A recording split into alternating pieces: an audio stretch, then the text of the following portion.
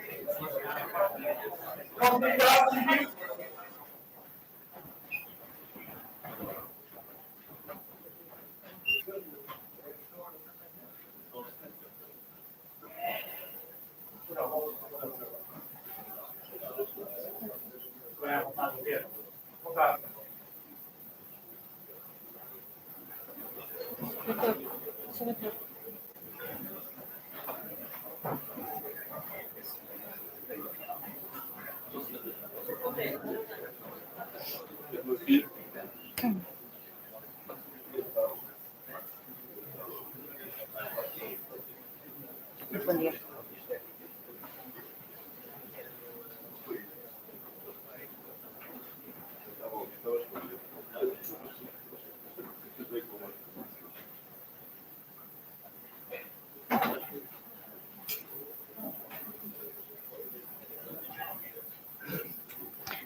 Good morning.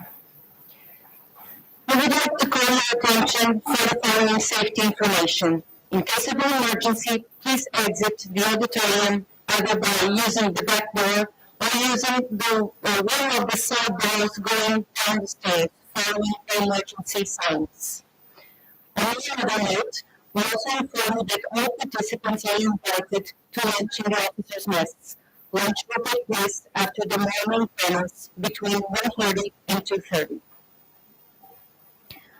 Welcome to the conference, Royal Grand Conflict Model for Portugal, the first outcome of a joint research project of the Porto Faculty of Law, Universidade Católica Portuguesa, and the Military University Institute.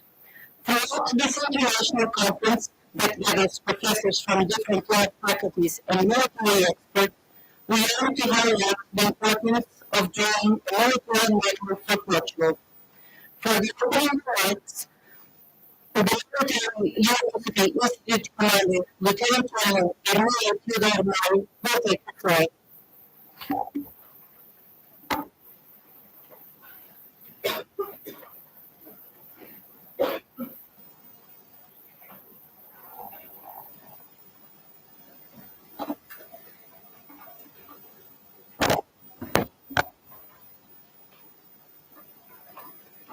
Excellency Portuguese Chief of Defense, General José Nunes da Fonseca, we are honored to acknowledge your presence, which ends a distinguished commencement for this conference, underscoring your steadfast support for the endeavors undertaken here in the Military University Institute, serving the armed forces and the nation. Excellency, Dean of Porto School of Law at the Universidade Católica Portuguesa, Professor Manuel Fontaine Campos, our heartfelt gratitude extends to you and the esteemed Católica Porto School of Law team, under the leadership of Professor Azevedo Alves, for forging this collaborative partnership with the Military University Institute. This conference, as the annual event, signifies a milestone in our shared efforts. It is a pleasure to extend a warm welcome to you here in Pedroso, and please convey our sincere regards to the distinguished rector of Universidade Católica Portuguesa. Excellency, distinguished rector of Instituto Superior de Ciências Sociais e Políticas, Professor Ricardo Ramos Pinto, our boards, journalists, esteemed guests attending the conference, distinguished speakers and chairpersons. Good morning to you all, and a warm welcome to Military University Institute. This international conference, co-hosted by the Military University Institute and the Católica Faculty of Law, Universidade Católica do Porto, marks the onset of the project to develop a Portuguese manual of the law of armed conflicts and military operations. The conference serves as a gathering of respected participants who have genuinely committed to contributing to this project. It offers a platform for the presentation and discussion of the overarching themes that will be addressed in the military manual. We anticipate that this conference will foster a meaningful scientific dialogue between legal experts in international law, particularly the law of armed conflicts and military professionals. This collaborative effort aims to promote an open-minded discussion, mitigating inherent tension between military operations and compliance with the law of armed conflicts. Considering the current international landscape, especially developments in Eastern Europe and Middle East, the timeliness and relevance of this conference cannot be overstated. While acknowledging the commendable adherence of the Portuguese armed forces to the law of armed conflicts and military operations, the collaborative initiative between academic and military institutions, featuring globally distinguished experts, is undeniably beneficial for all of us.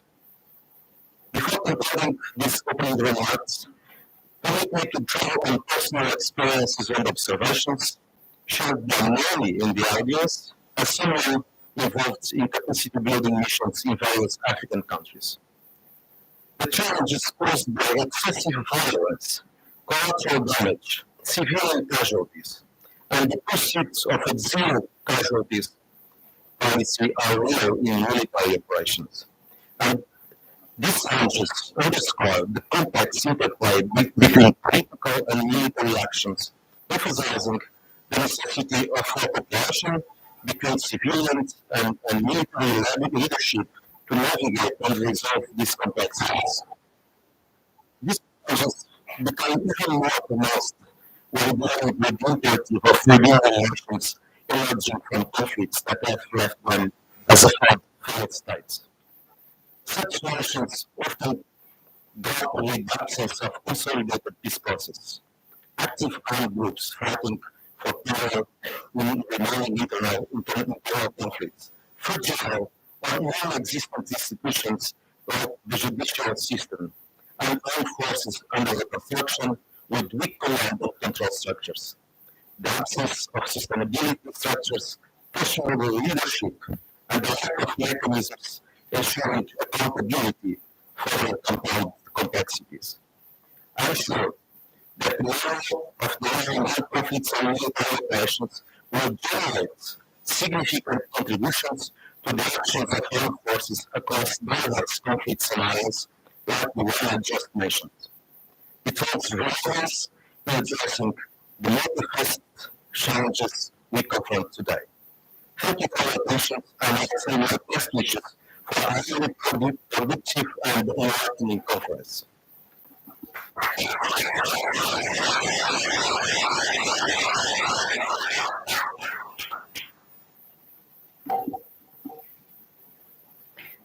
The Dean of Faculty of Law, Universidade Católica Portuguesa, Professor Manuel Campos Campos, will now take the floor.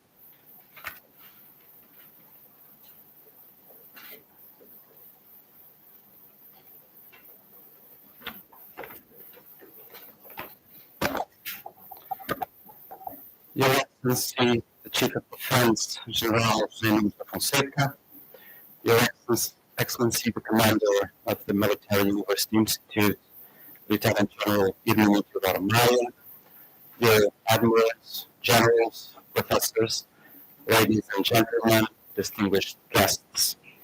It's with great honor and privilege that I welcome you to the International Conference on the LOAC Manual for Portugal. Today, we are here to address a crucially and timely undertaking, the development and elaboration of a manual of armed conflict that reflects the commitment of the Portuguese armed forces to the high standards of international humanitarian law.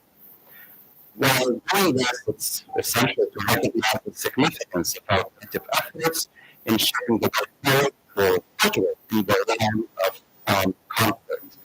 The geopolitical landscape has undergone profound transformations, and even more so in the last 2 years, presenting surely our armed forces with new challenges and responsibilities.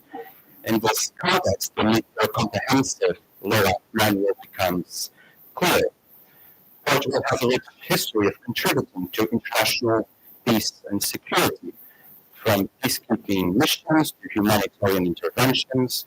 Our armed forces, I believe, have demonstrated a clear commitment to upholding principles like justice, human rights, and the rule of law.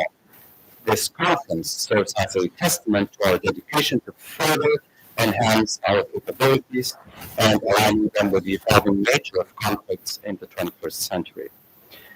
The manual we aim to develop should not only be a guide for our military personnel, but a symbol of our country's commitment to the protection of human life, the respect of human dignity, and the adherence to international norms. It will embody the values that define Portugal's role in the global community and set the standard for responsible and ethical conduct in armed conflicts. Throughout this conference, we'll engage in constructive dialogue, drawing upon the expertise and experiences of renowned experts, legal scholars, and military leaders.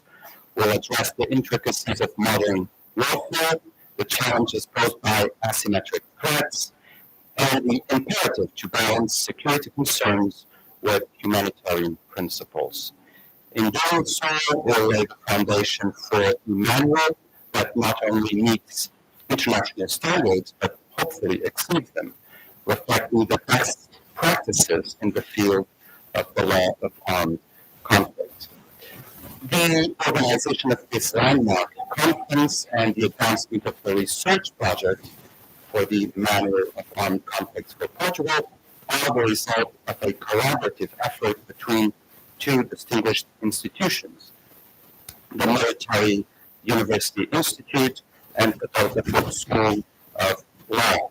Recognizing the importance of a multidisciplinary approach to address the complexities of the law of armed conflict, these institutions have joined forces to pool their expertise in military affairs and legal studies. And I would like to thank the great effort put by former commander of the UN, General Martins Pereira, in this endeavor. The partnership, however, extends beyond institutional boundaries, actively involving all relevant Portuguese law schools in the pursuit of comprehensive and diverse perspectives. Furthermore, the collaboration has reached across borders to engage esteemed foreign academics, ensuring a global outlook on the challenges and solutions addressed in this manner. The commitment of these institutions and the participation of legal scholars from various schools and jurisdictions underscores the collective responsibility we share in shaping the future of armed conflict regulation. I urge each and every one of you to actively participate, share your insights, and contribute to the collective wisdom that will shape the future of Portugal's military operations. Let us work collaboratively to ensure that our armed forces are equipped with the knowledge and guidelines necessary to navigate the complexities of armed conflict with the utmost professionalism and integrity. Before concluding, I would like to extend a heartfelt note of gratitude to Professor José LOAC, whose visionary initiative and dedication were instrumental in proposing and championing this research project for the LOAC manual. Professor LOAC has exemplified leadership and foresight, recognizing the importance of this undertaking in shaping the ethical conduct of our armed forces and contributing to the broader discourse on international humanitarian law. This conference stands as a testament to the impact that an individual with a passion for positive change can have on the academic and military communities alike. Thank you, Professor LOAC, for your unwavering commitment and for inspiring us all to contribute to a more just and humane world. In conclusion, I extend my deepest gratitude for all participants for their commitment to this noble cause. May our deliberations be fruitful, and may the resulting LOAC manual be a testament to Portugal's dedication to peace, justice, and the well-being of humanity. Thank you.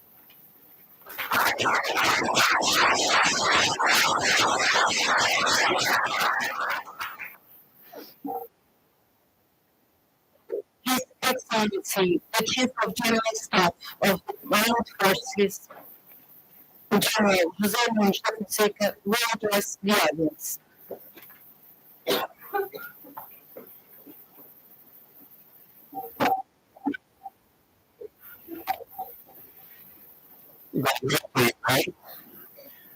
Distinguished Professor José LOAC, former Portuguese Minister of Defense, and Salvador Wagner, former Chief of Staff of the Portuguese Armed Forces, Lieutenant General Commander of the Military University Institute, Lieutenant General Martins Pereira, former Commander of the Military University Institute,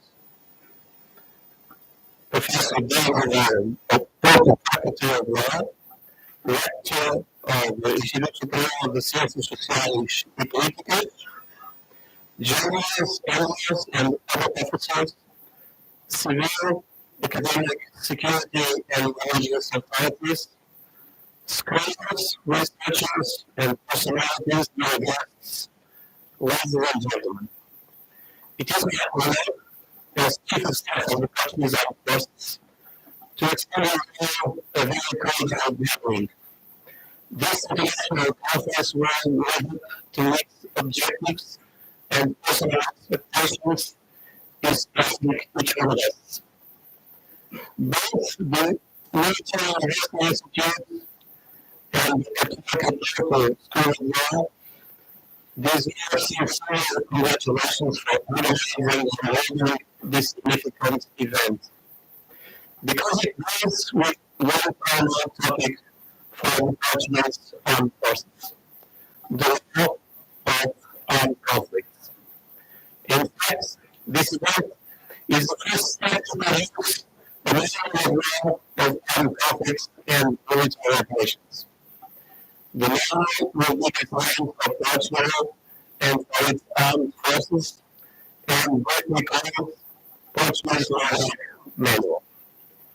This document will involve in its legal nature a vigilant translation with military personnel to incorporate the language and arts of conducting military operations.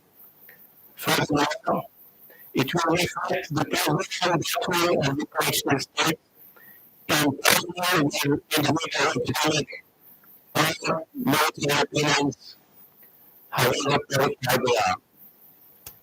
Nowadays, both the domestic and international issue play an increasingly important role in defense activities. While undertaking military missions, commanders must consider a broad and complex body of legal rules and respects, evaluating at the operational and the technical levels. The law of armed conflicts is part of that wider body of applicable law. It should be written bringing together military operations and environmental law. It is meant to be used as a reference at all decision and execution levels when the force is expected to be used or in multiple military activities. This document will be the first element on this issue in Portugal.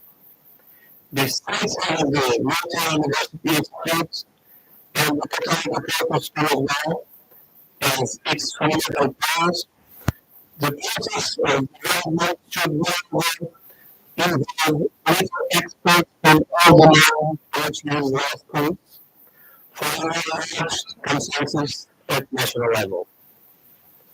Portugal, as a democracy, has now appreciated the practical, political, and legal importance of conducting the full range of its military activities in accordance with applicable norms.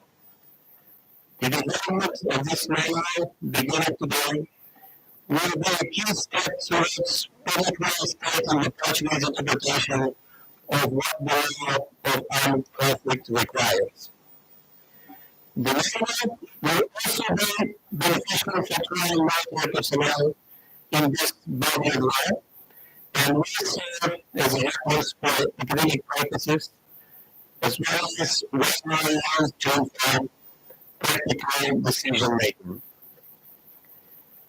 The International Conference today has given scholars, writers, military professionals, and other people interested in this important issue. The complex violent situations in Gaza and Ukraine will need to be considered just to mention two of those critical crises the world is facing. The discussions that are expected will surely contribute to understand the international tension between military operations and the compliance with LOAC. And also to recognize our together and to minimize this tension.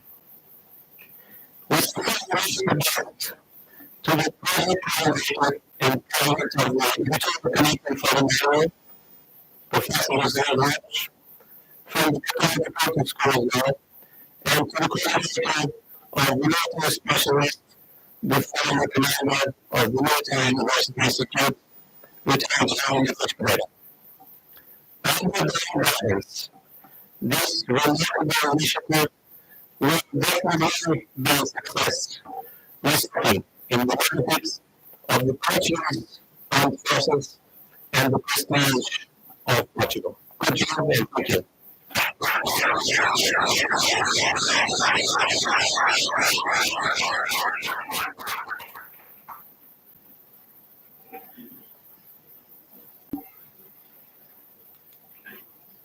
The opening conference will begin in a few minutes.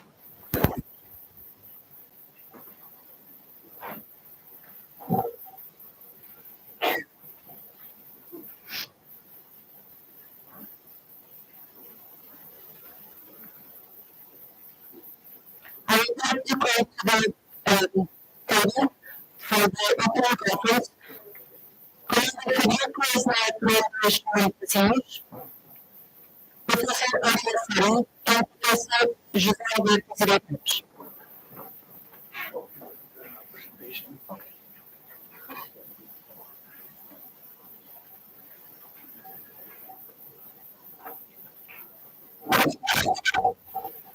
It's this one?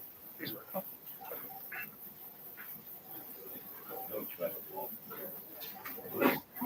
It's already on the system.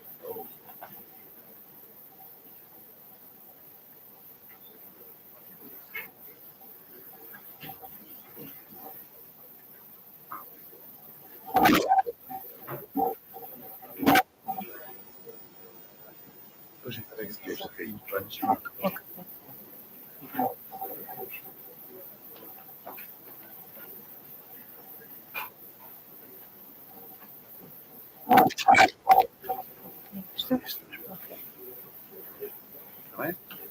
Já para cá.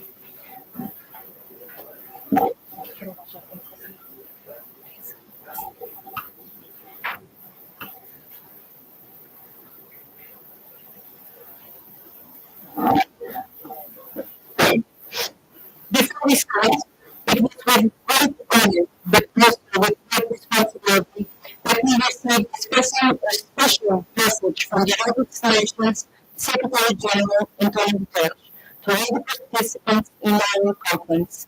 Marta Kishuri, student at the International Studies Program, Masters in International and European Law of Portugal Faculty of Law, Universidade Católica Portuguesa, will read this message.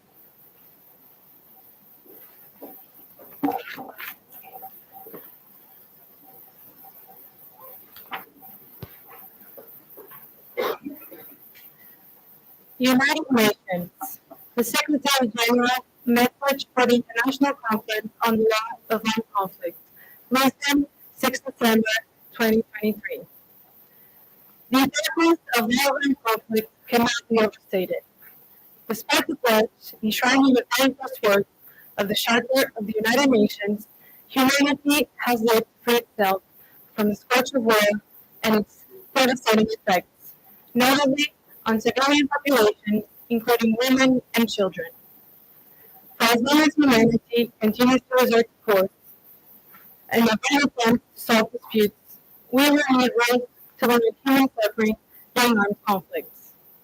This was long-duration civilizations, and ever since, states have continued to develop practical and binding rules that are applicable to the conduct of operations in such times. International humanitarian law, and opened by the Geneva Conventions, provides a critical framework to mitigate human suffering on the battlefield and beyond. The key principles of distinction, precaution, proportionality, and military necessity are part of this framework, and must always be upheld to prevent the willingness of life and suffering, even when has rules. I trust that the development of law of armed conflict manuals will ultimately contribute to the implementation of the crucial and mutually vital obligation of parties to conflict to ensure respect for international humanitarian law in all circumstances.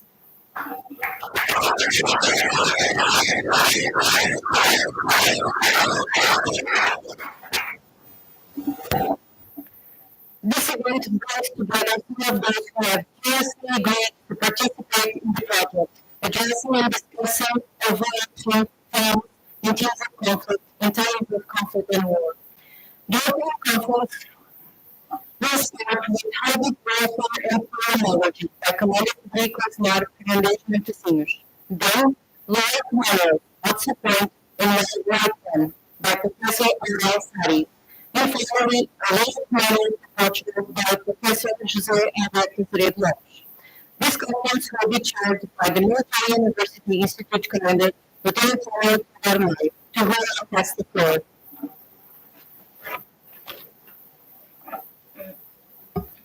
Thank you very much. It's really an honor for me to be here this time and be part of this distinguished panel. But before giving the floor for each one of the speakers, I want to highlight the importance of the message we just heard from the United Nations Secretary General, and highlighting the importance of international dialogue in the battlefield and beyond. This is exactly what we need to address also in this conference, and I have a lot of expectation having this distinguished panel to address the issue. But before starting, let me share with you and introduce to you our speakers. First, Federico Fernandez Pezinos is a Navy commander, analyst of the Spanish Institute for Strategic Studies and professor at the IS Center for National Defense Studies. He holds a PhD in Political Science from the Complutense University of Madrid. He is a specialist in relations between Spain and North Africa and in Islamic culture, religion, and civilization. His areas are political management of violence, terrorism, geopolitics, strategic leadership, theory of war, political communication, Latin military sociology, security and defense, criminology, and ethics. I will already the floor to Commander Professor Pezinos, and then I will introduce the other speakers before they take the floor. Professor, the floor is yours. Thank you very much.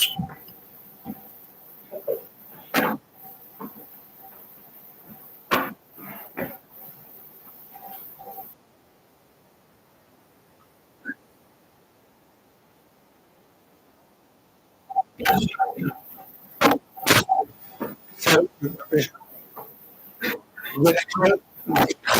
Minister, Professor, Officer, ladies and gentlemen, it's a pleasure and an honor to be here today. And it's an honest chance to talk about my work, because I live for ideas, and I'm going to talk about ideas more than about concepts. So this is a conceptual speech. Warfare is a forbidden word. Nobody has to talk about warfare. They prefer to talk about peace. But the problem is that war and peace come together. You can even, if you will, about peace, but Iran is even the whole speech, like the father of Hamlet, that all appears 3 times in the play, but is constantly in the speech. Politically, the war is part of everything, from war, it was go from other states, from some female. This is a force of having the philosophy, and of course, the science, the logic. So, primarily, we look at operative and scientific studies with a social development structure to the observation. This is a slide that was invented by the team in the after and I'm concerned that is temporary. If you want to know the lesson to solve the problem of war, you have to study that, not another thing. Like if you want to solve the problem of cancer, you have to study cancer. You cannot ignore it. And in the family of the 150 prisoners in what is called the Italian workers. And they were just murdered because we found out from ourselves. But we can say that these were real wars because they have a political purpose. What don't have a purpose despite have 25 million for First World War. I think that later we go through answering why is why this war exists, what are the reasons for this war, and the real thing that the war was caused because terrorist attack and poor military and political management. Now the politicians, the military leaders of the period treat the problem properly. So, according to where is a level and small network organized group. So, we can find a collective effort that is expressed through violence. Violence comes from the Greek, from the Latin word beast, that comes from the Greek word bios. So, labor, strength, and challenge are relative. Like even brings an active encounter of the parties, reciprocity. So it brings a lot of asymmetric, a tendency to symmetry in strategy.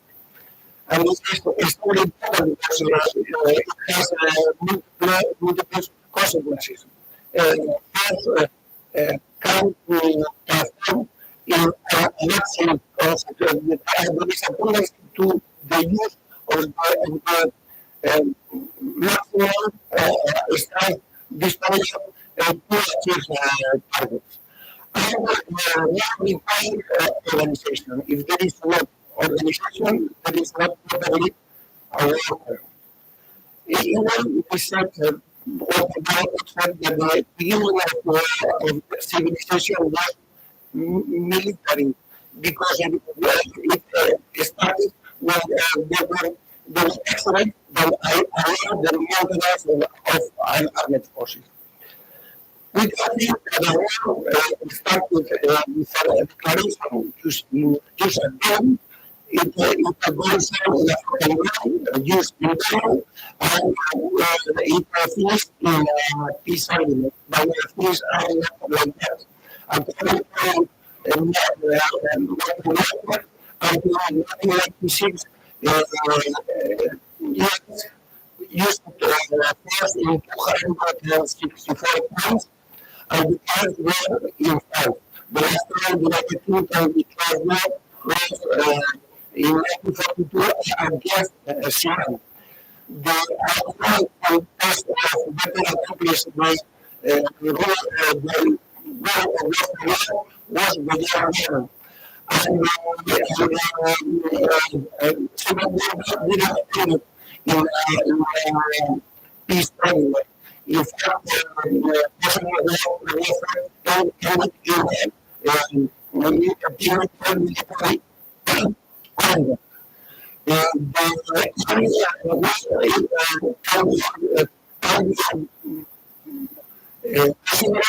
Area was positive confrontation, as suppressive battles. But party that will only happens when they have it. But when is not like that. Just when only happens in Korean cover and France did the same in Iberia. And one of them achieved final victory. The war can be seen as an economic attack.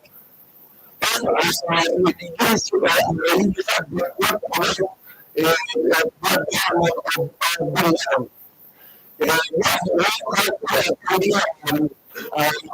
definition and epidemic of terrorism. That is a recent doctor definition. Because war is an issue, is an economic issue, is a medical issue, is a military issue, but it is also this anomalies. War is a political act, and the analysis of the fact is essential to achieve target. War is an instrument of politics, a test of power. I'm not only a military power, not of a strategy confuse power with strength. And power is more than strength.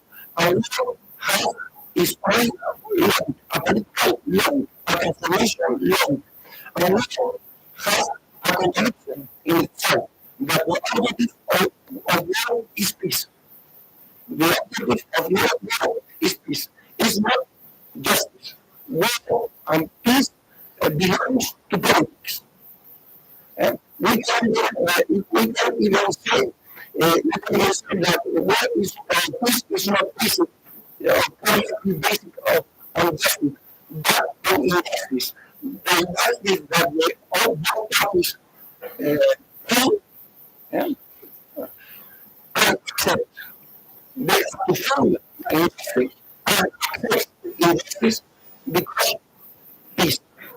Peace is the only way that have to be fulfilled of ideas to have one meaning. In fact, a partner is feedback on as well as towards attack. So a partner is a person who loves peace.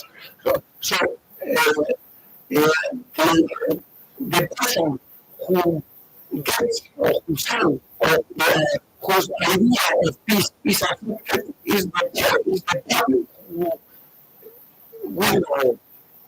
That is because peace is an anti-conflict.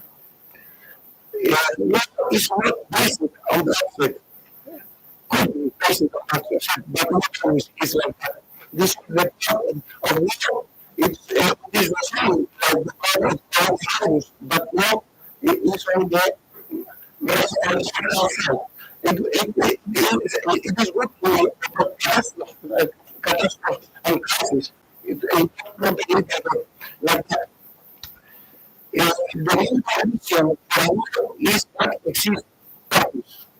There is a way practice to have and for practice we need differences.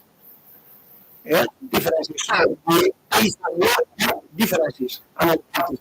And fight like that one understands we have culture. Also the countries are establishing between the differences. There's not the differences, the bigger conflict. So there is not mainly between the religions, but besides the religions, against the politics. And besides the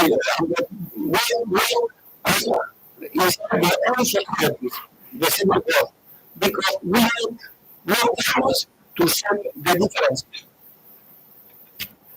What is the according to the Academy, using that, what is linked to using that, what is the position of survival space, and what is the cause of the legitimacy of victory, the person who, the people who win, declare clearly the government that used. Also, this case of material, it is like anti-target, is a secret started in both with the history process and the chapter 26 of the principle. All that is necessary are just. And what are used when there is no outside of them. So, if it doesn't just adjust, what is right now,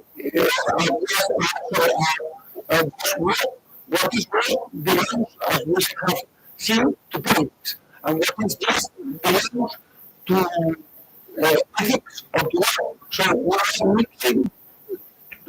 ideas come from different um,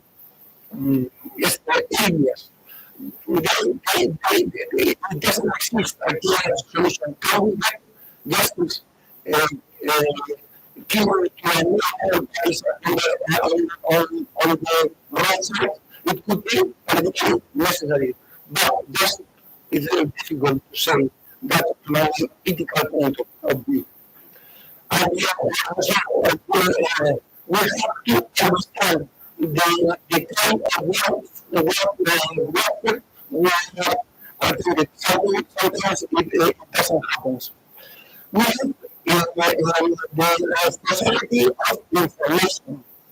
The information available in the history of humankind doubled it less than 2 years.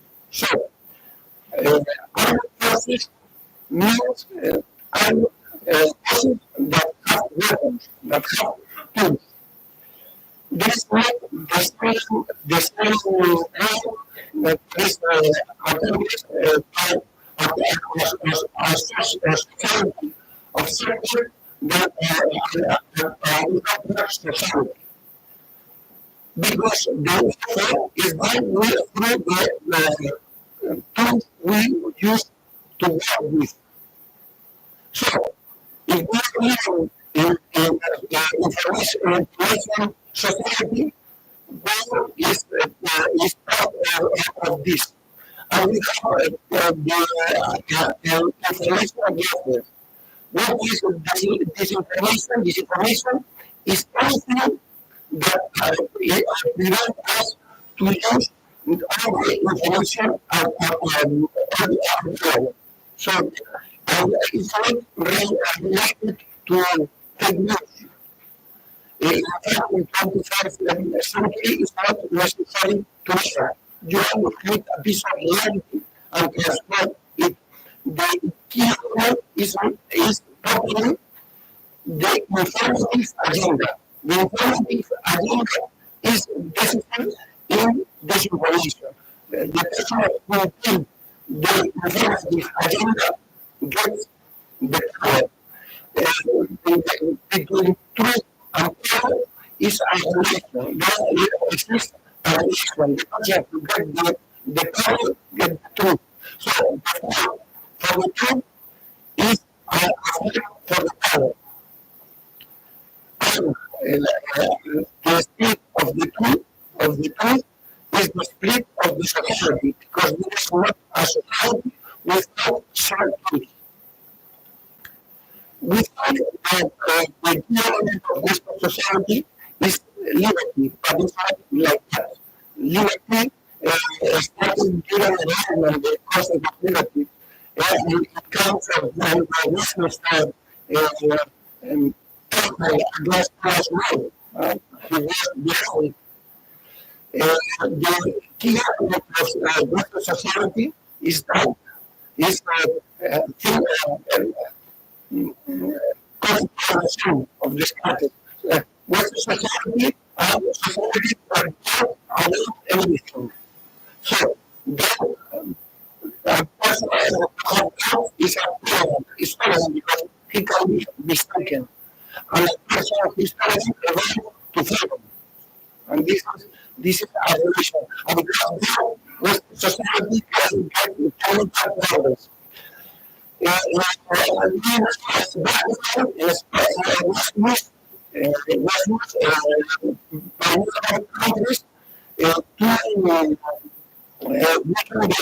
position during the 16th and 17th century. This was used to explain the Western expansion in the U.S. And have appealed people that make jobs because power cannot start the person, the 90% who Prophet Muhammad converted to them was the person who left him and made plans about him. And he said that the power of the sultan habitants that comes from the U.S. transform you some countries without paying their rights. Family,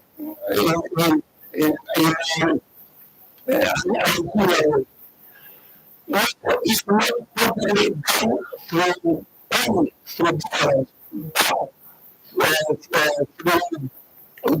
through others. These were brothers of the world. And I'm telling that was because the person who stands, who stands the laws to be used is the person who wins the offer because he makes the party makes the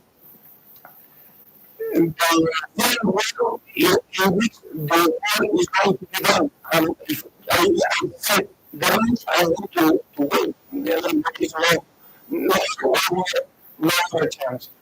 To we have clearness to win the war. That is why 90% of the balance deep with media, on the advance of media procedures and having to adopt this is the strategy for him. Likewise, ideas don't show down through books, but also through images and language. How things need this makes the hard to destroy the question is not what is found, because what you can see if something is pointed at the time with RPG or some other weapon. The photographer is an artist. He presents as a weapon and fix the debate and the concept different and the solution to the debate. In fact, if you compare the discussion, you find that the way of the time is similar to the way of the French French, the Spanish period is similar to the Palestinian, and that is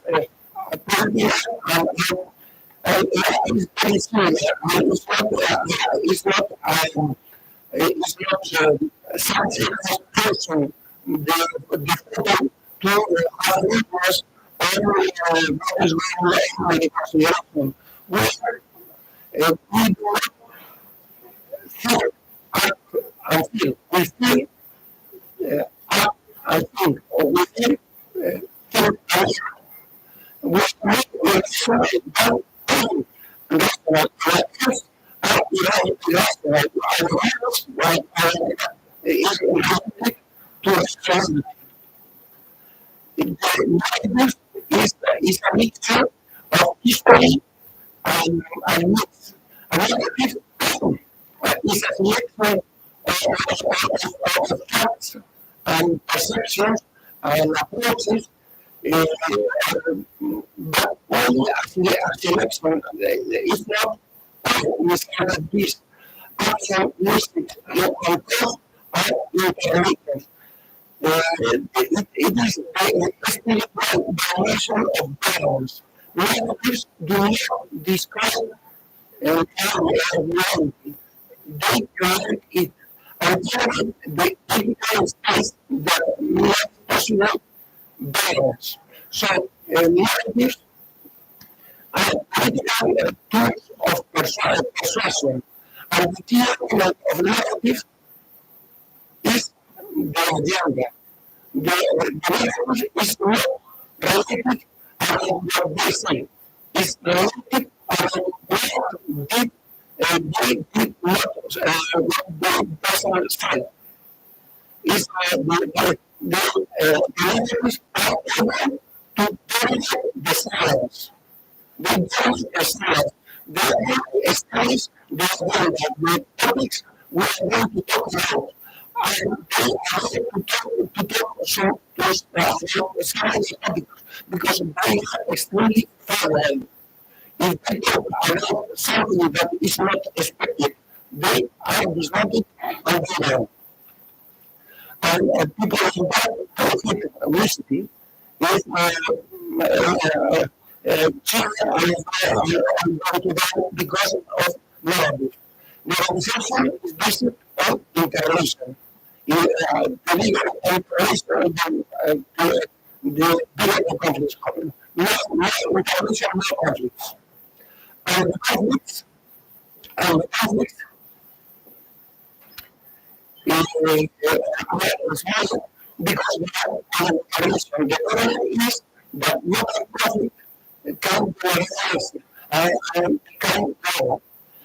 So we have a big number of information that are good, and we have some information that we have conflict. What is China? China is a strategic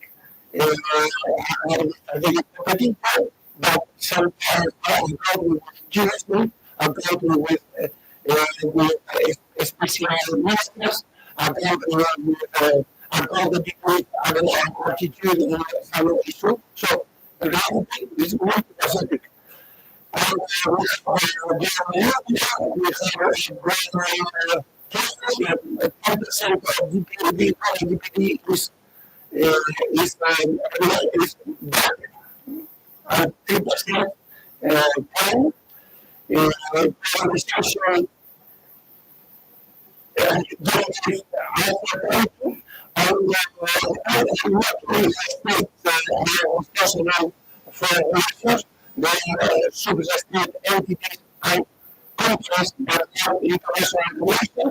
And we have the same speak as the relation and come together. Convenience, tourism, television, migration, economy, and come together. You have set all.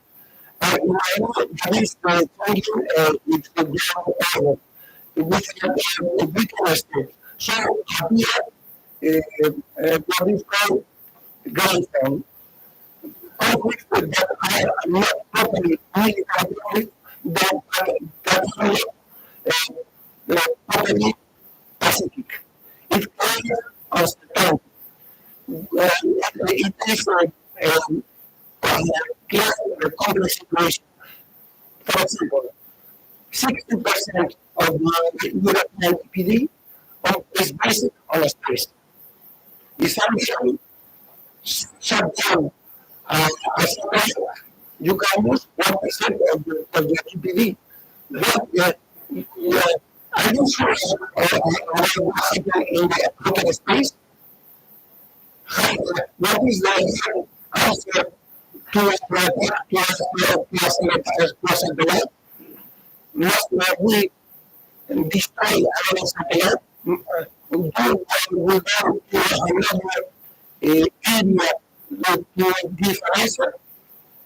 Who is the authority? Who is the authority to do such a thing? We have many doubts in times related to this. How we refer the use of conventional and unconventional means and strategies at the same time is what is called glassing off the point. And this when the state do not control all the information available and media. In a society that people consume information according to his emotional point of view. That applies to the person that think in the same way they do. It's information that is prepared to be transmitted. this is the thing of the rain, of the rain. I think so. I think so. I am right.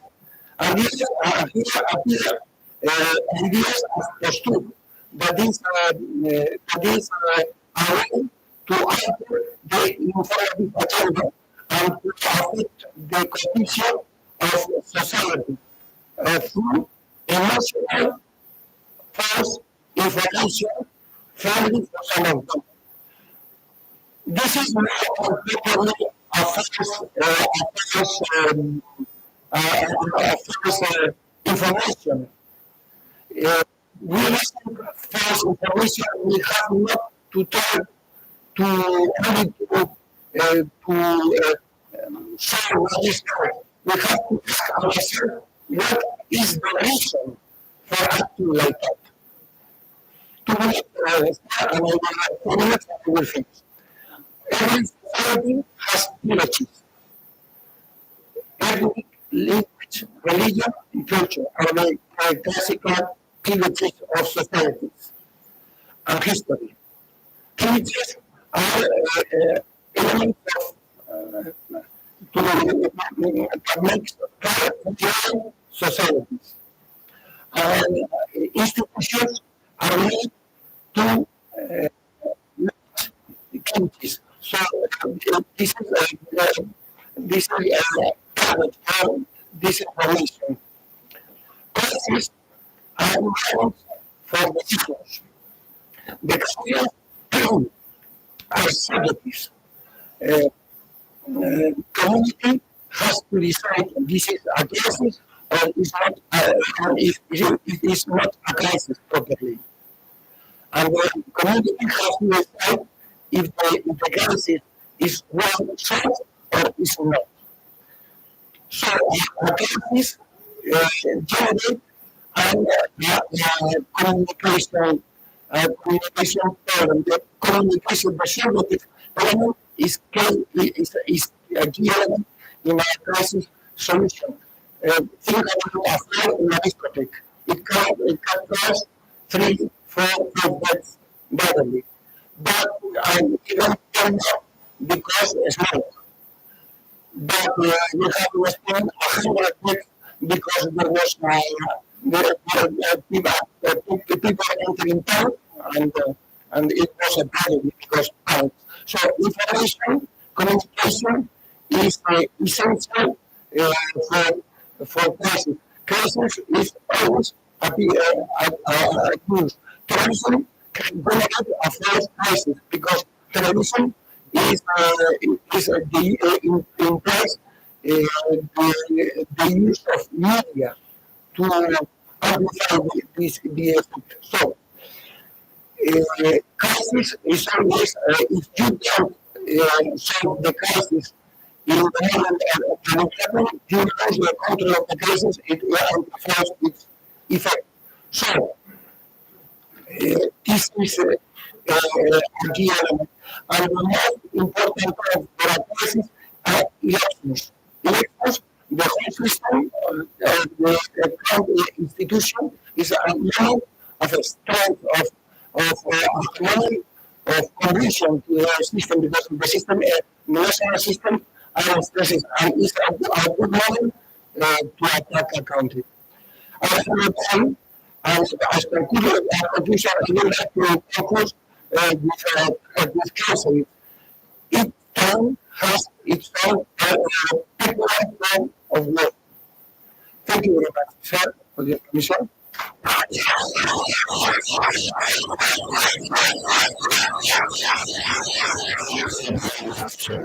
Commander, Professor Montezuma, interesting conference, touching a lot of concepts. I would say more focused on the technology and its relation with the reality today. So we learned about disinformation, warfare, rationality in this decision process. But I returned from the conference a very important statement when it said this is not something new for us. War is a political act. and the objective of law is peace, and peace belongs to politics. This is why I think this matter and what we are analyzing here, it's not only subjects interesting the academia and the political side, but also our politicians. For example, that you have for sure of notes, please keep your notes because we have time at the end for some questions and answers for sure. I will allow to pass to the next speaker, Professor Orion Salim. He's an associate professor of public international law at the University of Exeter and a fellow of the NATO Superior Headquarters IPOs in Europe. His scholarship focused primarily on international conflict and security law, and related to military operations. He has undertaken research and consultancy projects on behalf of UK Ministry of Defence and the Local Strategic Communications Centre of Excellence. In addition to teaching law at the University of Exeter, Dr. Salim lectures regularly on international law and military operations in the UK and abroad. Professor Salim, thank you very much for being with us. And the floor is yours. We are expecting also your interesting conference. Thank you.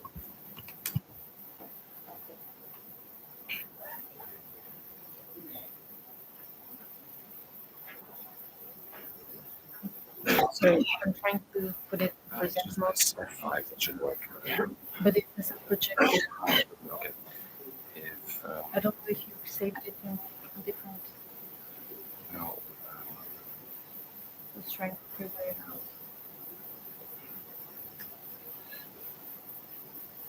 oh, let's fix it.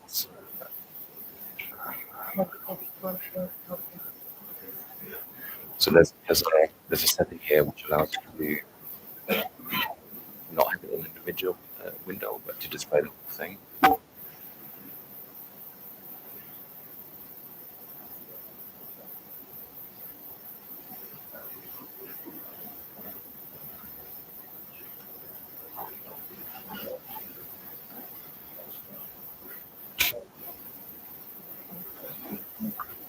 I can get my laptop and do it from there. Trying to make it clear. It should be one of those. Is it working? Yeah, Okay, so it should be here and. yeah, that's the one. Let's check. Amazing. Sorry. That's okay. Excellence is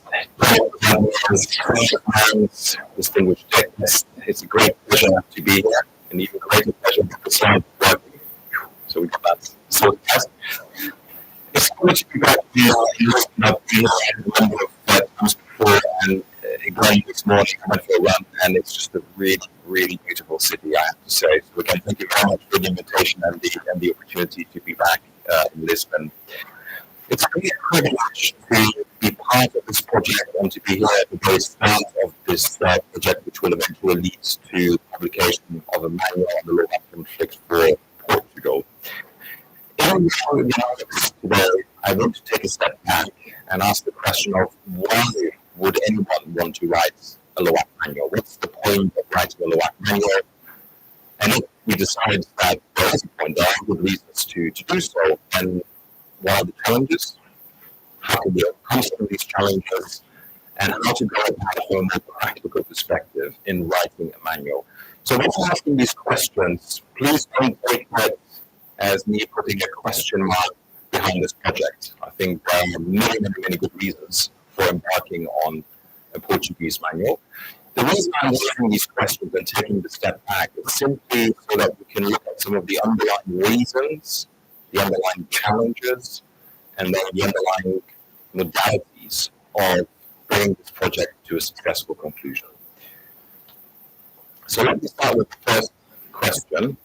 Does the world really need another LOAC manual? And I know it's a somewhat provocative question, but when we look around, we see that there are lots of manuals What you see there on the slide are expert manuals. Some of them I'm sure you would be very familiar with. The San Remo manual, the oldest one there on the slide. More recently, the Talent manual, which is now being edited again to go into its third update. The Legal manual, the Air and Missile manual. Not sure whether any colleagues from the Air Force, I'm sure you are familiar with this particular manual. And then we have the Oslo manual, which hopefully some of you will have heard about, but there are lots of different expert manuals out there. When we look at states, we similarly see the publication and the existence of quite a number of different manuals. You see the Danish one, the French one published more recently, and then perhaps most recently an update to the DoD manual, which came out earlier this year. And I believe Spain has just published a manual, and I believe Italy is working on a manual. So states are pretty busy. Portugal is not the only nation that is looking at developing a LOAC manual. In fact, academics are super busy as well.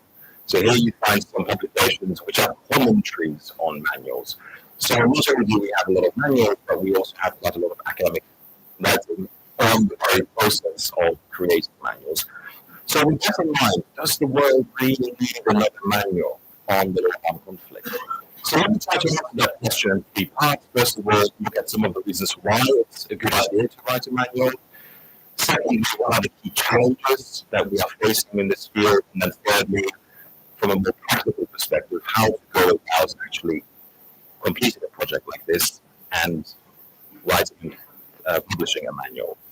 So first of all, why write a manual? I think there are 3 main reasons. I'm sure there are others as well, but I would like to focus on 3 main reasons as to why we would like to embark on a project like this.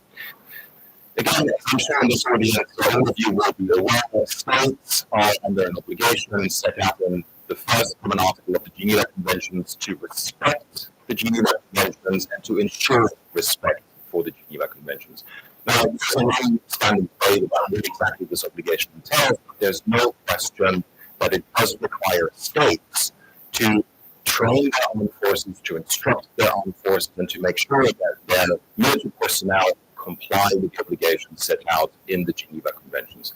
In fact, this idea of training and instruction is set out specifically, mentioned expressly in Article 83 of Additional Protocol 1. I'm not going to read it out, you see it there on the slide, but essentially what it requires is states to instruct their armed forces on the Geneva Conventions and Additional Protocol 1.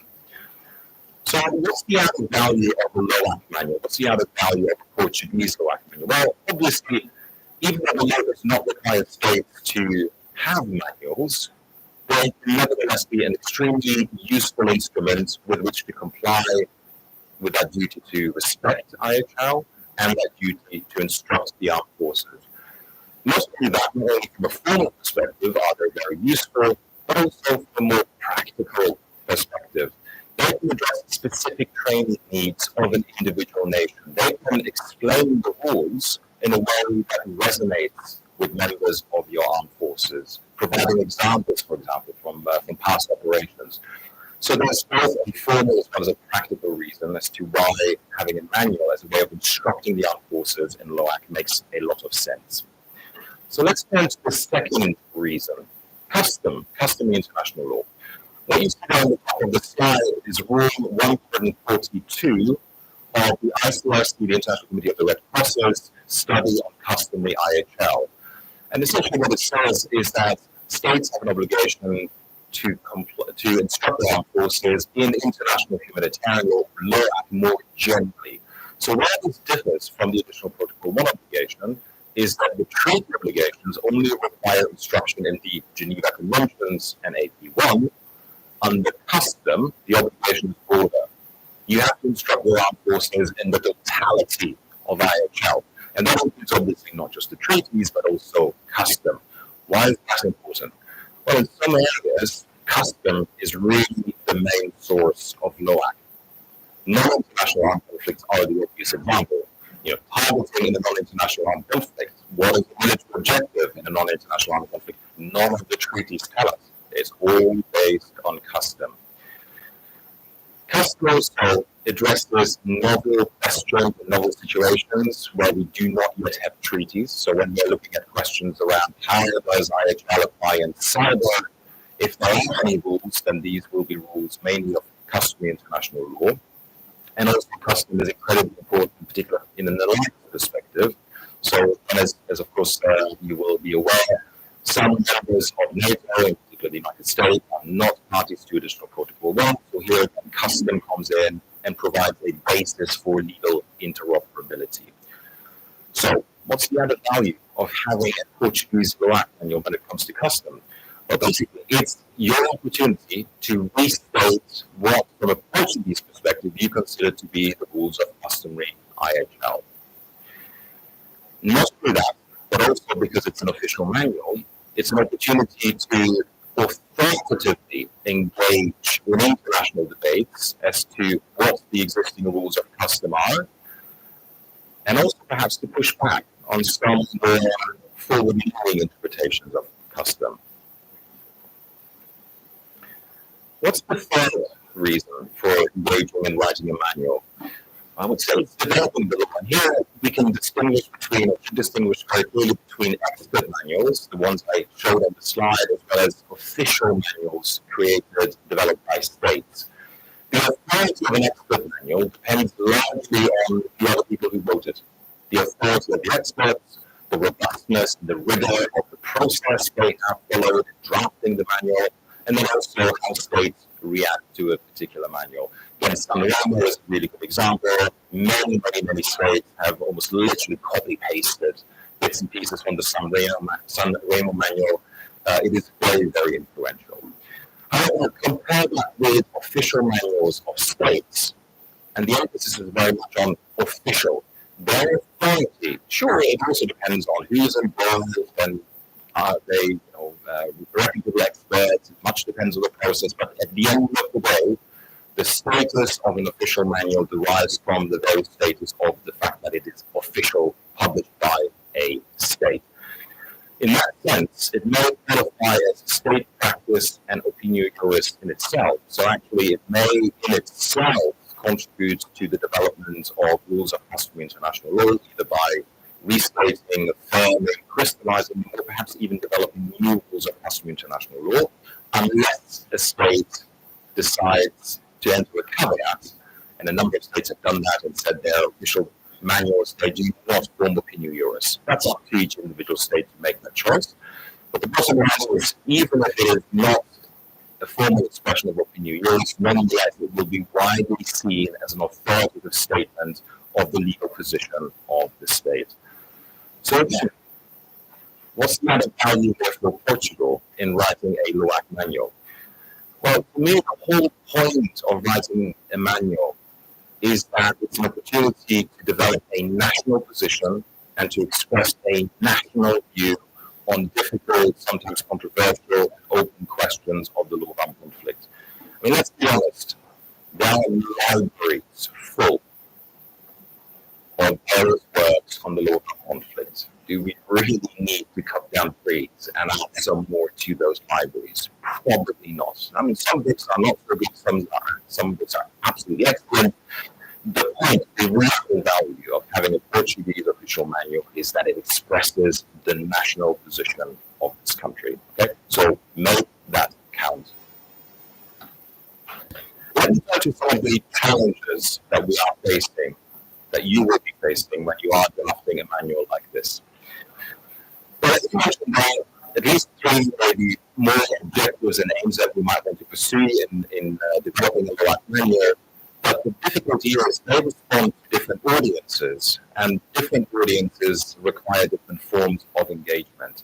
So if we were to prioritize writing a manual that is meant to instruct the armed forces, well, picture the boat of your armed forces. I'm sure they will be excellent, but the reality of it is that most members, rank and file members of the armed forces, will struggle to engage with a difficult legal text.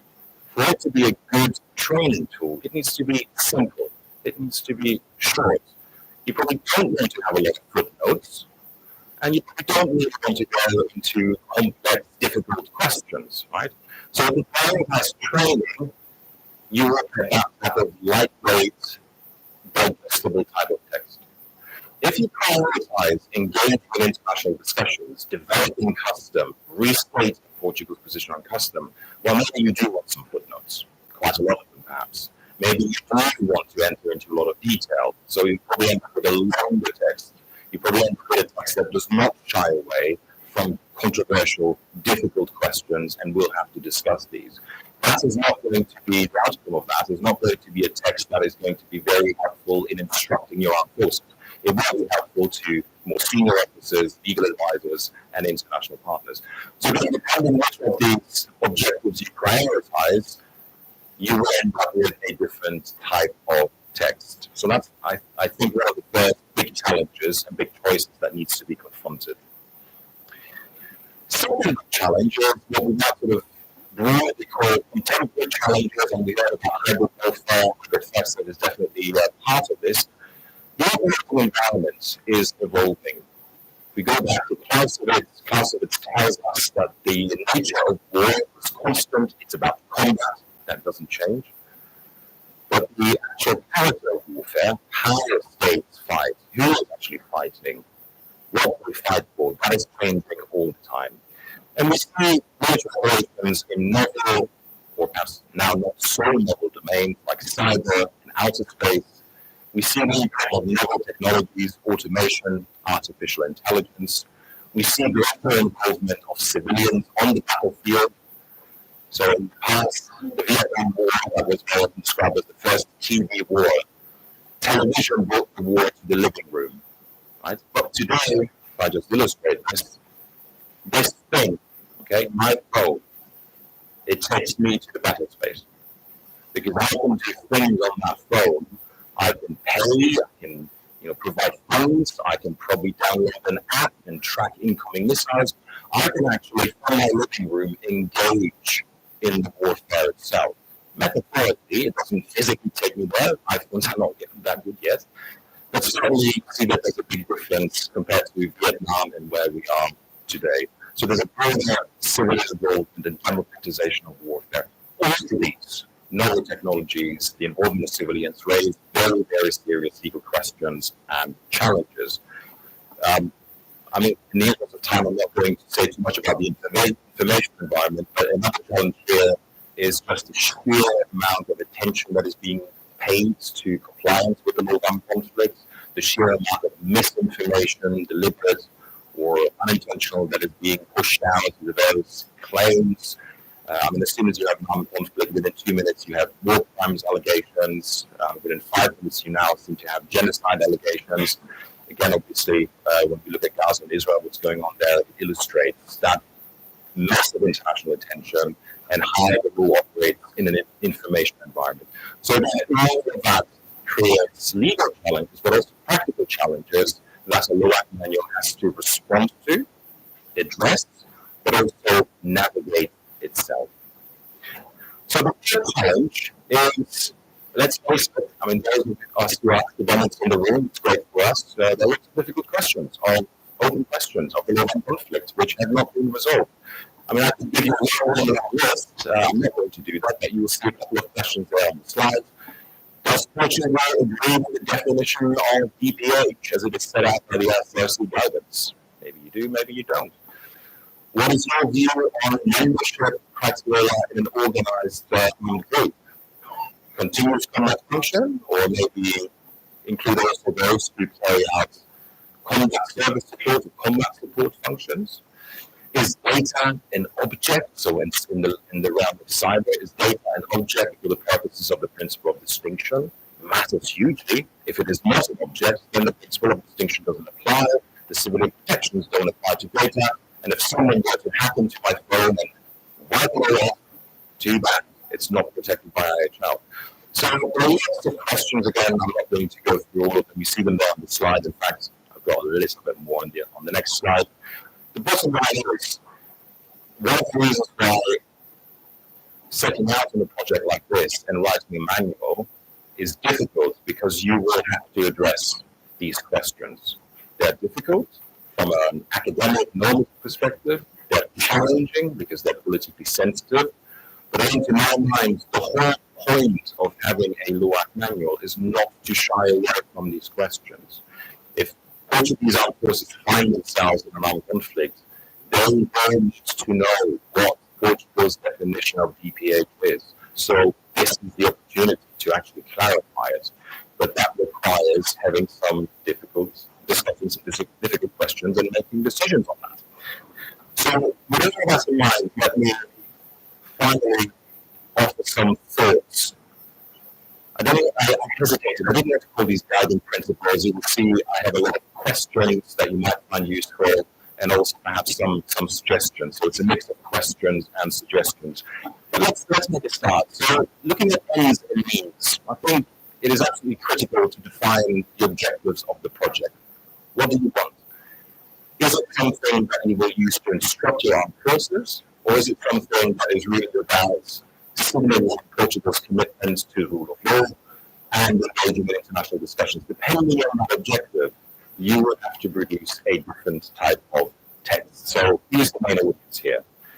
Secondly, I think it's absolutely vital to secure political support and also the resources, and it's great to see a very high-level representation and interest in this project.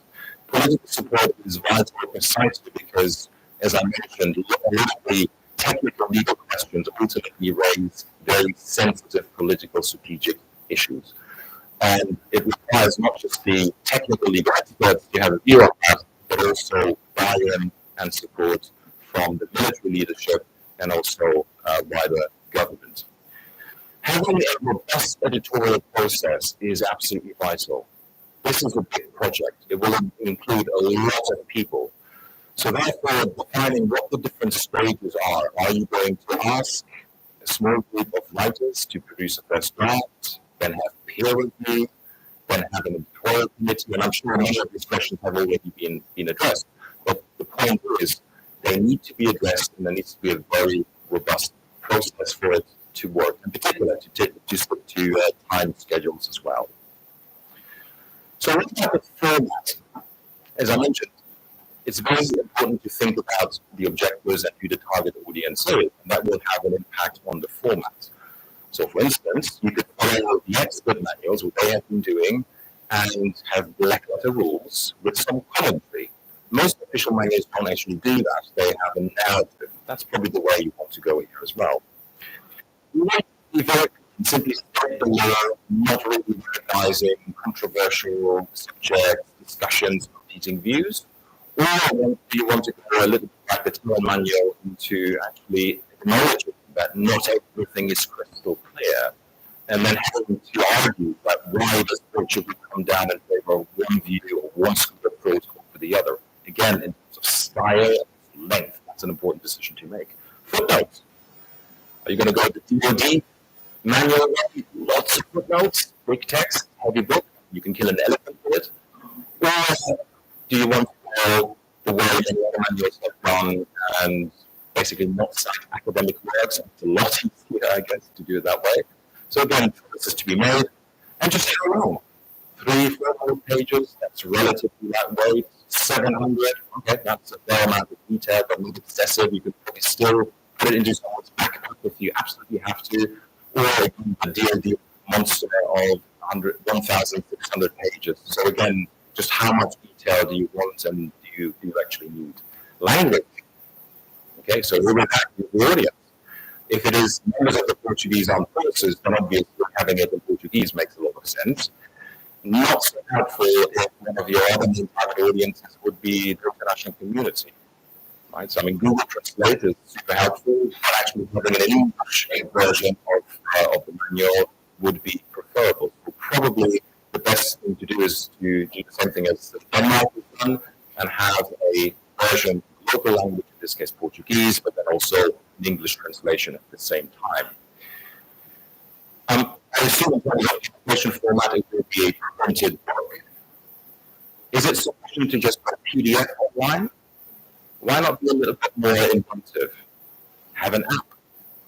Okay? Maybe you can introduce search functions. Maybe you can spice it up. And again, from the instruction and training point of view, there are lots of opportunities that you may want to explore beyond just having a PDF on a website. Status. Will Portugal point to the manual and say this is an expression of opinion juris? That when the manual says something about the EPH, that this is Portugal's considered legal position, or will the law say, oh, that's too risky, you need to keep the doors open, and will you have lots of caveats, like many official manuals do? And also, will it have any formal binding about non-binding status as a matter of domestic law? Okay. We'll get to that in case you're wondering. It's not an endless list, apologies. Go back to that slide. So I'm really happy to see that, obviously, this conference, but also going into the future, we have that combination of academic, scholarly expertise, where you could have depth of knowledge, but also combining that with operational insight and operational experience. That's military personnel, and in particular, military legal advisors bring to a project like this. And I think it is absolutely vital that a manual should draw on that deep scholarly knowledge, that's wealth of knowledge and understanding, but at the same time, at the end of the day, it's not an academic book. It's not a scholarly text. It is meant to be a practitioner's text. And it has to be applied in practice. So having the input of operational areas and having the input of operators is absolutely vital. And again, I'm very happy to see that this is the way in which the manual is being taken forward. I think, in addition to obviously it being an official manual, which gives it a lot of gravitas, it helps if you're open and transparent about your methods to explain. It doesn't have to be at every turn. It could be in a foreground, it could be in additional material to explain what the process was, how the drafting worked, what peer review the book has gone through. The more robust and the more open you are about that, again, I think the more weight will attach to the manual. It's actually fine in a manual to not just talk about the law itself, but also to bring in perhaps doctrine, to bring in best practice, and sometimes occasionally step beyond the law. But I think it is absolutely vital to make sure that the manual very clearly distinguishes between the law and legal obligations and best practice, if you mention best practice. Number 12, and that's the point that I would then emphasize and urge you to take it very, very seriously. As I mentioned, to me, the added value of the LOAC manual is precisely that it doesn't shy away from difficult questions.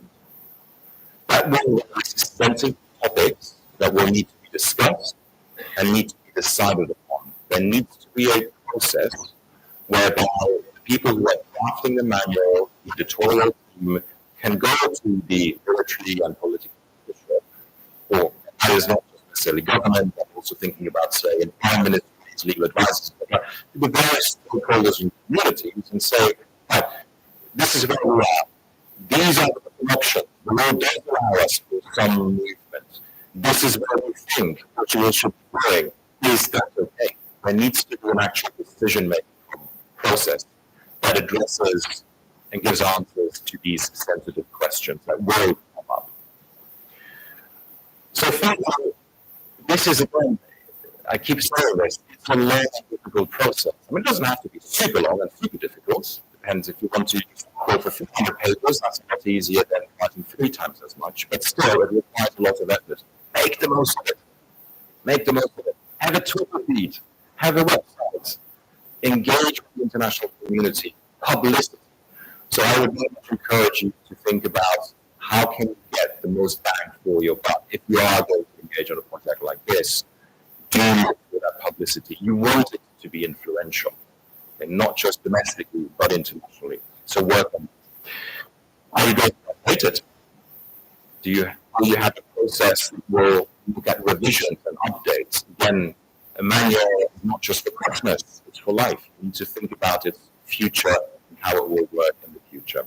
And then finally, coming back to instruction and training, if Portugal goes down the routes that most tend to be going down, and to have a heavier text which probably focuses more on senior level officers, on legal advisors, on the expert community, as opposed to the rank and file of armed forces, then you still have to decide what can that text, which is not really a good educational tool, what can you do to that text to turn it into an educational tool?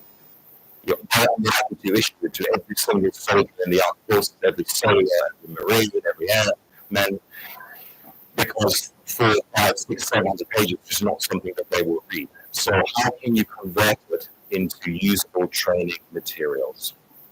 Okay, so hopefully there were a lot of questions, some food for thought, some principles that you can take from that. So let me conclude by giving you 3 more points for food for thought.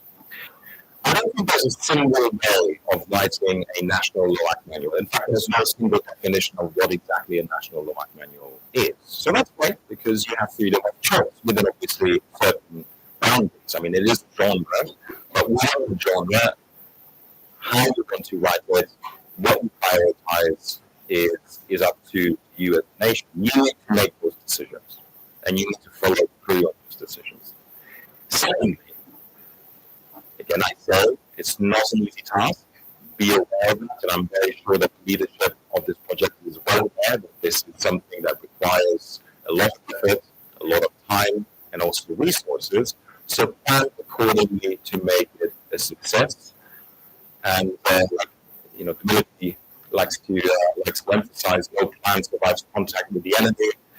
You may be planning for 3 years. Probably it's a good idea, maybe 2 years, but probably it's a good idea to just budget in a little bit more time just in case. These kind of projects tend to have a habit of running over time.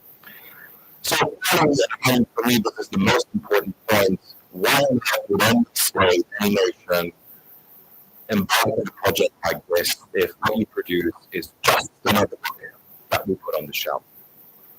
It has to be a Portuguese manual expressing Portugal's considered opinion on the various questions that arise in this field. So focus on that, and don't let the vanilla relation and brand make it Portuguese, whatever that means, but make it Portuguese. So of that, and in the hope of seeing this project come to a successful conclusion, you might end up with something like this over time. Or you choose a different cover. The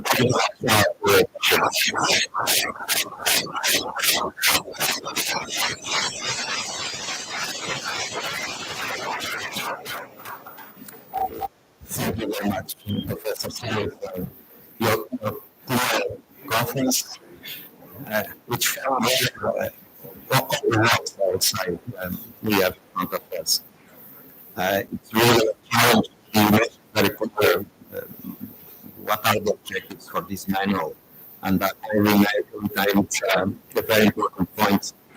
The manual should be a practitioner manual, so how to translate it in a useful tool at different levels: commanders, legal advisors, political advisors, enlisted personnel officers, non-commissioned officers, etc. So we have a lot of work after that, and we need to consider it when we are producing the manual. So thank you very much for your intervention. It was very clear, and also what you mentioned about the importance to secure political support for this manual. So the last technical for our conference. Now we have Professor Zredovic. Zredovic is an associate professor at Portugal Faculty of Law in the Universidade Católica Portuguesa. He's a professor of public international law, contemporary international relations, international legal regimes and arts, international law, and international relations. His research focuses on the use of force, international law, state responsibility, and the principle of self-determination.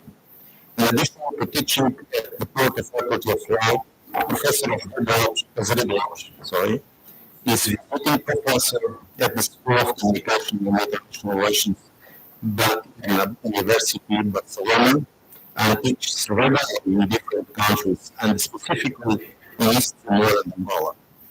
Professor LOAC was a minister of national defense from 2015 to 2018.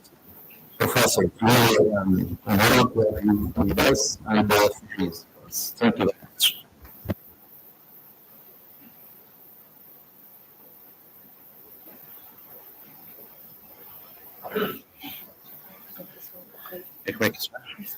Okay. And General Nuno Secos, the General Staff of Portuguese Armed Forces, Lieutenant General Theodore Meyer, the Commander of the Military University Institute, and Silva Ribeiro, former Chief of General Staff of the Portuguese Armed Forces, Professor Manuel Fontaine, Dean of the Porto School of Law, and dear distinguished guests, members of the military, dear colleagues, professors from the academy, and friends, dear students, ladies and gentlemen, and distinguished members of the panel, Commander Federico Asnar Montefino, and Professor Harold Sari. Well, I am going to repeating what Professor Harold Sari said before, much better than what I could do. The first one is from Anthony and you speaking on the Suez crisis in the House of Commons 67 years ago. And so, when you say we are not at war with Egypt, we are in an armed conflict. This is the first thing that I want to say. The British have a special talent to play with concept. The second one, a more recent one, not a very scientific quote from the movie Eye in the Sky. And this George Jefferson who said, if they kill 80 people, we will win the propaganda war. If we kill one child, they do. So I think that in these two quotes, we are the challenges we have to face to make an always manual for Portugal. And the first distinction that I want to propose is between what I call IHL manuals and what they call military manuals.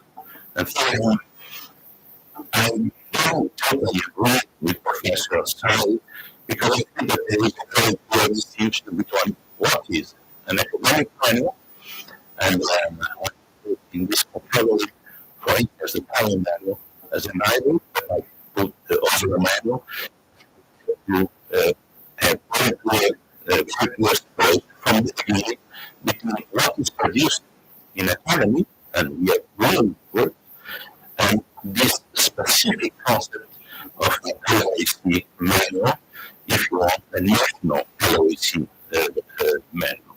That's a similar subject, but nevertheless, they are totally different. And the main difference is that the tradition of the LOAC manuals is not an academic one. The definition in this concept is the participation, the active participation, the decisive participation of the military.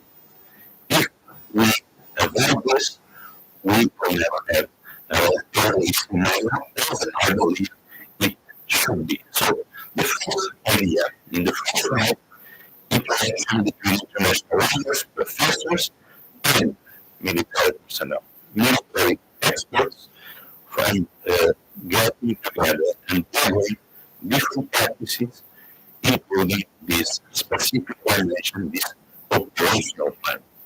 So the result to deliver cannot be or should not be only a very report. It should be a very report, of course, but we could map decisively two areas of knowledge, two different perspectives, maybe on the same reality, but they can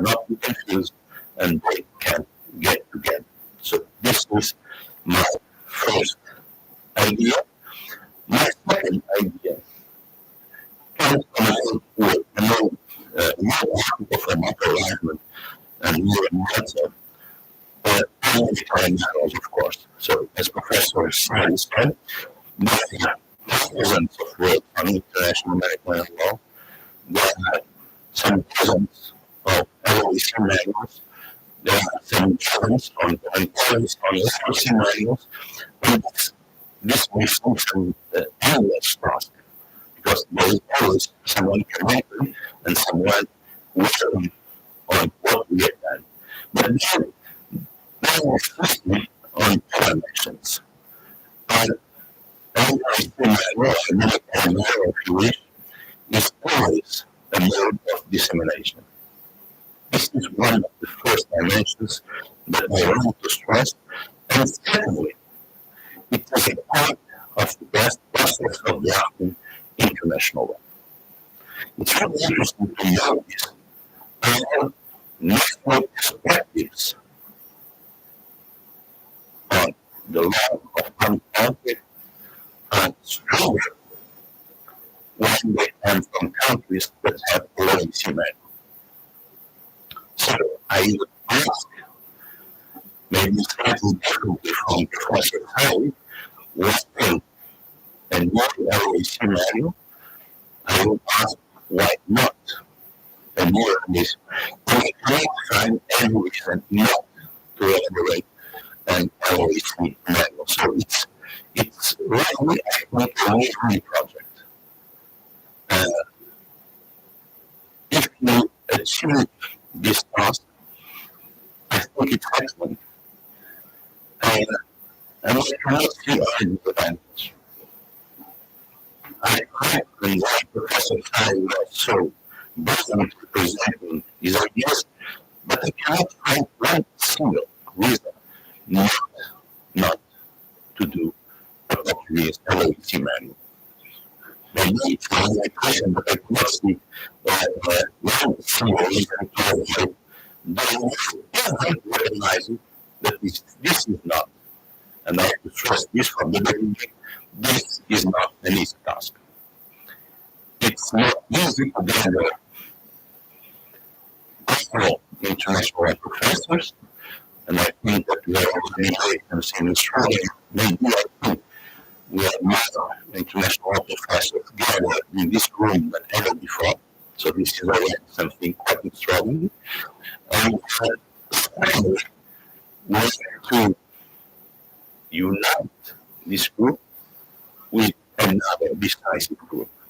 And this decisive group are the military and their expertise. And to complicate things, we will have to work with many other different actors, as Professor Sari said. We have to understand what the Foreign Affairs Ministry thinks about this. We have to understand what the military MOD thinks about this. We have to understand what, for instance, the National Commission for International Maritime Law that has been created in 2021 thinks about this. And that's why when we speak of a time shadow, maybe we will not speak about the same thing that I would do this after. So, that's what I fully agree with Professor Ayalside. The difficulty of the LOAC manual is that you have to understand perfectly the past to gather experience, to gather knowledge. You have to try to understand the present, as the Professor said, we have some conflicts that have very serious challenges on the efficiency of law, on the efficiency of things that we believe that could not be changed and could not be infringed. But many criminals have also come back and try to anticipate the future. This is always an absurd. Anyone who believes that you can anticipate the future, I think that he has problems, and there are doctors for that. And it believe what we cannot do. No one can anticipate the future, but it's interesting that even Michael Reitman in 1991 was already anticipating things that afterwards were inferred. Different ways of fighting, the illusion of some rules, some basic rules of everything. Infinite competence, learning empathy conflicts, technological development. Well, I speak of something that has been written now, but in 1991. Some of you were not born yet. And also this idea that I think is now a pattern. I don't know if it is a pattern, I believe not, I cannot change reality. This idea of dematerialization of violence, in which the act of killing, the act of destroying, become less real. And this is something that LOAC has problems facing and problems regulating this kind of issues. So what is the work ahead? First, this is the collective work. It is done with now with the involvement of military and many international lawyers and professors. And from I find, at least, together all faculties of law in Portugal. All experts. Everyone is welcome, and so I think that this is the first message that I will try to say. Everyone is welcome in this kind of effort. Secondly, as I said, we will cooperate with the National Commission for the that was established in 2021. We will not forget, for instance, the Portuguese Red Cross. I think this is vital to keep this line between formal law and the huge contribution of the International Committee of the Red Cross. We will depend a lot on foreign experts, and we will constitute a scientific committee with many professors from abroad.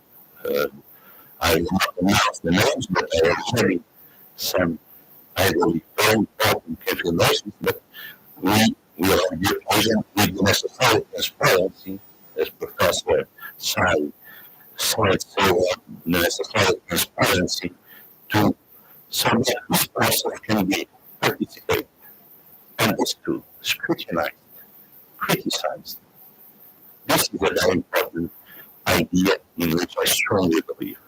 Finally, we will have an editorial committee, recognize great persons, because I want to say it's not an easy task, but I believe that it's important to define very clearly from the beginning what are the tasks, what are the attributions, and what are the results expected.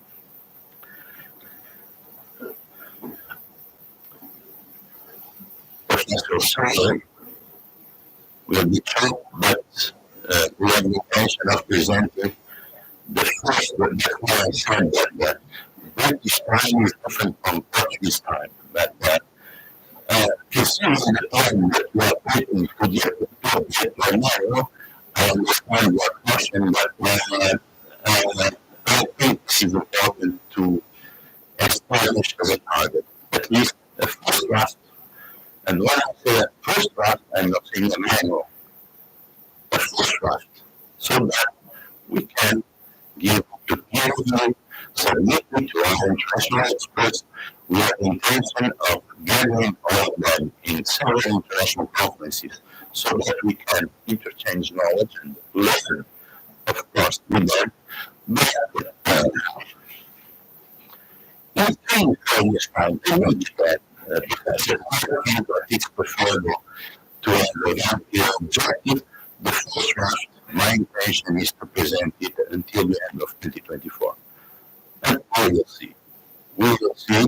It will not be not at all a closed work, but I think we need to have something visible, were not the patients of the British, you can work year after year without seeing the results. I remember some conversation with Professor Michael Weller, but we don't have this patience. So we need to deliver something so that we can keep the pace and get to achieve something. I think that that's a very important idea that I want to stress from the beginning. If this is not, and it is not, an academic work, we will have to be humble. We will have to understand that we are refining what is the perspective of Portugal and not the perspective of Azevedo, of Professor Alcanel's Castro, etc. And so we will be facing sometimes some difficult choices because, as you know, on Sunday, I will not propose you to every scenario what I believe should be the international regulation of stars, separate strategy with Professor Harry, and the fact, of course, the national strategy on cyber defense that has been adopted last year by Portugal. This is my duty in accomplishing this work as a coordinator, not as a leader. The duty is to accept that we are not giving to the terrorist scenario our individual contribution. We are contributing to a collective effort that should represent the position of Portugal. So I totally agree with this perspective.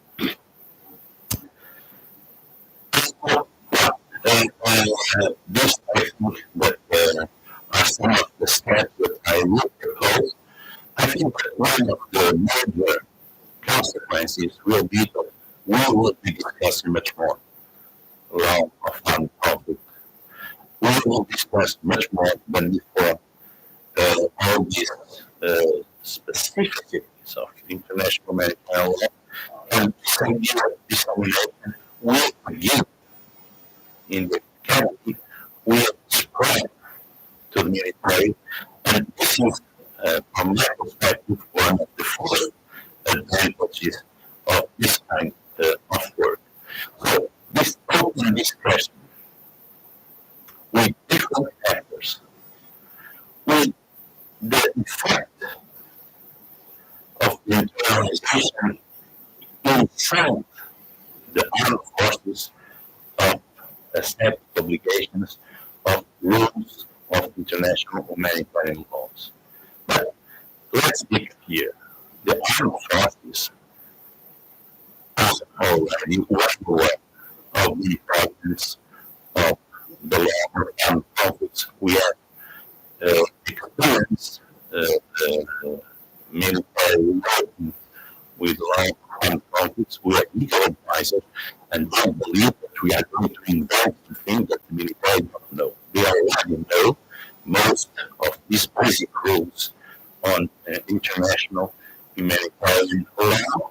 But this idea of dissemination of instruction inside the armed forces is, for me, one of the most interesting of this project.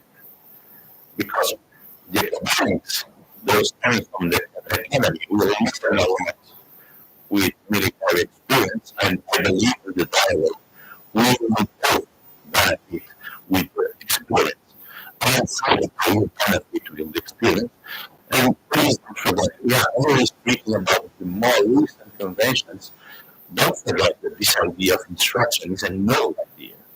The first legal conventions from 1906 and 1929 were already insisting on the necessity of disseminating, of instructing, of teaching LOAC within the armed forces. And you can see this also in many resolutions from the United Nations Security Council, the United Nations General Assembly, and the United Nations Commission of Human Rights. So this is not new. The idea is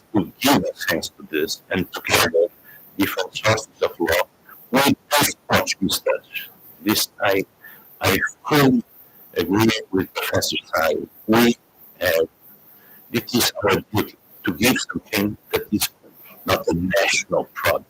This is not the purpose, but something that reflects the position of Portugal in several very difficult and challenging issues. And like we know, there are different layers in on it. And of course, it would be absurd to expect strangers to be reading the manuals. I don't believe that. I don't think this is necessary. I think that the idea, for instance, of the higher shelf charts that I saw in Bali, for instance, very simple messages.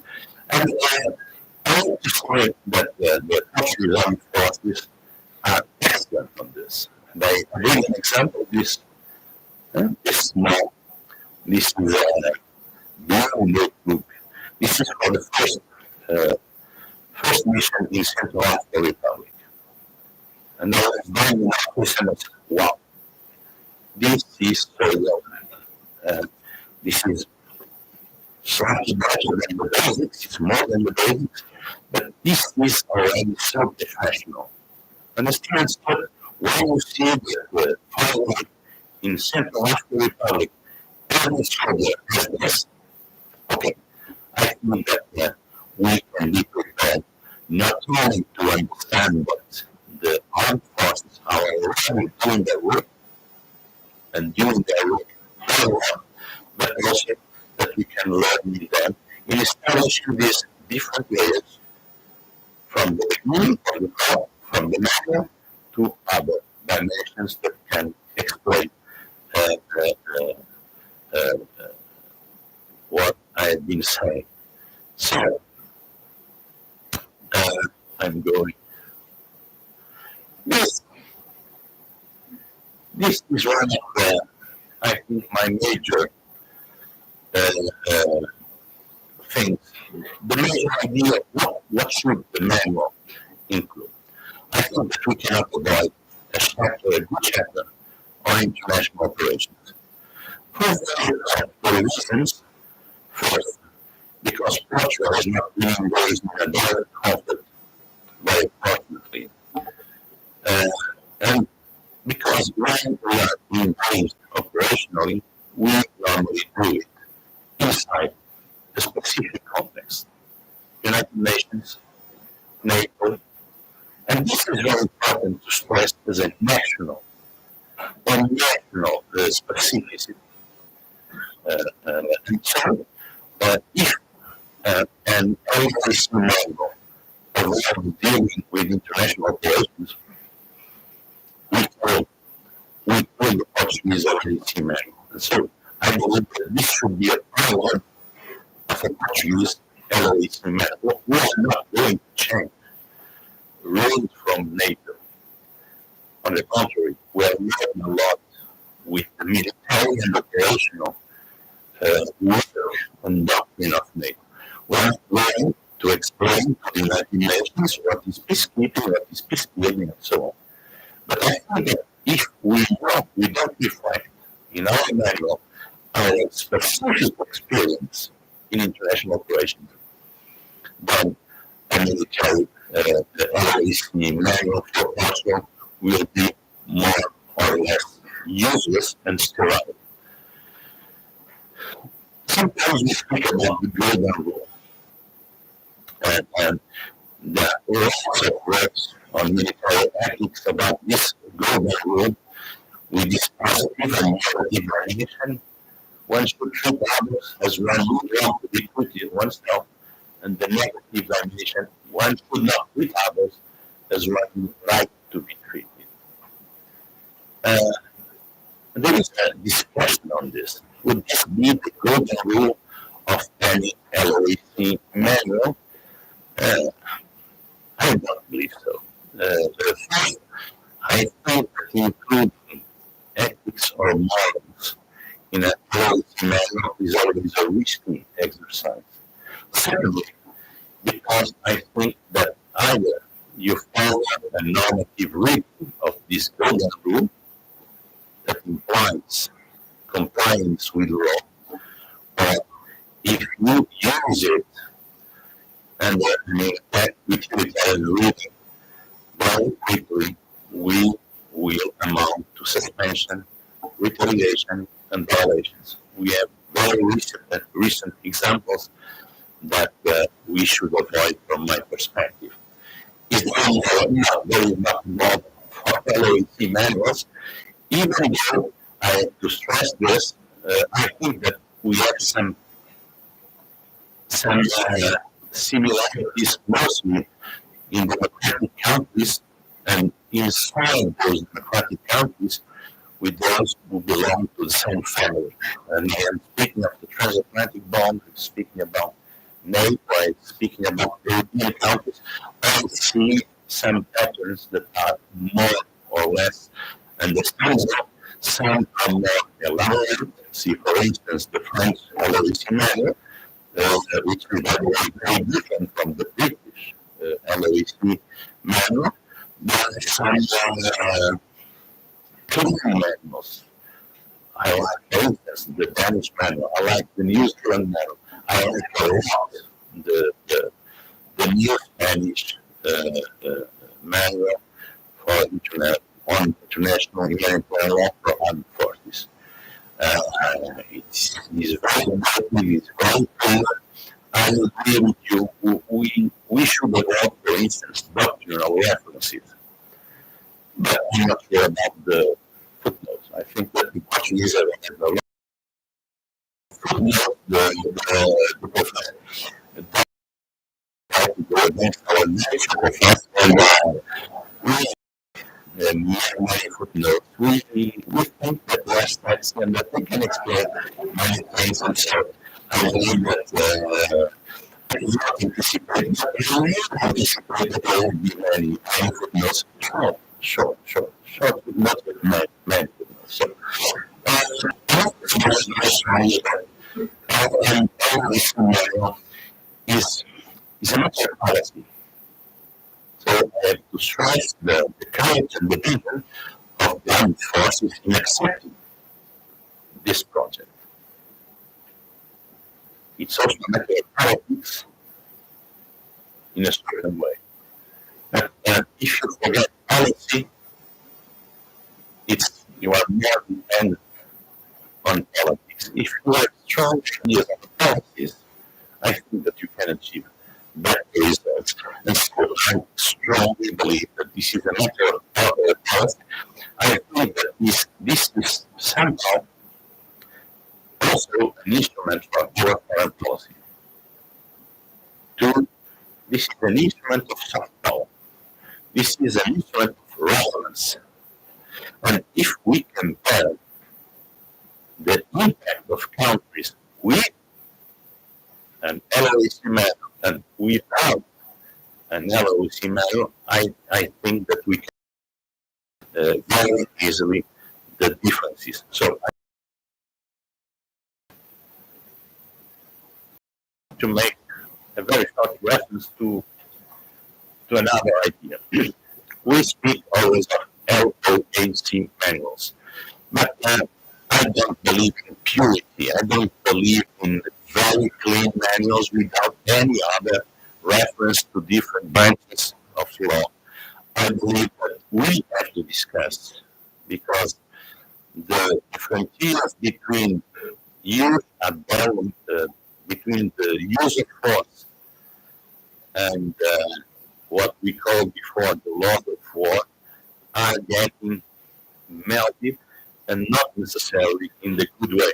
When you define what happened in use and bellum as a model to what we can do during an armed conflict, you have a problem.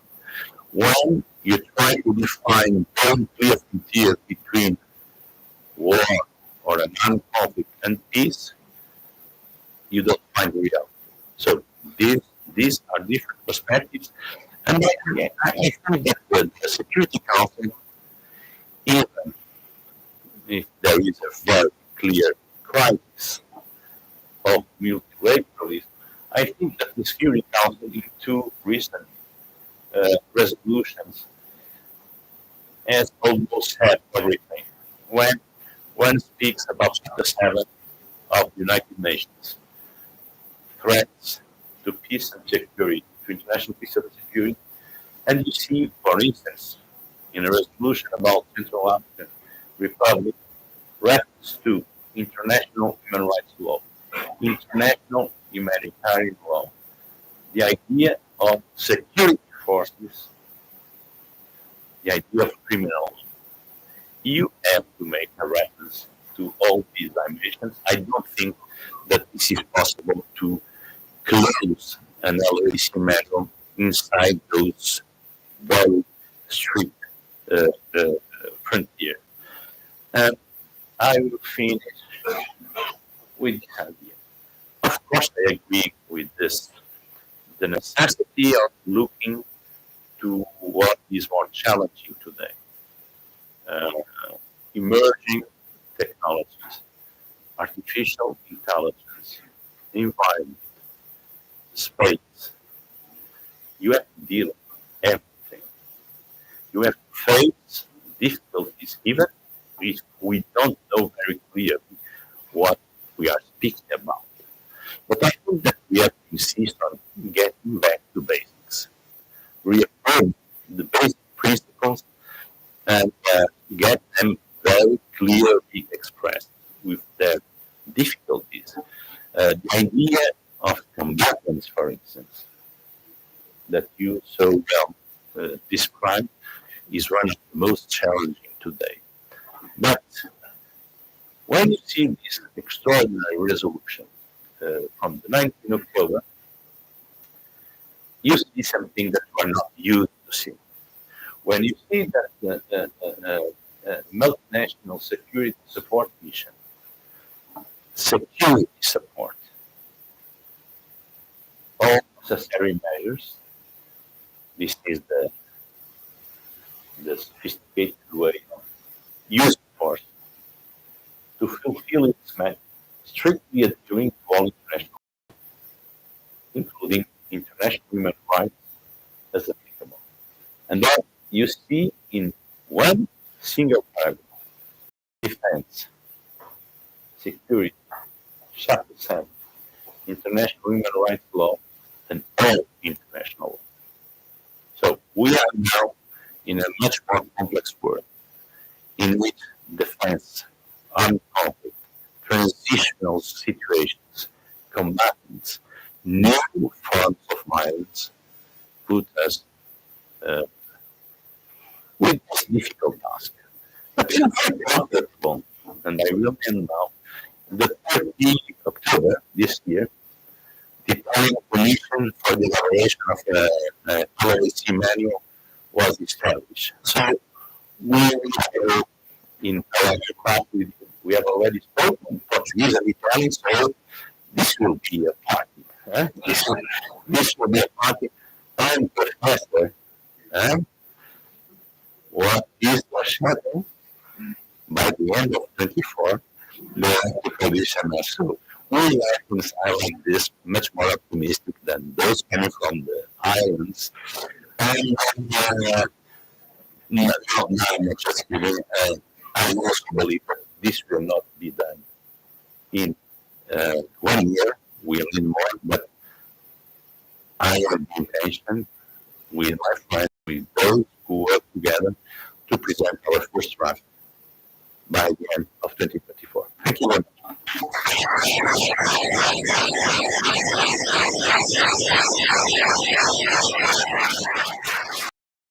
Thank you very much, Professor Azevedo. Now I understood that the clear mandate to have the first draft version by the end of 2024. And for that, it is clear how important this international experts involvement in the projects. And just a lot of work has been done in this domain.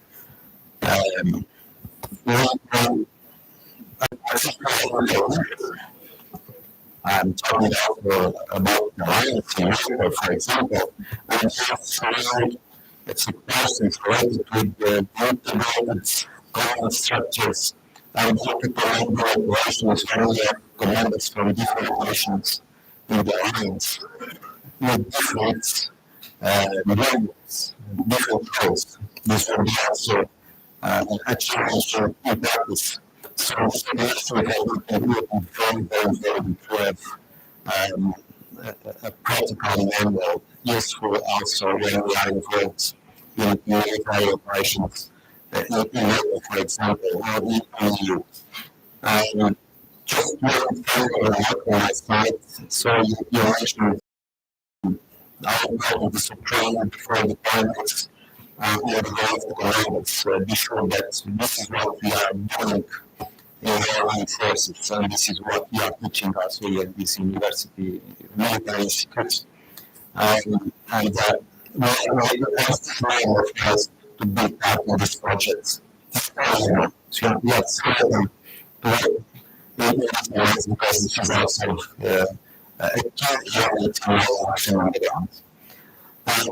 So we don't have time for questions for that because we need to continue with our sponsor, but I find that the speakers will be very well doing the work and also doing the works in this conference to show you if you have questions that I ask for them. Thank you very much.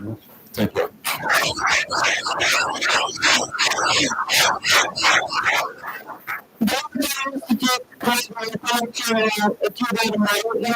All participants for a short coffee break in the afternoon.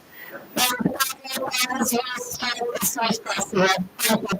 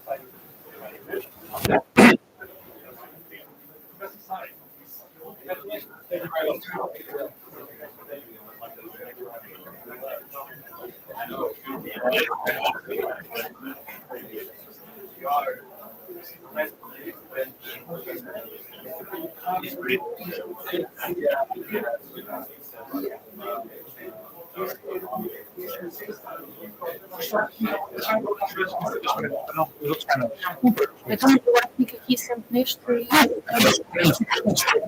Eu acho que nós estamos aqui, isto mais ou menos 2 horas, não é? Sim. Que depois nós estamos aqui. Então, estas apresentações vão ser disponibilizadas. Eu acho que nós ficamos com isso. Eu copiei o evento. Pronto, depois conforme nós fizermos. Está bem? Ou isso. Eu acho que vai na Espanha e vai na tarde. Mas basta depois aí, como é que está bem? exceto para os dois estrangeiros. O resto dos estrangeiros. Não, estrangeiros, os outros foram os secundários. Ok, está bem?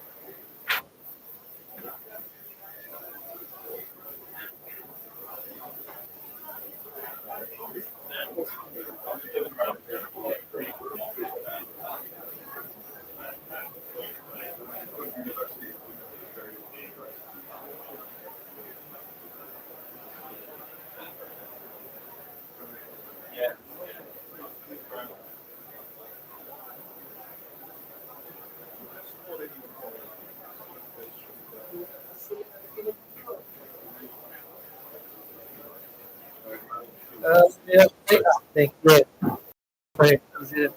Vamos lá ver se eu consigo.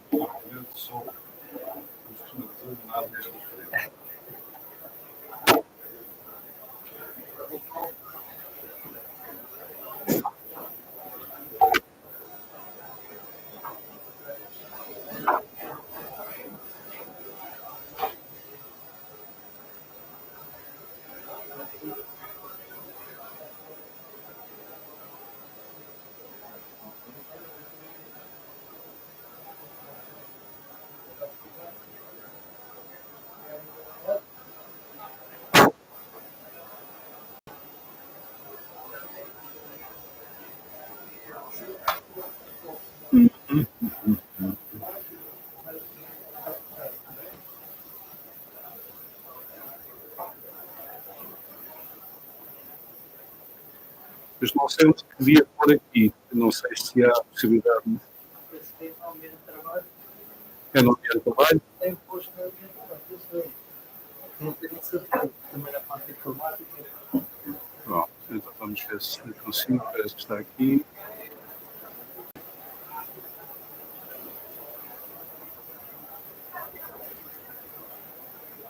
Exatamente.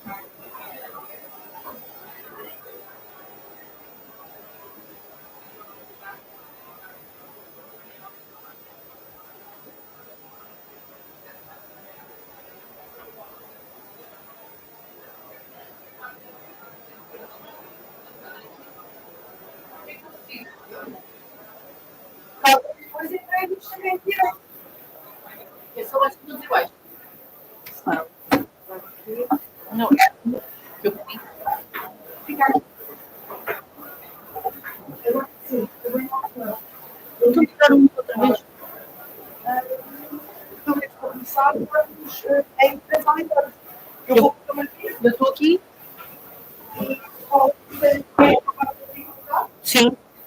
Pelo menos para garantir que está tudo bem e depois para ficar entre as cenas.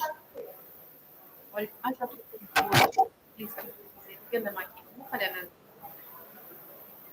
O texto agora já vou guardar. O microfone ficou aqui. Porque depois, para as perguntas e respostas, eu tenho que ter o microfone. Sim. Sim.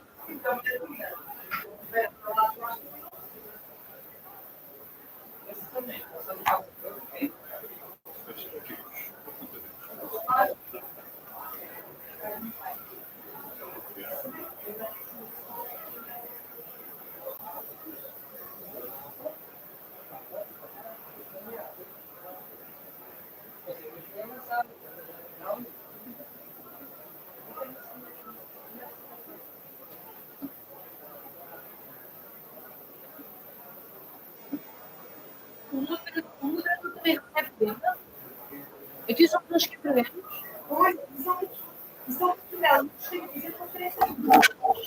Eu estava a aumentar nas chances.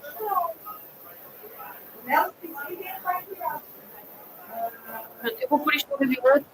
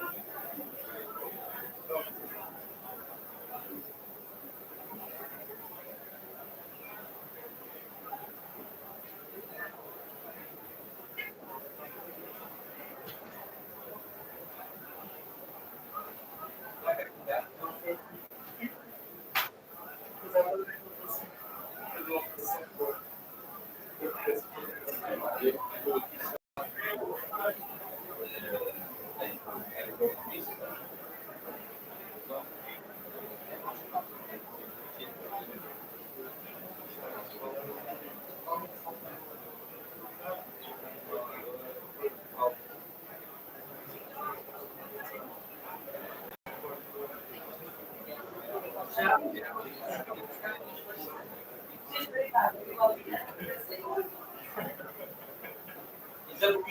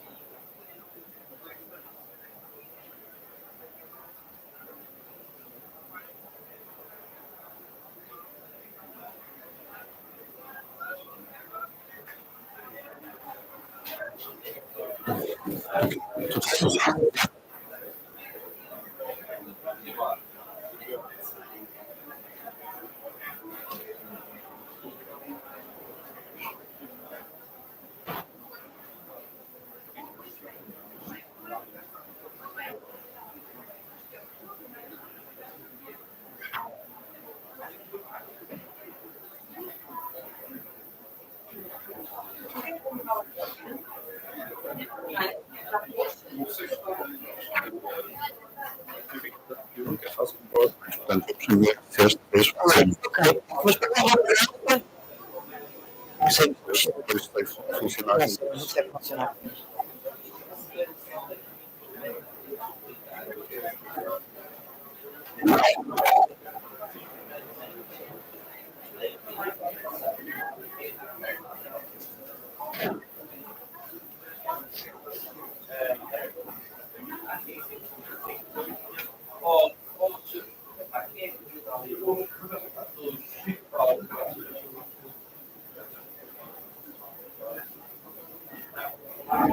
Já está.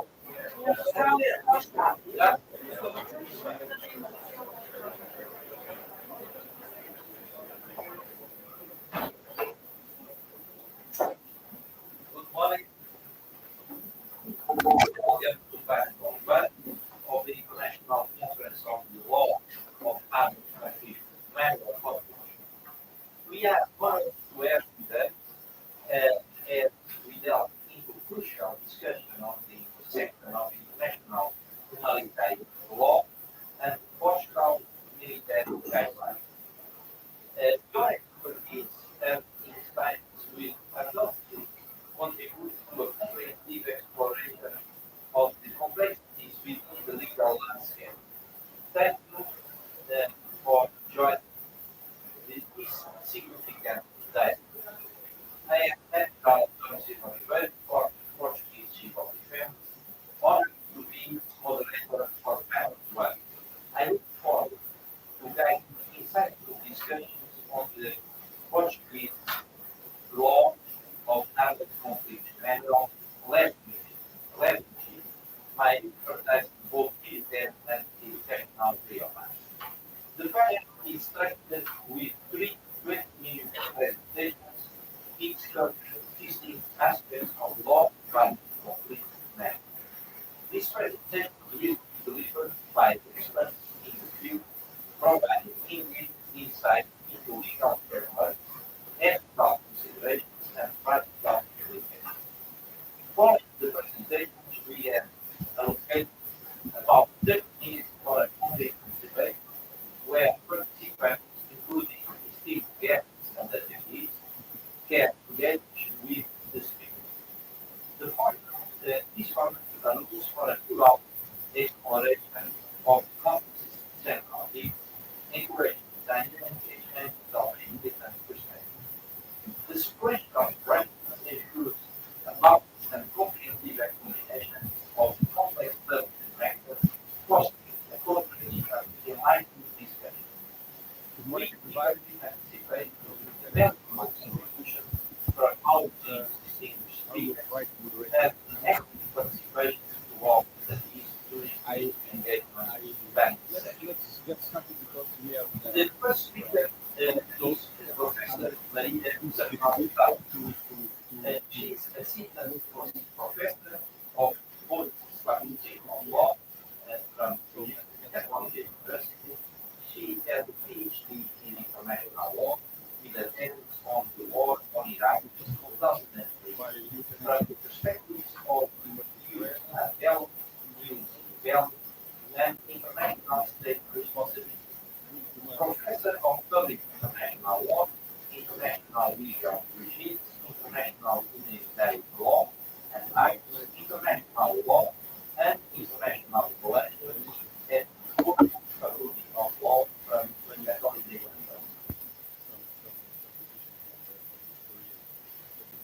Of the Washington Minister from 2016 to 2020.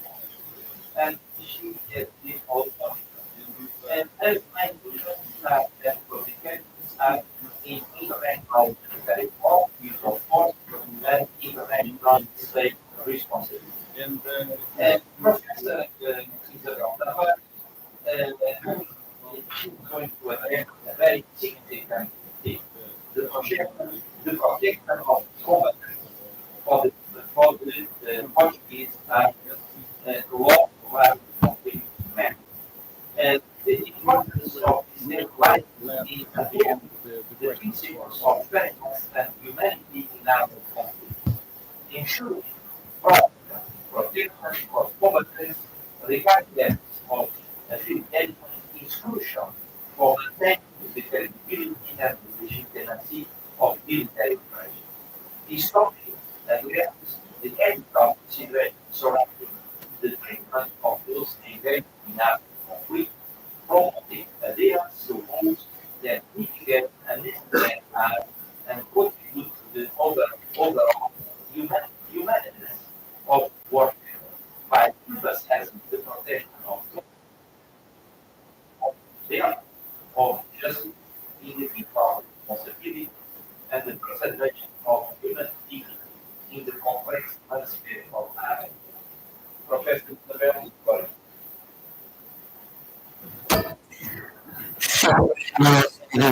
Thank you for my presentation.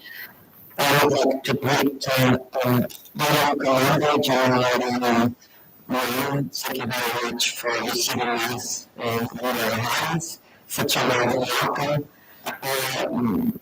Also, thank you very much for everything that you have taught me during the last few years, and I thank you for your generosity.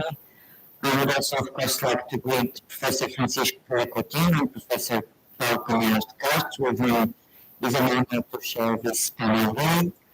I would greet also the present here, and thank you for your time, for being here, and for listening to us. And I will now begin my presentation on, as some of you already said, the protection of combatants.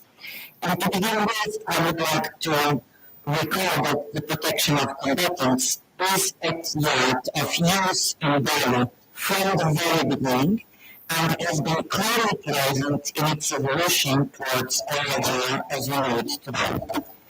Using value, international humanitarian law of armed conflict did not emerge and is not developed against or in opposition to or in contradiction to combatants. On the contrary, one of its core rules and aims is to protect combatants. The very exercise of drafting a literacy manual, clarifying existing rules, bridging the dialogue between lawyers and military experts is per se an exercise that contributes to the protection of combatants. On the other hand, it's important to stress that protecting combatants is reflected not only in the rules that establish their personal status, combatant status, and POW status when detained, but also in the design of the rules on the conduct of hostilities and means and methods of warfare. Laws of war, either of Geneva, the Hague, or New York nations, work as interdependent and reinforcing parts of a coherent system. And this works the same with the fundamental principles of international humanitarian law that have been recalled in the message of the UN Secretary General during this morning. In my introduction, I would also like to recall this view of international law, this golden rule of international law, international relations, and international politics that is particularly accurate in the conduct of hostilities. The positions states define as their own are always two-folded. If one accepts to interpret the law in a certain way, it implies that that interpretation should apply to every state, friends and allies, but also adversaries and enemies. This is something that in the exercise of drafting a LOAC manual cannot be disregarded. Finally, around this introductory note, it must be underlined that the obligations of Portugal in this domain are viewed to its own combatants as to the combatants of other parties to a conflict. Consequently, a Portuguese LOAC manual shall define its standards considering the protection of its combatants, namely the Portuguese armed forces, but that must also address grave situations to which might be confronted in the operational field regarding other parties or groups in a conflict. Now, I will briefly advance and identify the main topics under protection of combatants stricto sensu that, in my opinion, need to be considered in a Portuguese LOAC manual. First, choice is needed to be made, considering the time of my presentation, so I will focus on combatant status. However, I must acknowledge that for me, the period of the status or prisoner of war status in case of detention is a fundamental continuum of the combatant status and must be brought under this framework. I will, of course, have a legal background in the analysis, Portugal's international legal relations, and Portuguese domestic law. I will begin by recalling that Portugal is a state party to the 4 Geneva Conventions of 1949, including the 3rd Geneva Convention on the Protection of Prisoners of War, and to the 2 additional protocols to the Geneva Convention of 1977, applicable to international and non-international armed conflicts, respectively. These are conventional rules of our job. On the other hand, careful attention will be given to the study of the International Committee of the Red Cross on customary international law. This is particularly important considering the sparse development of conventional law applicable to non-international armed conflicts, namely in Common Article 3 of the Geneva Conventions and Additional Protocol 2.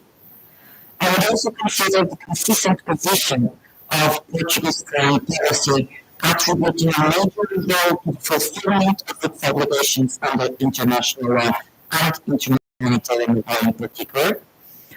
Other treaties will also be considered for distinct reasons. For example, the regulations annexed to the 8 Conventions of 1997 and, for example, the UN Convention on the Rights of the Child and its optional protocol on the involvement of children in armed conflict.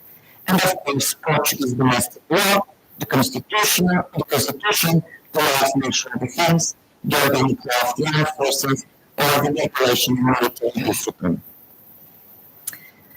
Let's begin with a general approach on what means the combatant status, based on the fundamental distinction between civilians and combatants. Combatants exist either in international and non-international armed conflict. Nevertheless, as mentioned before, from a conventional perspective, the definition of combatants is better developed in the context of international armed conflicts, and in fact, this idea of the combatant privilege only exists within international armed conflicts.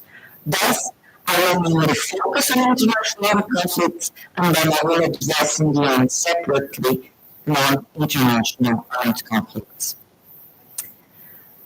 Only combatants are entitled to participate directly in hostilities. Combatants, thus, are permissible military objectives and consequently may be attacked. Combatants are permitted to engage lawful military objectives in armed conflict. This means that combatants have the authorization to kill persons, arduous combatants and civilians who participate directly in hostilities without being entitled to do so, as well as to damage, neutralize, or destroy objects classified as military objectives. And this is very important. Combatants are not be punished for their participation in hostilities. This is what is usually called immunity of combatants. Only combatants are entitled to perform harmful acts. If the conduct of combatants reforms within the limits defined by policy, so by law, it must be treated by all parties to the conflict as lawful. Combatants may therefore not be punished for their non-participation in lawful military operations. This is very important from the point of view of protecting combatants that are serving their country in the armed forces. Combatants must be always distinguishable from the civilian population, which means that they need to be distinguishable either by their uniform or their permanent distinctive emblem recognizable at distance. In case of capture by another third party to the conflict, combatants in international armed conflict, as we've said previously, are granted the POW status. It is important to recall that other persons, such as members of the civilian components of the armed forces, or, for example, crews or merchant vessels or civilian aircrafts, might be entitled to POW status, although they are not combatants. But who are then the combatants? First of all, the members of the armed forces, excluding medical and religious personnel.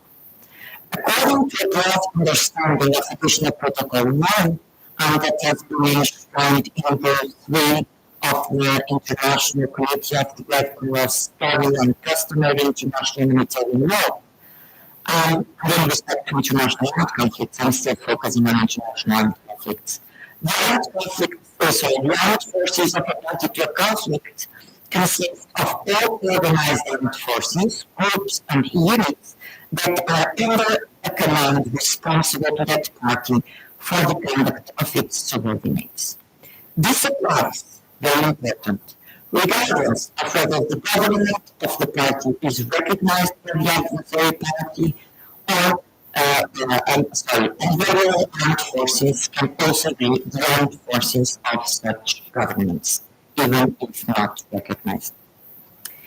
It is not for international law to specify which persons belong to the regular armed forces, but it is up to national authorities. And so, international law accepts it as a fact.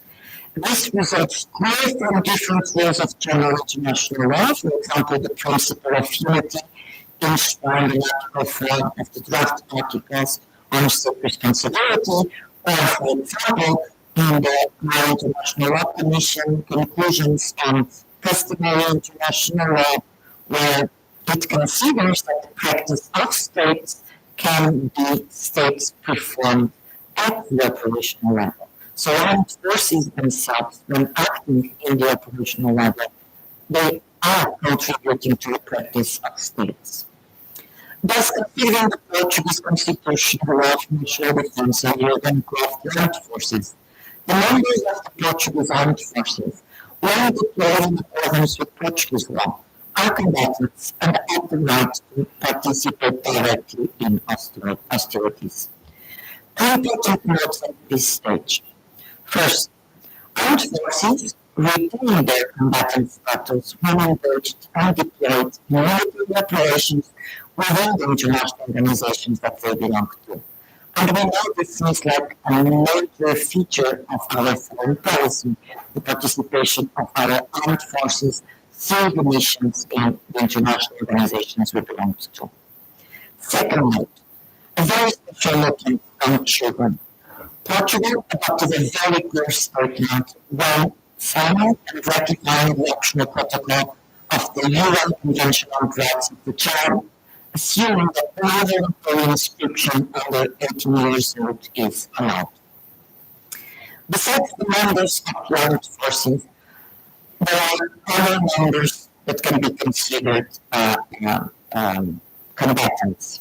So militias and volunteer corps that form a part of the armed forces, they must wear permanent distinctive sign, recognizable at distance, and carry arms openly.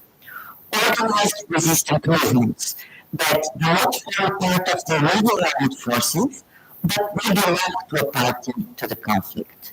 They shall be considered combatants if they are under a responsible command, have a fixed distinctive sign recognizable at distance, carry their arms openly, and fight in accordance with the laws and customs of war.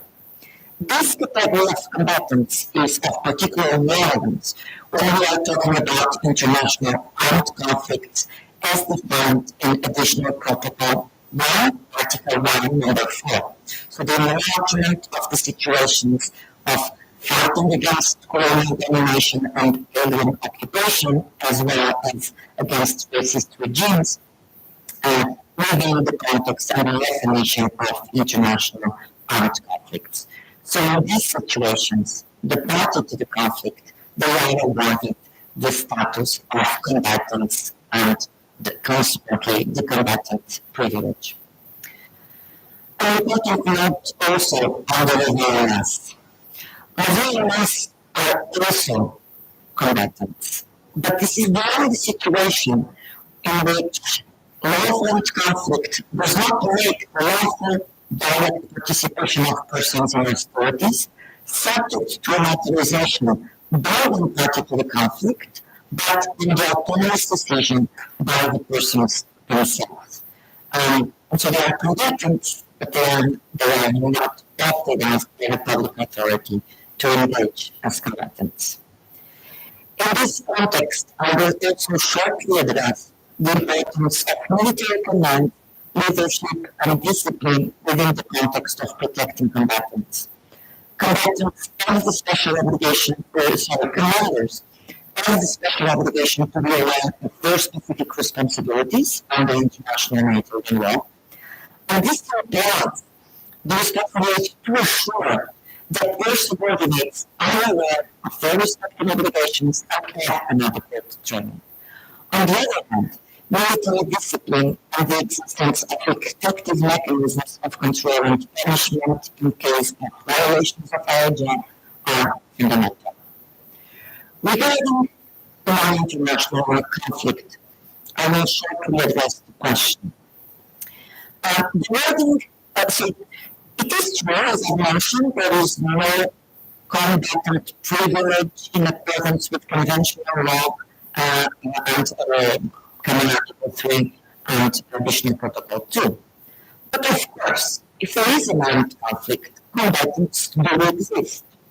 And the wording of Article 3 is clear, and the additional requirements established in Additional Protocol 2 for it to be applicable, they are clear too. There is organization, there is open arms used, and there are fighting violence that is being executed. Thus, members of organized groups fighting for a non-state party to a conflict lose their civilian status and in principle may be fully attacked in the same way as a state combatant in an international armed conflict. In order to be regarded as a member of an organized group, the individual must assume a continuous combat function for a belligerent party. This continuous combat function is the fundamental element that distinguishes them from civilians temporarily participating in direct hostilities. Finally, Portugal and allies in Manuel will have to address what are called the grey areas. So it is true as we are aware that current conflicts unfortunately demonstrated on a daily basis. Wars on the ground are every time more disruptive and challenging to war. Portugal's armed forces are confronted in the field with situations that challenge the boundaries of law and must be prepared to act according to international humanitarian law. In the battlefield, applying the standards of international humanitarian law is not based on reciprocity. So for me, these are important but difficult issues to address. In fact, when I was hearing Professor Ayers' story, I remembered this idea. Even if we read the allies synonymous of our friends and allies, and I'm mentioning even NATO allies, no clear consensus is found. And so there are some differences, even slightly apparent, but that they have significant implications in the field. And I will just name 4 examples of these great areas. The first is the importance of defining what Portugal considers to be an acceptable definition, the exact meaning of direct participation in hostilities. Remember that civilians that participate directly in hostilities temporarily lose their immunity from attack. And on the other hand, in many international armed conflicts and in many situations, the Portuguese armed forces are present in the context of international armed conflicts. The distinction between direct participation in hostilities from continuous combat functions is essential to distinguish civilian population and organized armed groups. The second example, interaction with terrorists and terrorist groups. It is also a hot topic. And here the answer to the question on the status of these terrorists might depend on whether they will know in the non-international armed conflict, in the international armed conflict, if they are belligerents, if they are a belligerent part. But it might also be contaminated on how, from a perspective of use of violence, so from the use of force, we qualify the situation in which we might be involved in the fight against terrorism. Third example, the presence of private military companies in the battlefield. This is one of the examples that demonstrates the involvement that exists in the battlefield. The battlefield, I think it's a general illusion in international relations, that in the battlefield it is felt quite accurately, the relation between public and private. And so this is a reality that needs to be assessed. It's a complex reality. States, international organizations, belligerent parties, they use private military companies.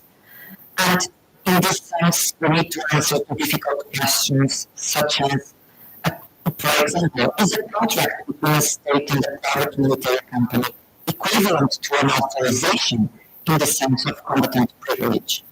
Regardless of its personal status, when engaged in active hostilities, may the contractors be subject to direct attack? If they are detained during an armed conflict, should they be considered prisoners of war? Are they to be considered an organized armed group if they are acting on behalf of a belligerent party to a non-international armed conflict? Last but not least, within the cyber domain, which is also one of the examples where we understand the erosion on the public violence and private violence, as Professor Ayers showed us when showing his mobile phone. In the cyber domain, as I was saying, important questions might be raised.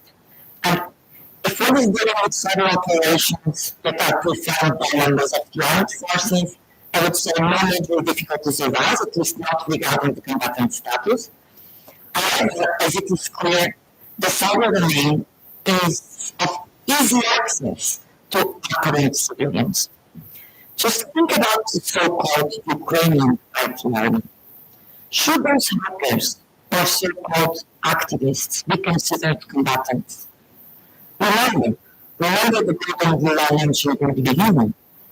If the belonging to a Taliban group is equivalent to combatant privilege in these specific circumstances, this means accepting this possibility for any other state. At the end of my presentation, I highlight once again the importance of the protection of combatants at the cornerstone of international humanitarian law. I must also underline Portugal accepts several international obligations and has domestic laws designed to protect its armed forces. And I would also like to stress how Portugal's armed forces are capable and competent to participate in very difficult fields in ground operations. And in this domain, I would call your attention for the specific code and proximity to the population recognized as strong characteristics of our armed forces. And this is fundamental. I remember this when Professor Alves was thinking, what is Portuguese? And this is very Portuguese. This proximity, this idea of cultural awareness, capacity to be engaged and deployed in difficult and different situations. On the other hand, I also aware that the more difficult issues that we have to do with those situations that unfortunately disregard the rules of war. However, this is always one of the main challenges and responsibilities of states that believe, as Portugal does, in the rule of law. Thank you very much for your attention.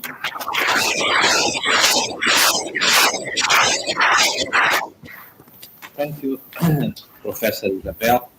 For your presentation.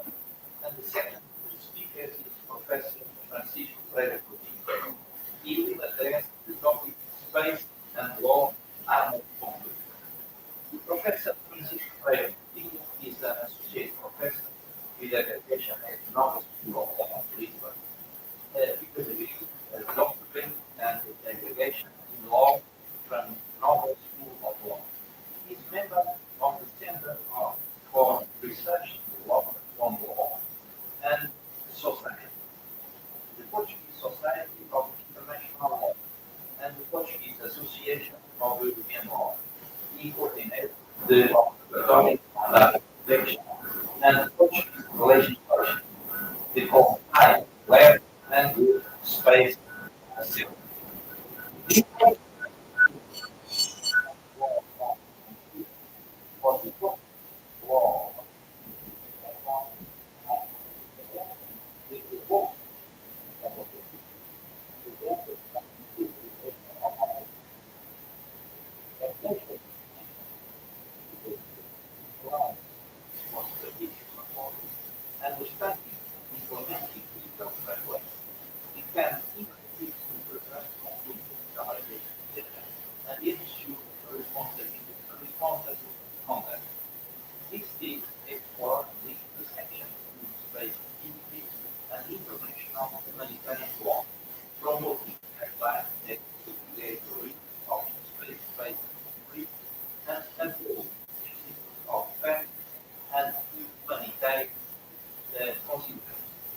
By delving into this topic, we work towards establishing technical knowledge, government implementation of space, fostering international cooperation, things like the peaceful use of the outer space. Professor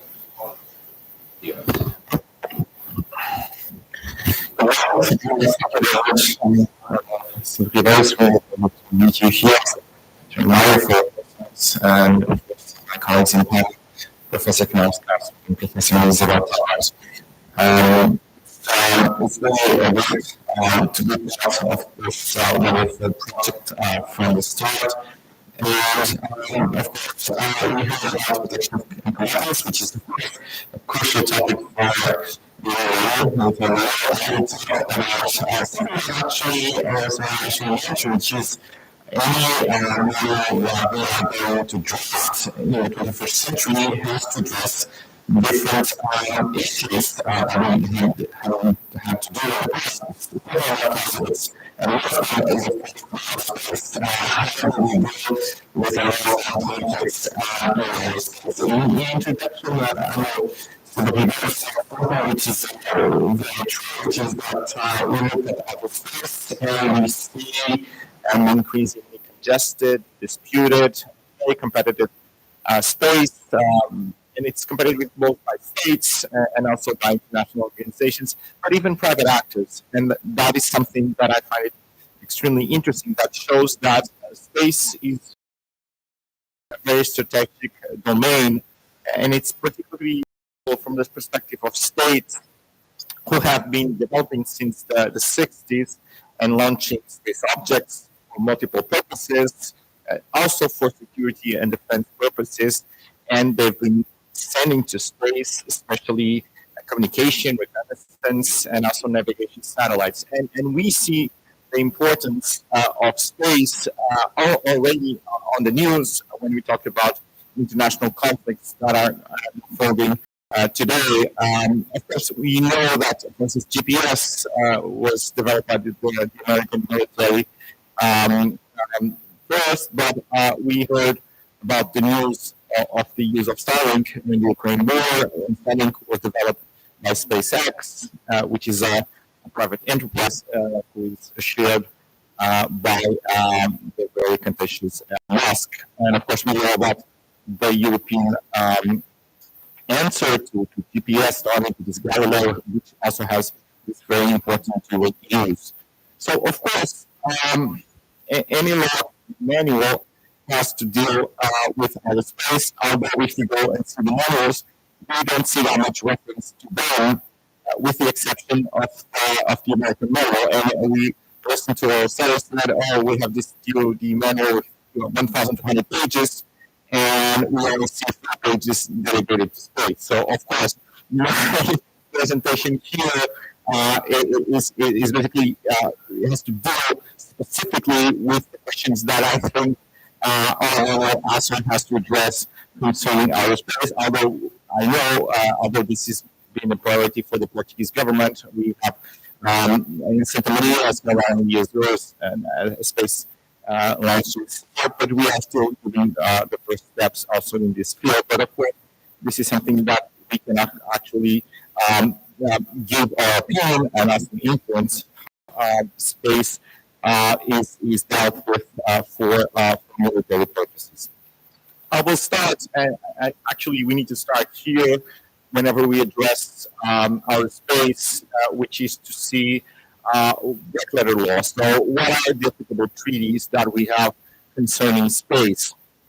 And this is important because Portugal is a party to all relevant space treaties, and we have 4 these treaties that were adopted in the 60s and the 70s, the most important of which, and I will talk about it thoroughly throughout my presentation, is the Outer Space Treaty from 1967.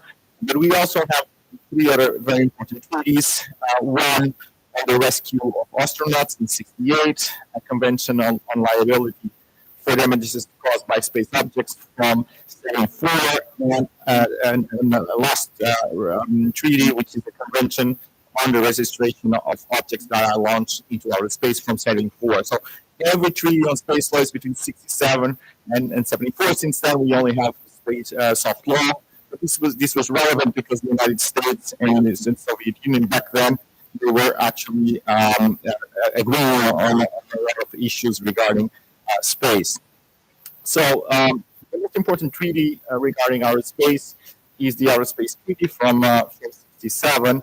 And it basically establishes, and this is really important, the duty of states to comply with international law when carrying any kind of activities in outer space.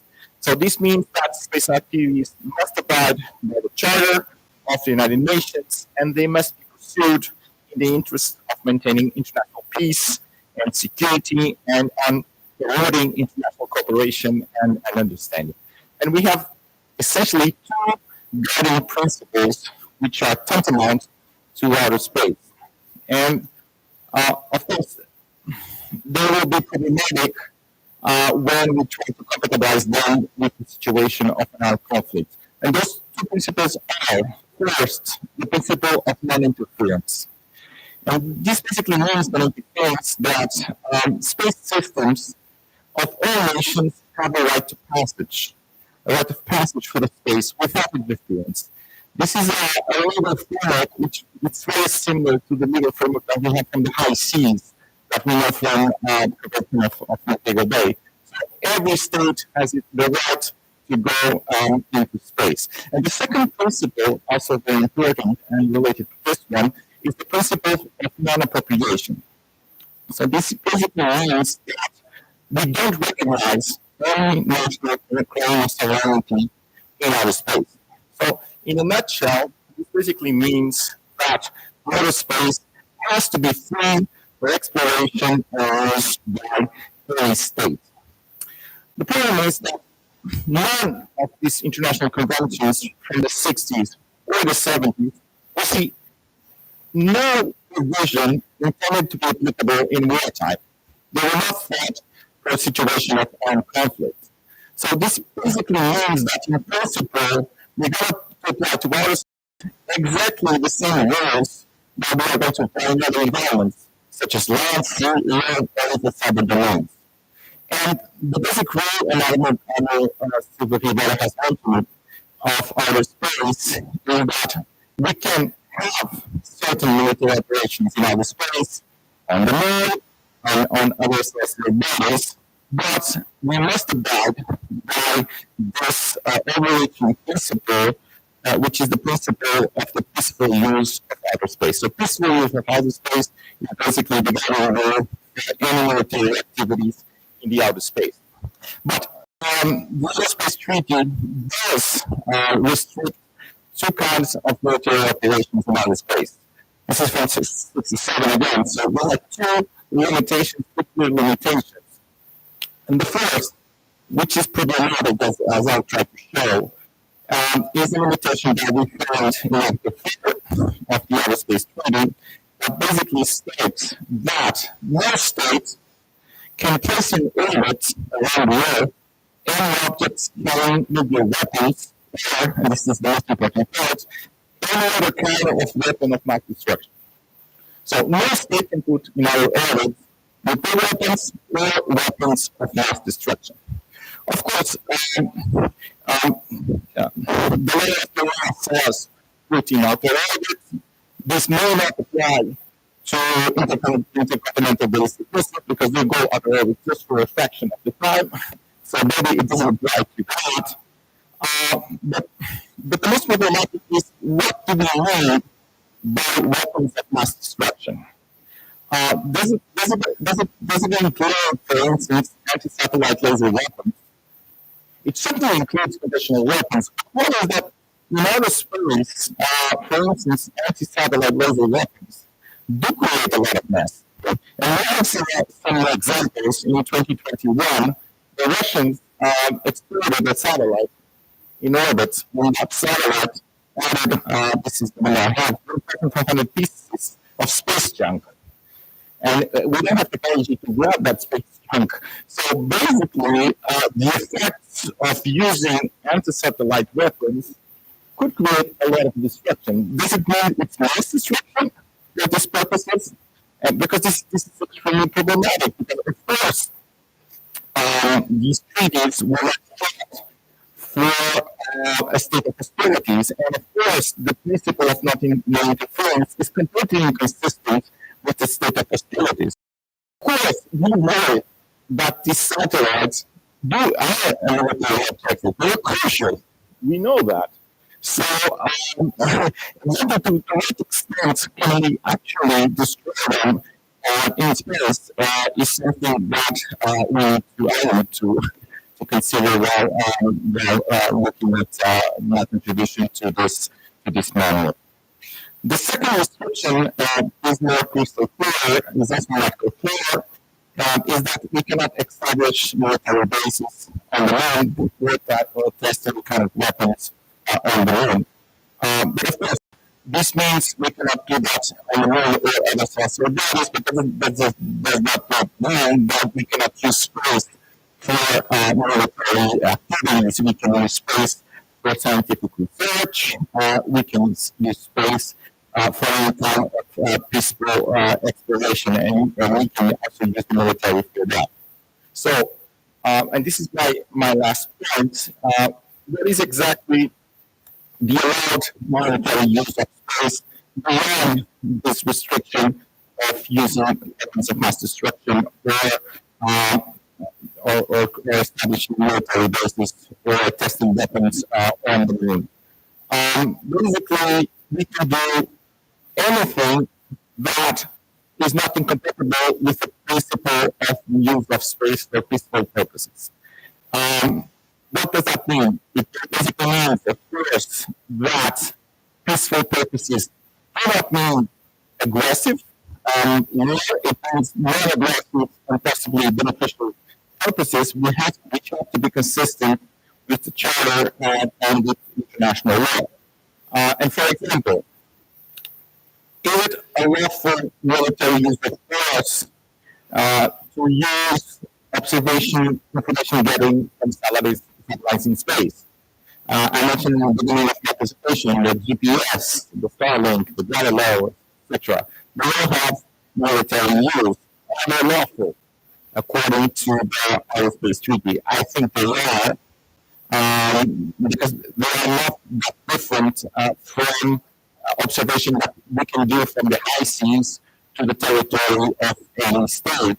So I would consider that this is an allowed use of military activity, which is not unlawful vis-a-vis the Aerospace Treaty. Of course, we can also have lawful military activities which are held in self-defense, and of course, those military activities would also be consistent with the use of space for peaceful purposes.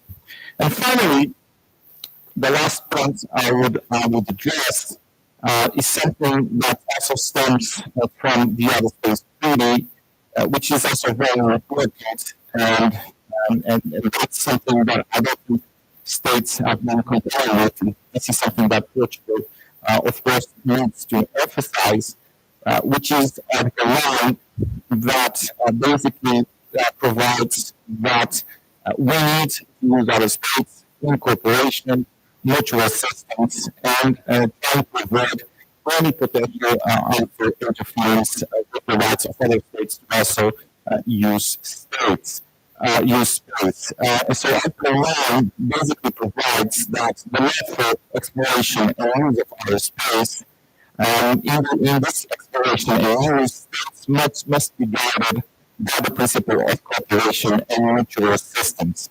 And have to use space, this is exactly the same principle as we have for the high seas, with due regard for the corresponding interests of other state states. Of course, this is very difficult in the absence of an international organization for the use of international spaces, but it means states should conduct their activities in space with due regard for the rights of other states, to have their own space systems pass through, and of course to conduct operations in space without interference. And this goes back to one of the most relevant principles of international space law, which is the principle of non-interference. And this, of course, means a lack of international cooperation that obliges states to take any appropriate international consultations before proceeding with any kind of activity, any kind of experiment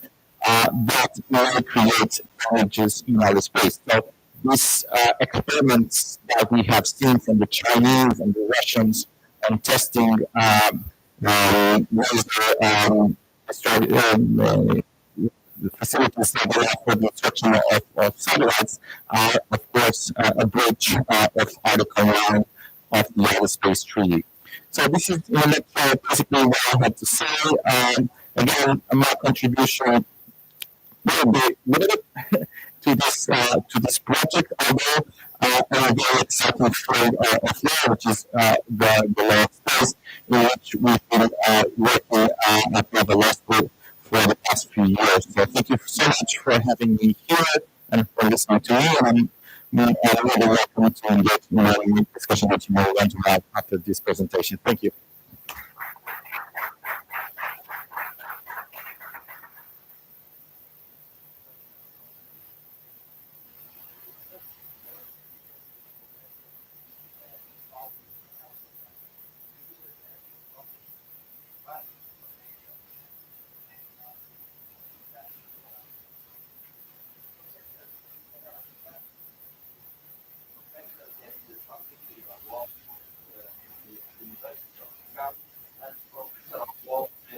University of Vienna.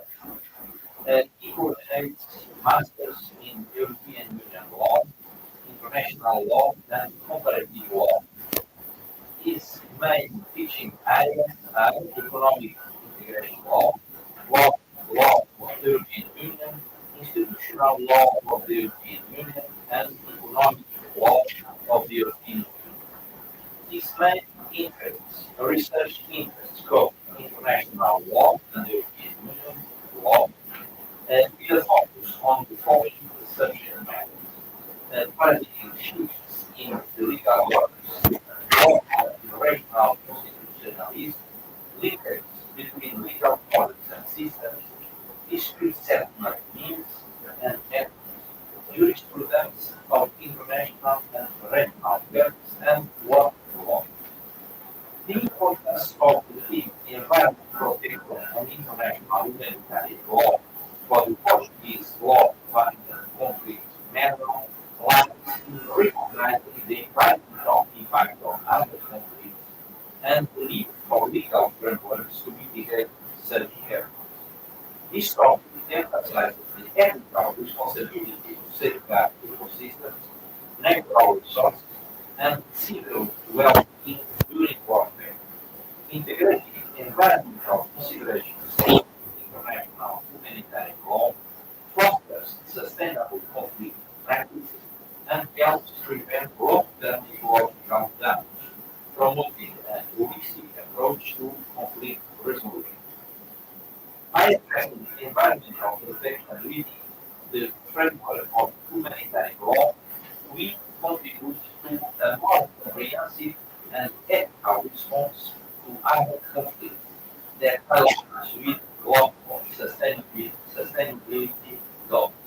Professor Flores.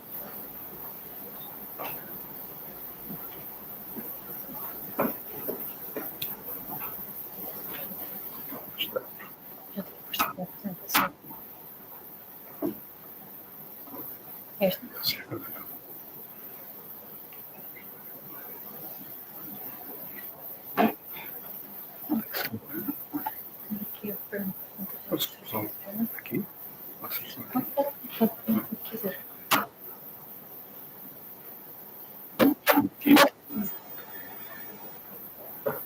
Dr. Ladies and gentlemen, your colleagues and significantly my colleagues of the panel, Professor Pacaras and Professor Coutinho, my topic is about what these days we use under the term of PORTUGAL, an acronym which stands for Protection of the Environment in relation to armed conflict. And I shall quickly try to overview half a century of the construction of this legal framework, which is ongoing. It is a task far from completed. I would like to start precisely that in our days, of course, when we are confronted with armed conflicts, and we are unfortunately witnessing two very striking ones, the one in Ukraine and the one in Gaza Strip. Of course, we are always shocked by human suffering as a result of the hostilities, also the destruction of critical infrastructure. But more and more, we are also coming to realize that we are touching on what we call the environment, and which the International Court of Justice, in a somewhat poetic way, said recalled to be the basis of our livelihoods and really the sustenance of life for different generations. We realize that in conflicts we are very much called to address, let's say, the short term, but that there are implications which far go over that period. And this, of course, is a big challenge for the law, both national and international, and the legal profession. What I'm going to try to show is that there has been a thinking going on for half a century, which has reached the stage which is interesting, which I hope shall be reflected in the manual that we are undertaking, an excellent project. But also that there are many questions to be addressed, and for which, of course, the Portuguese authorities have to make choices which are not easy. I would like to do so by an overview. We're basically looking at three crucial periods. The early development, which is, as we are going to see, back in the 70s. Then the developments which took place after the end of the Cold War, which in a certain sense unleashed new problems which had been kept frozen by the urgency of the conflict between the two major big powers, and some more recent developments in our 21st century, which in a sense explain the stage where we are. And finally, I would like to try to assess precisely what is the current state of law, where we stand, and how we can move on from there, what are the open issues which for sure we shall have to address and which are not easy in regard to the manual that we promised so ambitiously to have a draft for in the coming year. Well, the debate started basically in the 70s. We all know that this was a result of the Vietnam conflict, of course, where the use of herbicides has created shocks. There were consequences immediately for the population, and we came to realize that those consequences will be spread over time. This is the beginning, if you want, of the thinking on this topic. It shows, let's say, the difficulties that we are facing here. We have an inherent tension between the aim, which is part of the program, of global program of our days, environmental protection, and the aim of restraints to armed conflicts. When these two discourses came together, the balance was not easy. And the balance was struck in two major conferences which addressed precisely the loopholes that then existed in international humanitarian law.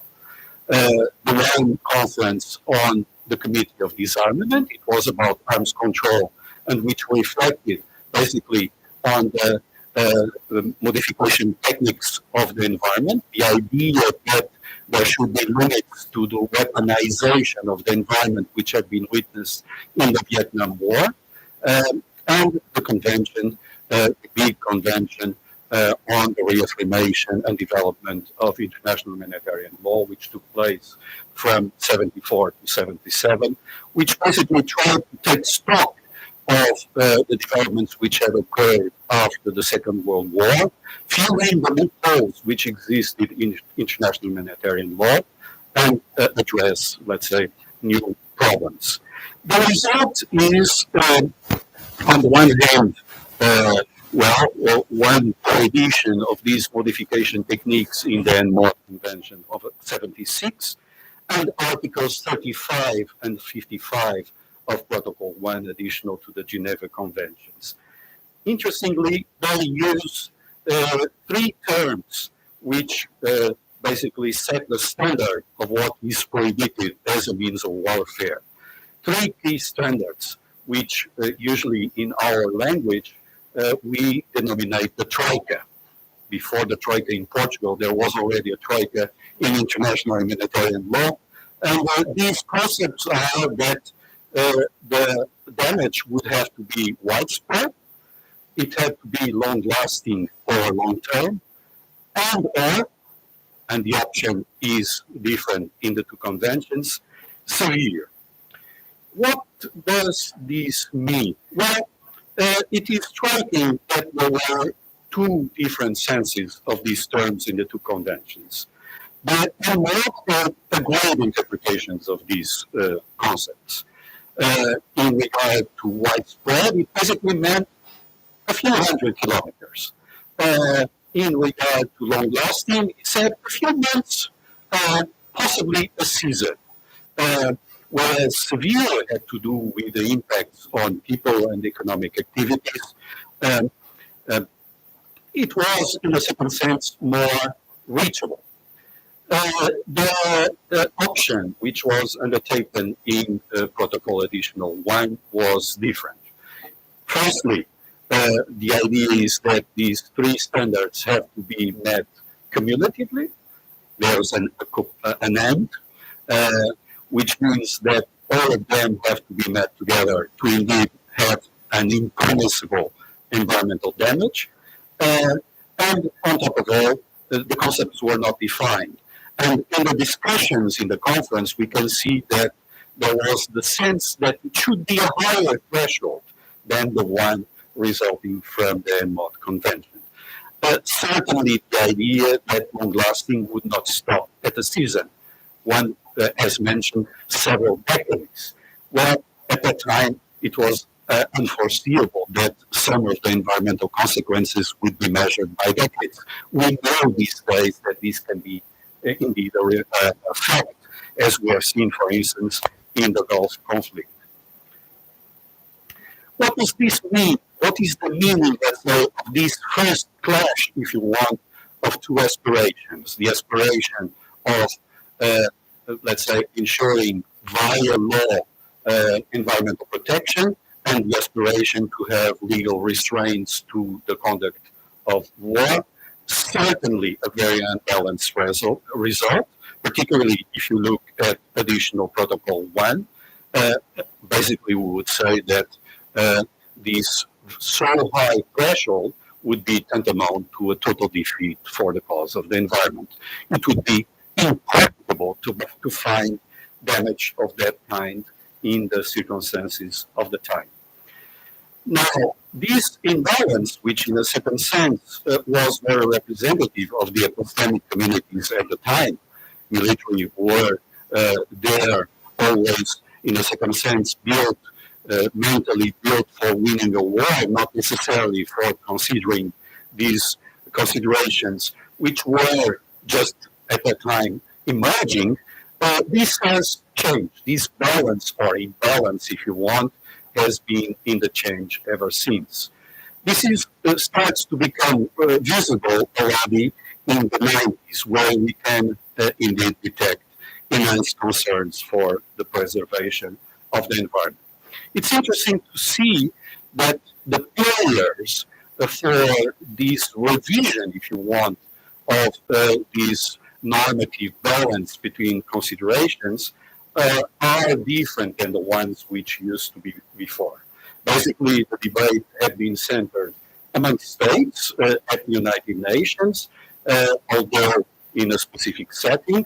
It moves away from there to other actors, the International Committee of the Red Cross, the whole Red Cross movement at large, also the International Union for Conservation of Nature, the United Nations Environmental Program, some NGOs, including legal ones, very important ones, the International Environmental Conference, for instance, Council, and some active states, amongst which, of course, always Switzerland, but also other ones, particularly Nordic states. What are the indicators of this change which is going on? I would just like to highlight half a dozen factual developments. Firstly, the attempt of the ICRC to publish guidelines in '93, where these considerations already come to the fore, where in giving guidelines, for instance, for construing military manuals, the ICRC already commands this kind of principles to the military staff, military personnel. The second one, the conflicts, the Gulf conflicts, the two Gulf wars, on the severe impacts in the Persian Gulf, which led the Security Council, for instance, to establish the United Nations Compensation Commission, which indeed was about F4, the claims for repairing the impacts, the damages to the environment, which set a very important precedent of international responsibility on the way military cause conflict. We know, for instance, that in retreating, that Iraq has made explode more than 6,000 oil wells, with implications which are still existing in the area, with conflict, with toxic products being brought to both the, let's say, the sea, groundwater, the desert environment, which are still being visible. And then you have in 91, UNEP starting making reports on environmental consequences of conflicts. We have seen that throughout the different conflicts that have existed ever since. Sudan, for instance, Gaza Strip in 2009, we see that UNEP is describing and bringing to the public the environmental consequences of military actions. It exists because it does not take sides, it does not really go above a mere description of the problems, but one has now awareness of the full implications of certain military actions in terms of production of long-lasting environmental damages. And then, very important as well, in 91, an expert group established by the prosecutor to the International Criminal Tribunal for former Yugoslavia, which addressed the problem. It started by recognizing that there was an issue which might lead to international personal liability on environmental protection. This was, of course, related with the actions of NATO, particularly in regard to Kosovo. It came to the conclusion that the threshold, and the threshold was the one of the additional protocol, those three very demanding elements had not been reached, but it went one step further. From there, it moved on to analyze the environmental damage through another angle, which had not been spelled out in the rules, which was whether or not this met the standards of proportionality. Of course, with the debate at the time, it came to conclusions which were these days probably not very sound, but in any event, there's new pathways, intellectual pathways, which are indeed recognized. In terms of legal provisions, not much, but still in 98, one provision in the Rome Statute, which allows for the consideration that there can be criminal liability for environmental damage, that certain officers involved in decisions in regard to military activities introducing environmental damage may be led to criminal responsibility. The law is very equivocal, it's not very well formulated, it raises many problems of interpretation, but nevertheless, there is an opening door there which had not been established, and which shows that this issue is an issue which must calls for the involvement of many other branches of international law. We used to look at international humanitarian law only, and we are starting to realize that there are other branches of international law which have to be equated, like international criminal law, like international environmental law, like international law of human rights, to say the least. And then, of course, 92, a lot of the pinnacle, if you want, of the soft law which have been produced in regard to the environmental protection, which is Principle 24 of the Rio Declaration, which tellingly goes in silence in regard to the Troika elements. It calls for cooperation of states, it calls for consideration of the implication of these actions on the environment.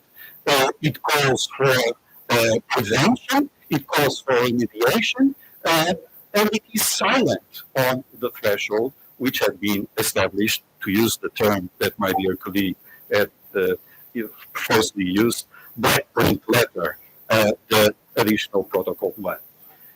To sum up the decade, the Troika really did not play much of a decisive role in terms of the discussions which were further in the period. We are starting to recognize that this is a consideration which must be brought to the attention of military forces, military commanders, planners of action, which has to be equated, for instance, in training of armed forces, in, for instance, deciding what are the targets, what are the rules to be pursued.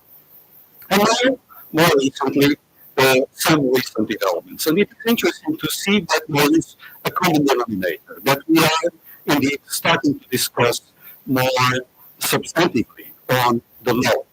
The first element is that elements of the environment are civilian objects. If you look at Black Print Letter, this is not said as such.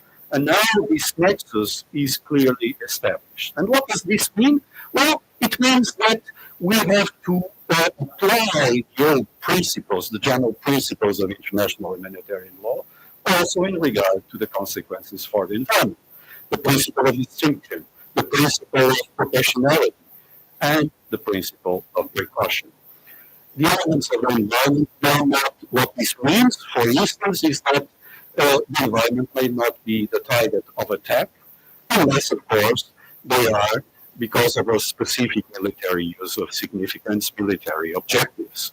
But this has to be equated. This has to be clearly established. And even if they are, even if there is an idea that military objectives do allow for some environmental damage, then the environmental damage may not be disproportionate in relation to the direct military advantage anticipated.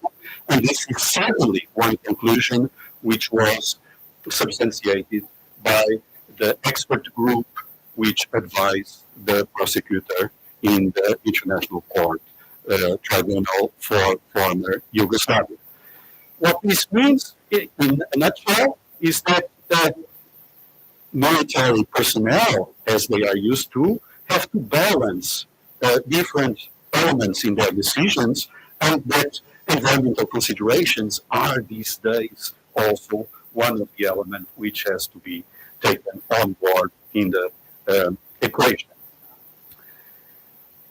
Second element which translates this more substantiated law, if you want, in regard to the environment, in regard to environmental protection, the idea which is spelled out, for instance, in the San Remo Manual of Naval Warfare, that methods and means of warfare should be employed with due regard to the natural environment.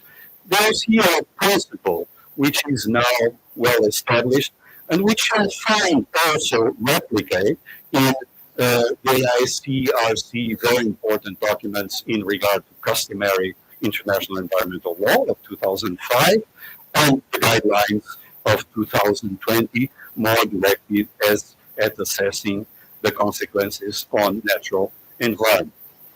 These documents, along with other ones, restate also other ones which are important and which we are not used to think in terms of relevant for striking these balance, but which are indeed also relevant concerning the conduct of hostilities, for instance, the prohibition of pillage, the prohibition of reprisals in regard to the environment itself, in regard to the environment being the object, let's say, of an attack of reprisals nature. The idea that the protection of works and installations containing dangerous forces are also a red line to be considered, as well as the protection of objects necessary for the survival. You'd be kind enough to finish. Very good. The next 5 minutes, okay? Thank you very much for your generosity. I shall quickly try to do so. Basically, by recalling that there are certain documents that reflect the current status of the law. One of them, of course, is the already mentioned study on customary international humanitarian law of 2005 of the Red Cross, which brings in very important clarifications.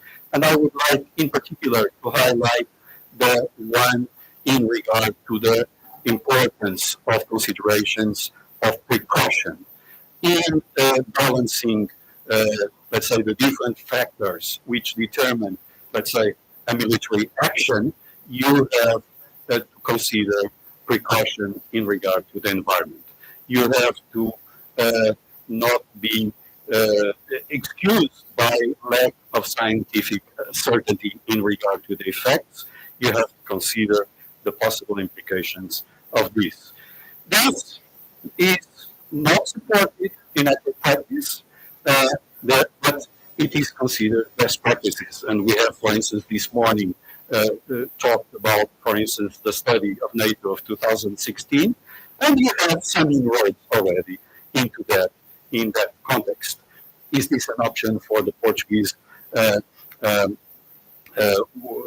say, manual? I would just like to remind precisely that this means that certain principles of international environmental law have to be taken on board, and they are established there. You could not ignore them. I don't actually believe that this is an open question as such for the manual, more so in terms of how you deal with that. Now, the second development, well, it's actually a third development which took place in 2010. The ICRC tried to address this topic more in a more developed way. It did not have success, and this is relevant because it shows that the development of law these days in this area takes place outside of the context where we are used to see it traditionally, which used to be international conferences. And sure enough, the development of this area has been very importantly affected by the works of the International Commission, which lasted for almost a decade. The International Commission, as the body of experts of international law in the United Nations, has taken up the topic and came to a certain number of conclusions, which it, let's say, materialized into principles. Principles precisely because it recognized that there are here certain open issues. These principles are established, they are 27, established in 5 parts. The first one is really the scope and purpose, not so relevant. The second one takes on board a few principles which are established as the general international humanitarian law. Then the third one on the principles during the conflict.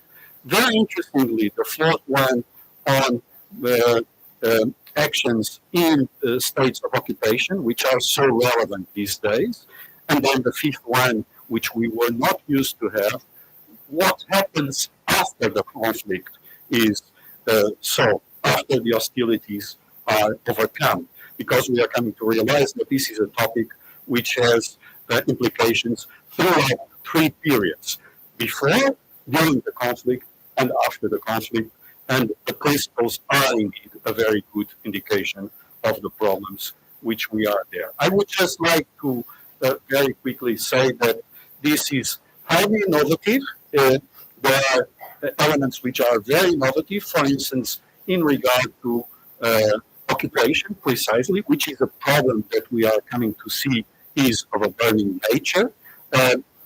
In regard to occupation, for instance, there is the notion that the occupying force has to take stock of the laws in that particular territory, may use the natural resources according to the old rules which we know from private international law of usufruct, not damaging, let's say, the environmental capital, and take also prevention and remedy measures as to the future.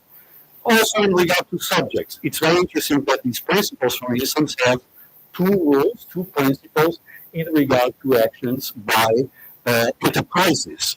We now know that enterprises can be a very important factor in regard to the use of natural resources, in promoting, for instance, by using diamonds, by using timber, by using oil, can indeed fuel the very conflict and certainly come to deals which are going to have an impact after the hostilities are done, which are certainly most of the times not legitimate, and which have a tremendous impact on the future and peace building at large.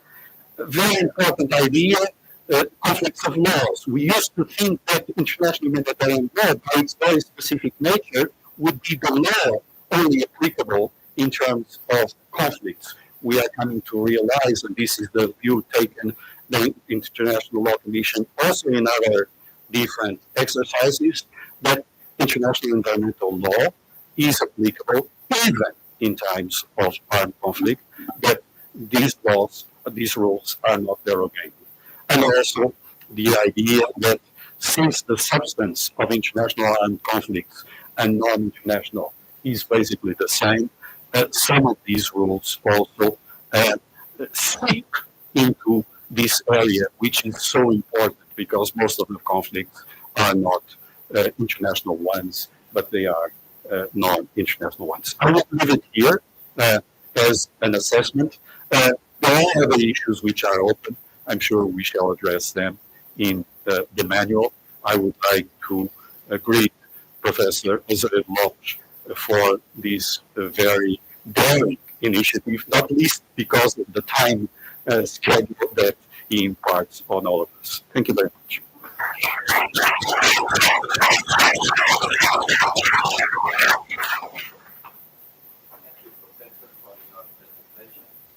We will now have 25 minutes for please raise your hand.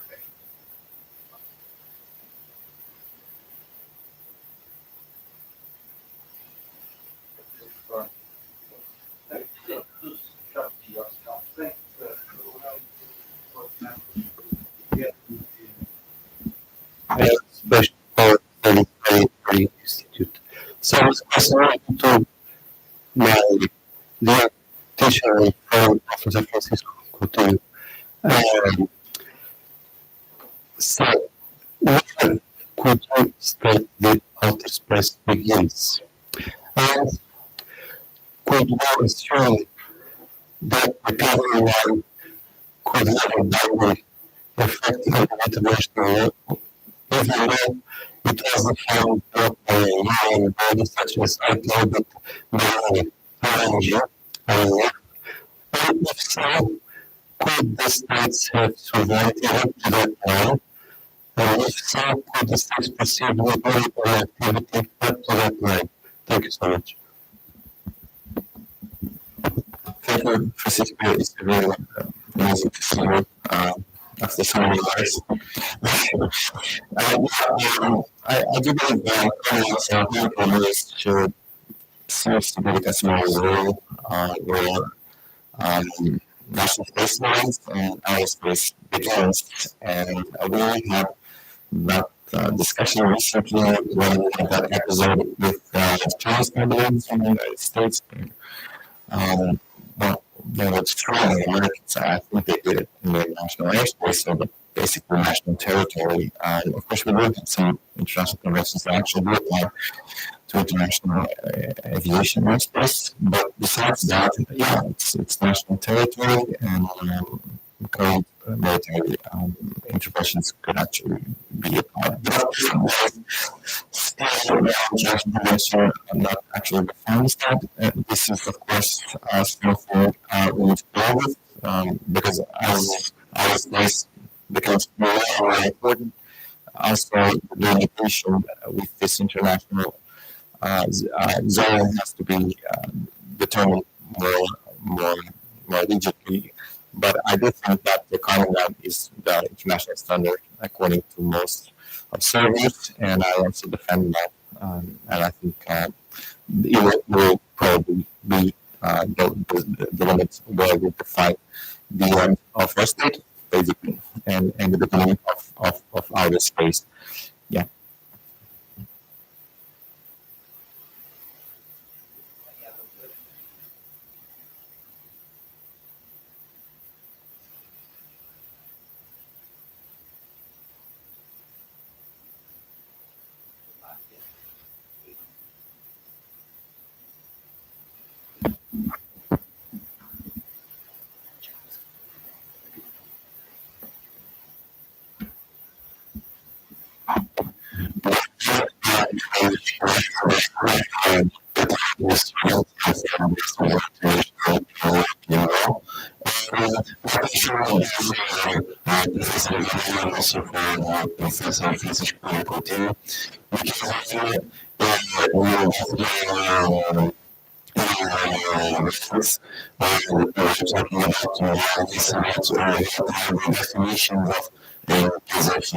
Definitions of that are competence and specifications that it can do. And Professor Francis Parker talked about what is the class instruction. Of course, can obviously help on it to decide that concept of the provider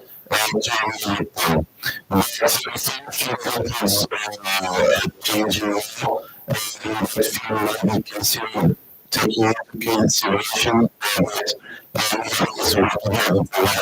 interpretation, but if we put input, we can understand that if the characteristics, situations can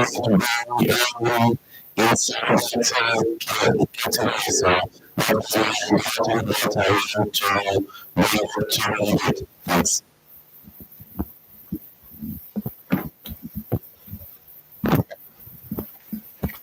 Thank you very much for your question, Kaddish. I will answer your question with an example.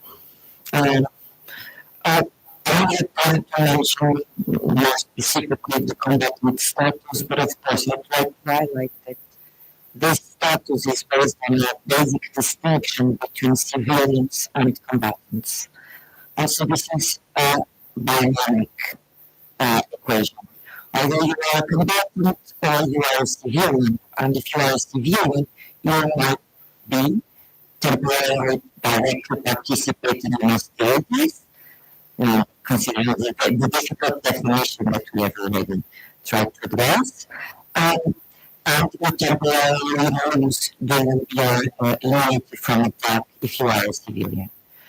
And for example, when we are discussing the topics that I mentioned, for example, private military contractors, terrorists, even some of our allies qualify them as unprivileged combatants, for example, unlawful combatants, for example, the United States, and it's very clear not only in their doctrine but in their practice.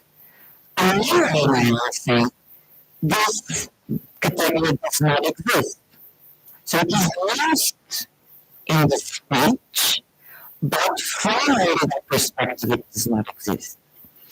And so of course, it's a difficult topic, and of course, I would say that's why I mentioned the gray areas. Having a doubts of Portugal perceives its own forces, that's something that I wanted to, and I hope I was able to express very clearly. We have well-trained, equipped, distinguished, and distinguishable, and we do not engage, we do not we preserve this distinction principle as a choice for Portugal.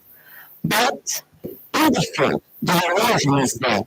And so from the protection of combatants' perspective, I have two elements. One thing is how you will address the question of combatants, and this means that you will give the same standards to, for example, if you detain a combatant of the other side, then you need to grant, according to the POW status, the same standards that you apply to your own combatants.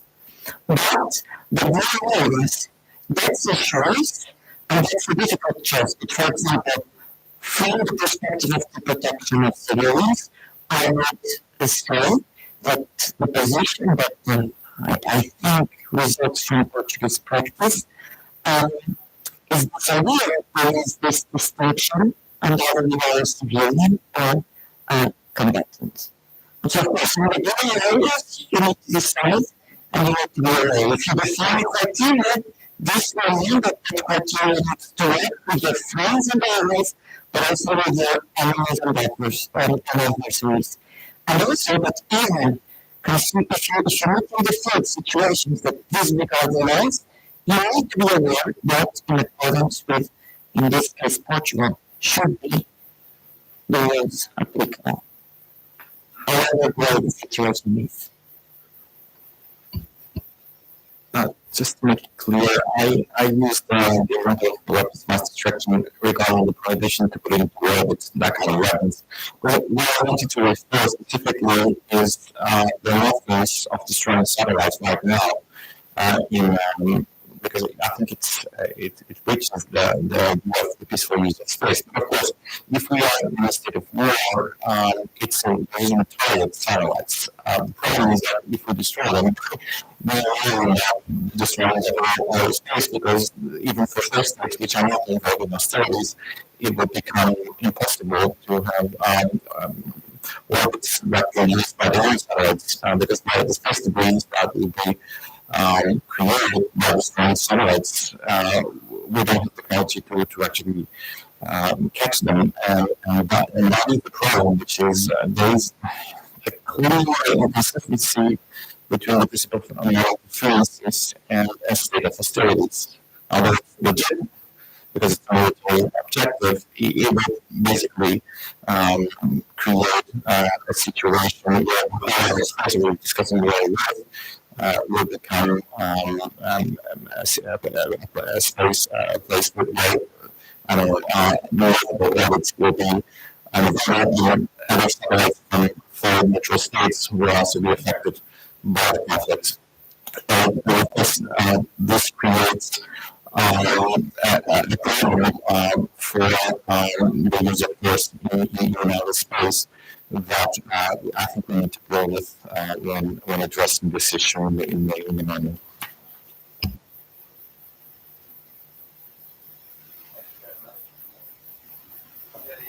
Any other questions, please?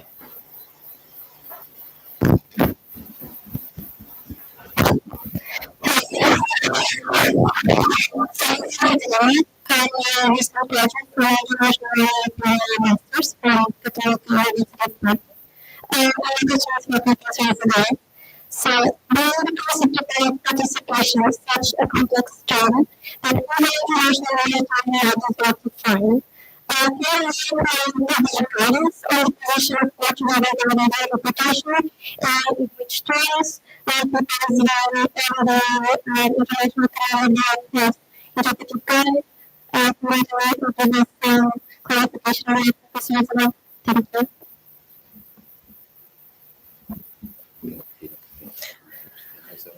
Thank you. Thank you very much, Catherine, for your question. I cannot say what the result will be, so that's not up to me. But I think from what I've studied and what I've read and what I've thought about it, I think this is one of the crucial topics on which it is fundamental as a very firm, transparent dialogue with the militaries that work in the operational level. Because it's something to imagining. I mean, when we read the interpretive guidance of the NCRC, and we imagine ourselves, and we try to imagine, well, if you are uploading lines in a truck and you are traveling them from point 1 to from point A to point B, is based on participation in hostilities. And you see all the requirements very a clear impact. But we need to talk with the militaries engaged in the field. Because whatever the position, and I think it will be possible for Portugal at least to handle that manual to give some guidelines, and I'm not totally sure that they will follow exactly what the CRC guidance says. But I'm sure that this is only possible if there is like this very fair, transparent, honest dialogue, or we can really understand the concerns on the operational field, and we can hear the concerns of the need to find a common language that is understandable and that clearly represents an advantage in the field. So the purpose, it's not to provide any legal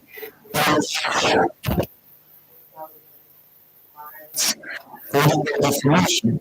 The intent is to make it clear and able to be effective in the ground. And so this is only possible, this is my opinion, with this very important topic. I would say it's one of the hot topics that needs to have good dialogue, discussions with examples, with situations that can be brought to the table with fairness and with transparency, and willing to find a common language. Thank you very much.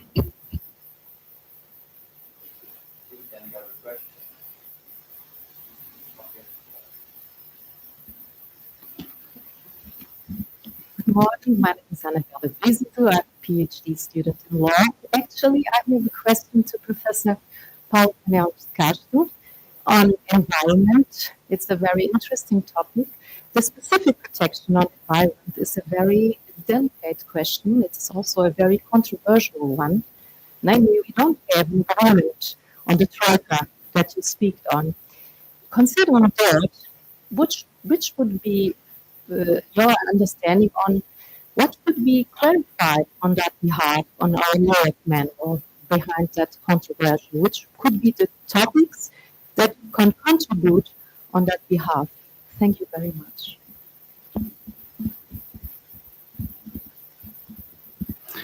Thank you very much for asking the question. I think that it is a very relevant one. I believe so. We definitely have to look at the works of the countries of the International Law Commission, which is, I believe, similar to the rules of the precaution. We have to take into consideration the risks of the operations in regard to the environment, and we consider what they will be at large. It is very important, as you said, that this troika has not really been the object of a very clear definition, at least in the context of the protocol well. But they have not really been the center of the discussions which have taken place wherever the environment came to actual palpable measures of reduction, for instance, in the context of the UNFC. The idea is nonetheless out that the way we used to think with regard to them in the 70s is certainly not the one which we have these days, because we have much more information on the risks, the consequences, and the long-term impacts which are to be assessed. This is, let's say, the general guidelines that are necessary. We are also sure these days that some introduction of certain products, for instance, in water environments, which is an area where I've worked very much, have long-lasting consequences. And whether or not they are going to, let's say, be pursued in the direct military operation, whether the commander will represent the action has management locally has taken decisions with that capital of information. So that certainly is a pattern to be taken into consideration. Any other questions? Well, I have a question for you. We have the conflict in Ukraine, and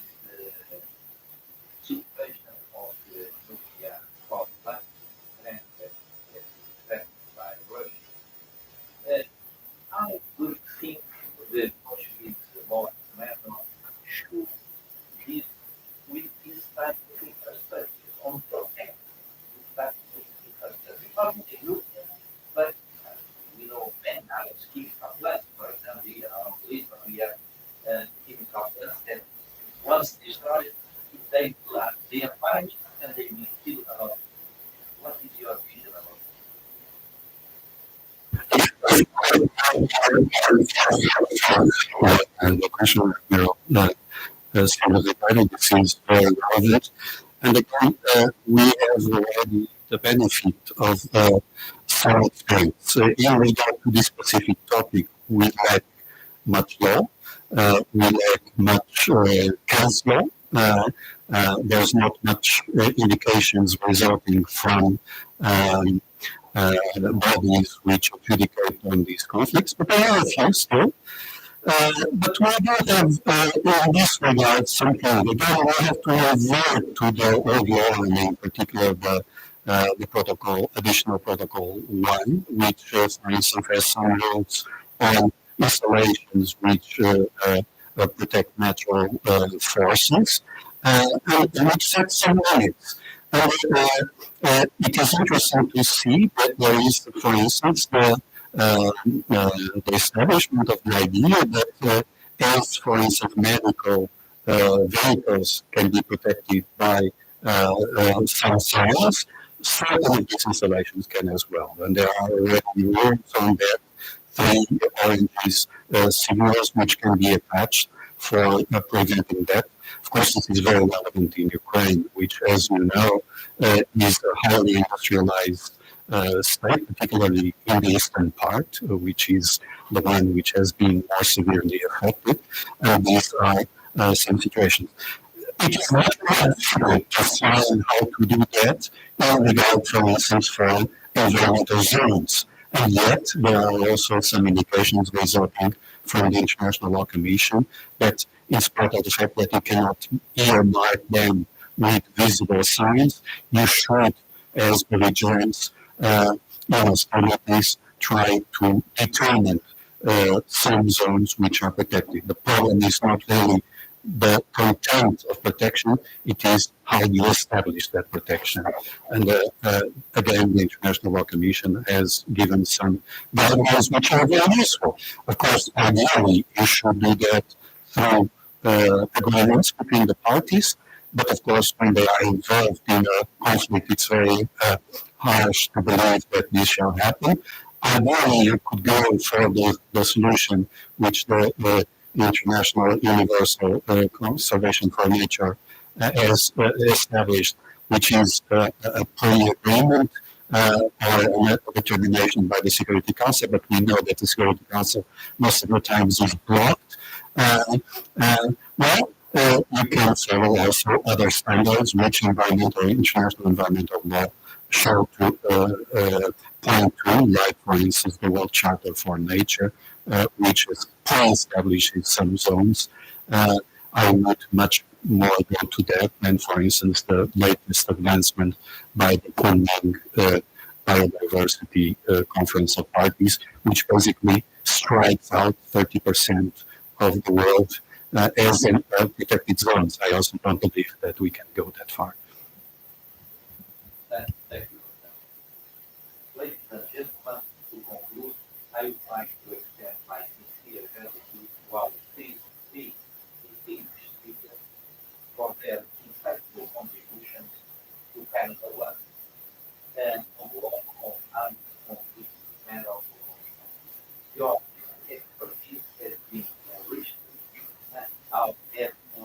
our understanding of critical legal.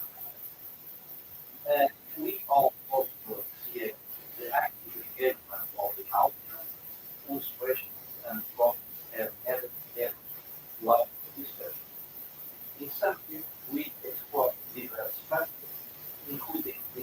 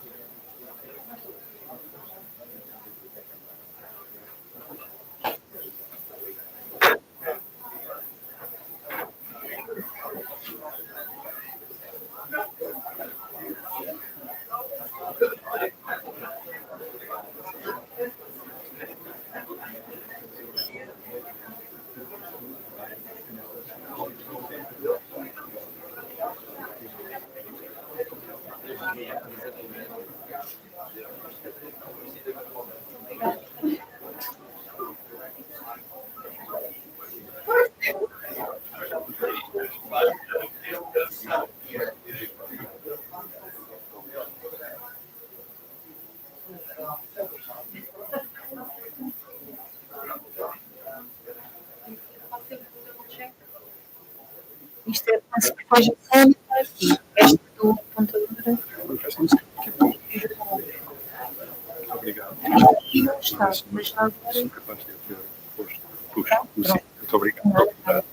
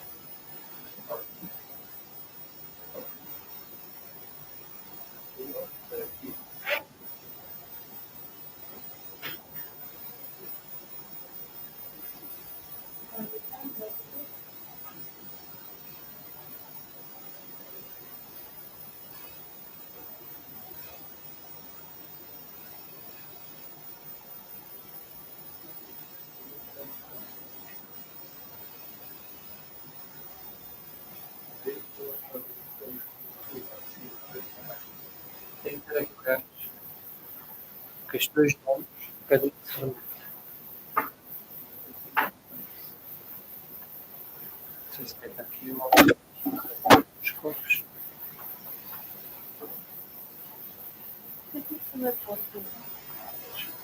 Deixa eu ver. Não, parece que não.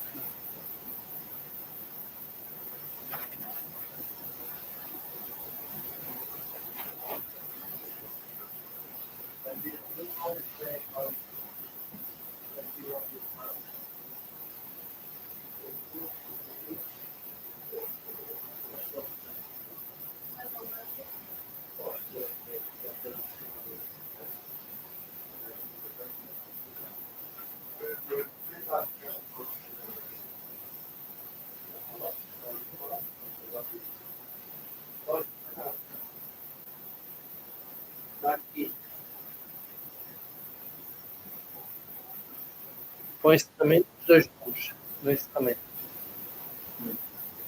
Está bem? E todos os nomes todos, que vão ficar ali na antena.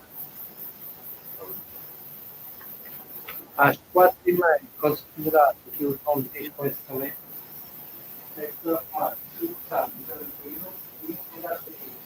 pode parar, chegar águas, faz 15 auditórios, fazer 15 auditórios, e o plateia explicar aí para a rua também.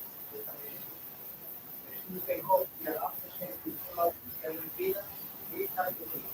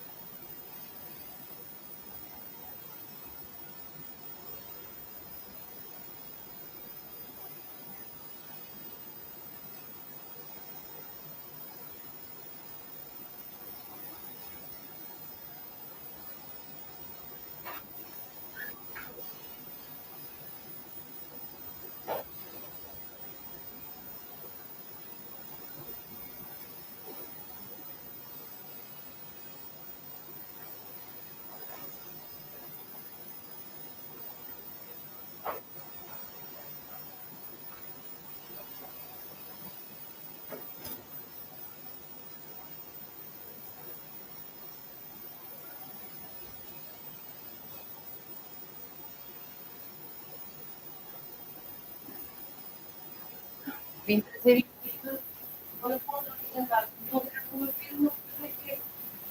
Ah, bom.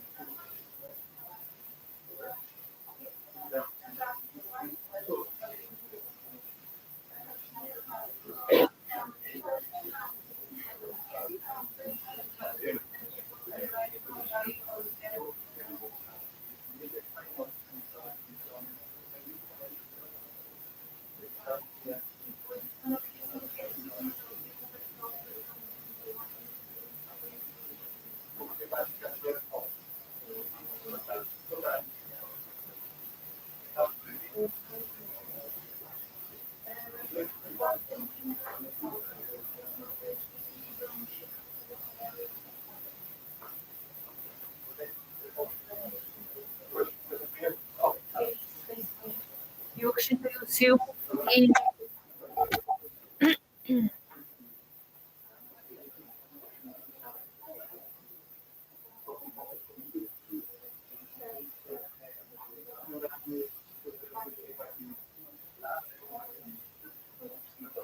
Não estou a ter certo.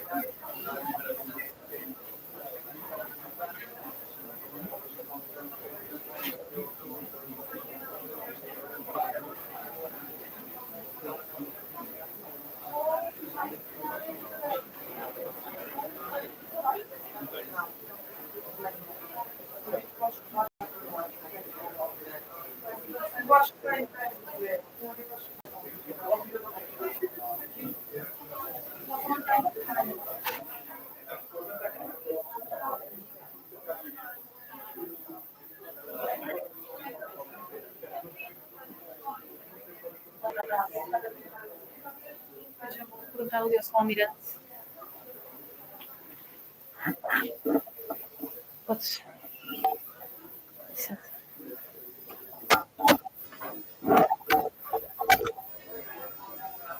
Pode dizer qual é que é?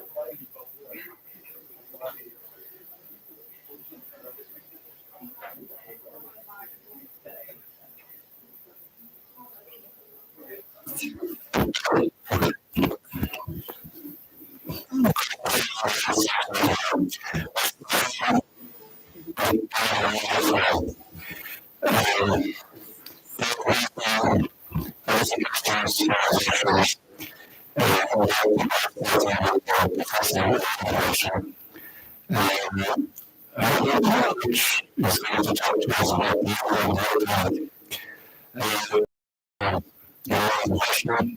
he's professor of international Lisbon School of Law, specializes in law with specific climate change law. It's a visiting professor at the University of Law in France and the University of Saint Joseph in Morocco.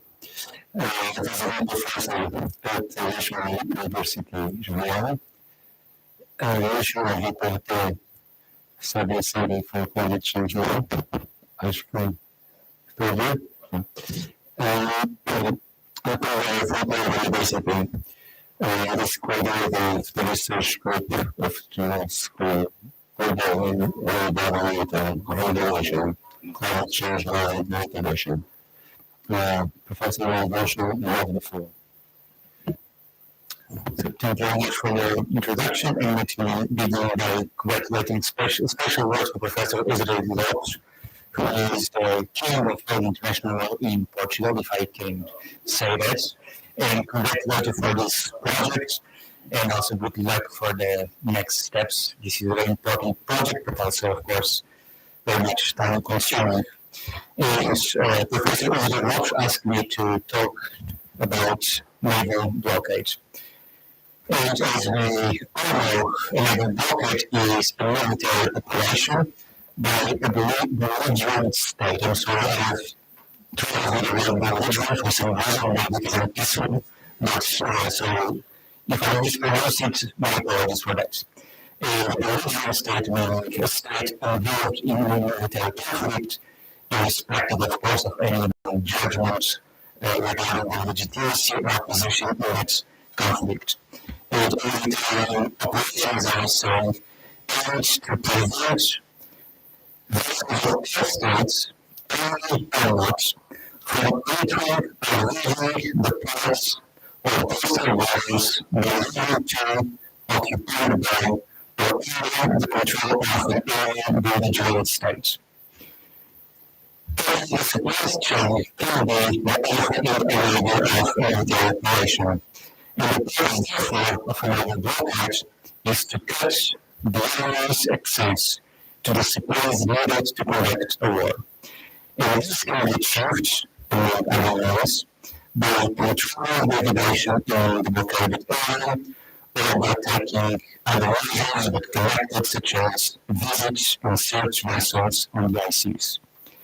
As a military operation, a naval blockade can be key to war, or at least to avoid a defeat, but it can also hamper military navigation in general. It raises several questions and requires predictability on its establishment and enforcement alike. I will try to sum them up now, and if you are the ideas and now in terms of shortly, please just let me know. First concern refers to sources. First of the lack of treaty-based rules on this topic specifically, state practice of the Security Council resolutions are various places to start an inquiry. However, there are a few UN Security Council resolutions and a few state guidelines on the use of force to guide this through. To discuss this, we can also rely on the surveillance area and instruments drafted by experts with personal product capacity, which has been used by states as a benchmark for vertical their own rules on naval warfare. In some cases, as the naval blockade specifically, the benchmark actually means copy-paste. So the surveillance and states' manuals on use of force can be viewed as evidence of customary law, perhaps, and we are not entirely convinced that they are necessarily representative of a universally recognized opinion as by societies, and in many cases the content of the rules on naval blockade in these areas is very slim. First, the second concern refers to players, because leaders are even liquid need to take into account the conflicting interests of the different players. First, the states involved are the conflicts or the so-called belligerent states, the blockading and the enemy states. Second, the civilians of the enemy states are living in the blockaded area, which are likely to be affected by the naval blockade. Third, concerns that few levels of to which party they belong. Fourth, recent lawsuits are the nationality of all of the belligerent parties. And fifth, the national states, their flag nation vessels, and populations, which can also be affected by naval blockades imposed by independent member states. This becomes also connectivity and unity of the land space, and the only regulations for the purpose of individual regulation, commercial or not, explains the importance of securing the freedom of the seas as a community interest, but also the additional limits and freedoms of the neutral states in naval vessels and the maximum freedoms of neutral states should always be operated. Neutral states in the flag vessel and populations are immediately affected. The point being one of the best way and standard of care as the means to reconcile the conflicting interests. But the neutrals are the category risks pay attention of these rules. So this question of an update.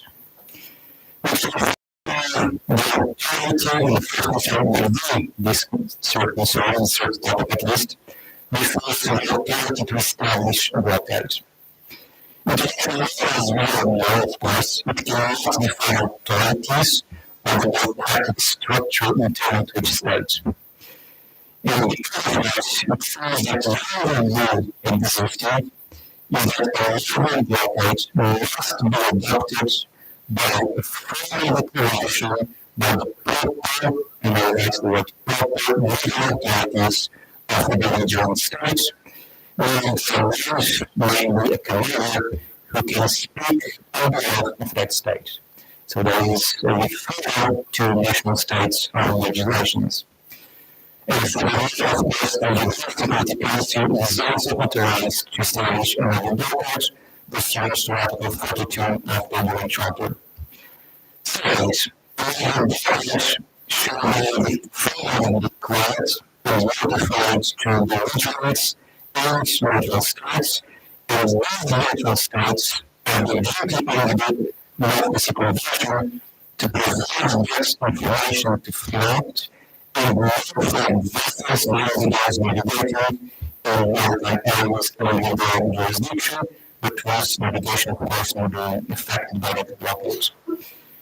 It is also suggested as practice, but not as a customary rule, just as a practice, a community of courtesan, that the blockaded state should, if possible, notify local authorities of the blockaded area.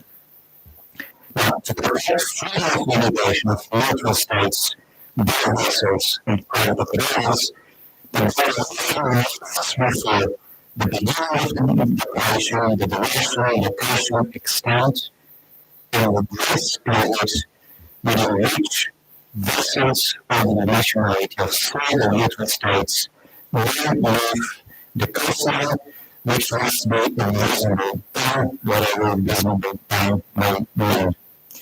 The of modifications specified under this must be effective. In fact, also the suspension, temporary lifting, risk management, extension, or activation of a blockade must to be declared and notified according to the same rules. There is no specific requirement, strangely, or not that strangely at least, we find the business lines prescribed for blockades.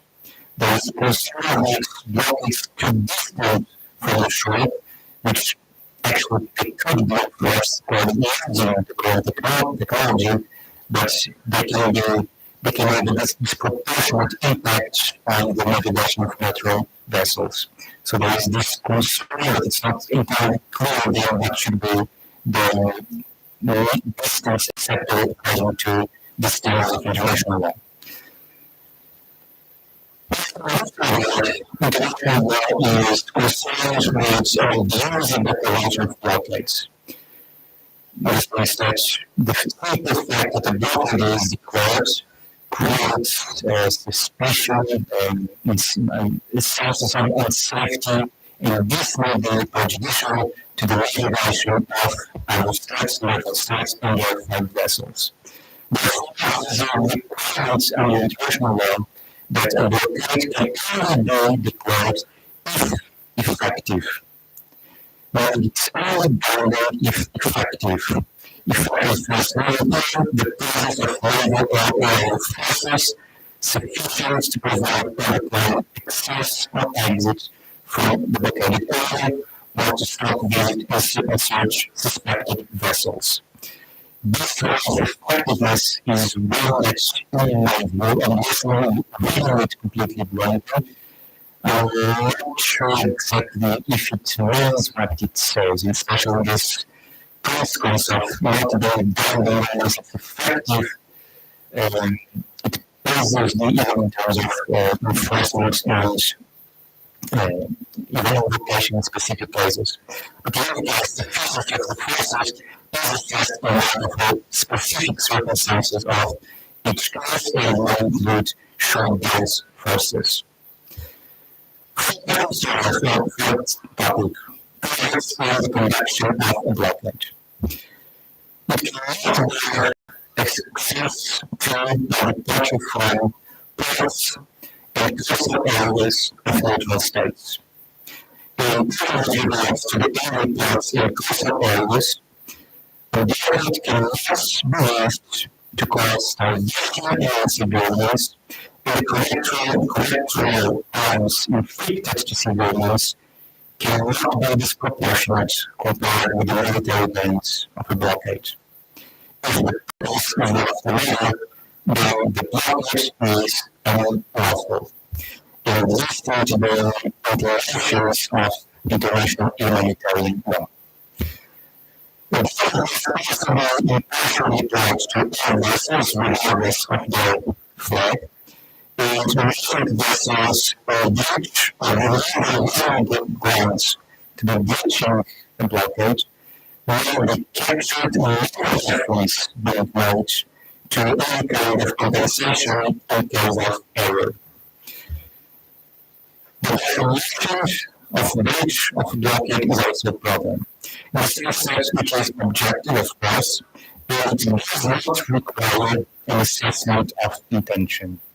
It corresponds only to the passage of a vessel through a blockaded area with possible blockaded state's authorization to enter or leave that area. However, in this way, president states, the research of the blockade is needed.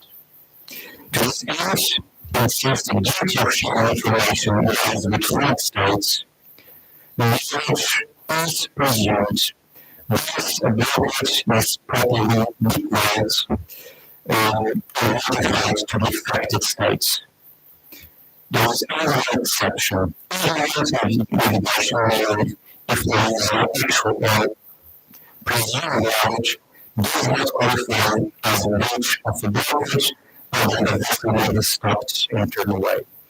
The meaning of ignorant navigation is completely absent from these rules.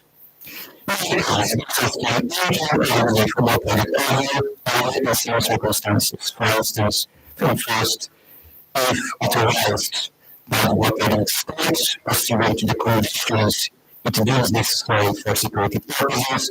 Second, vessels in distress may write rise to either departure from the blockaded area.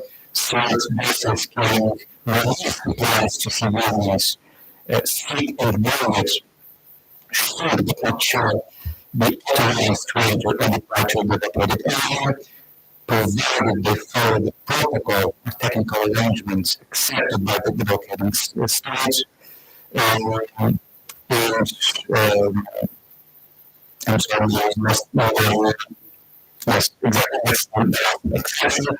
They comply with the technical arrangements, including instruction and visit, and the conditions for distribution of goods under the local supervision of a protected area or humanitarian organization.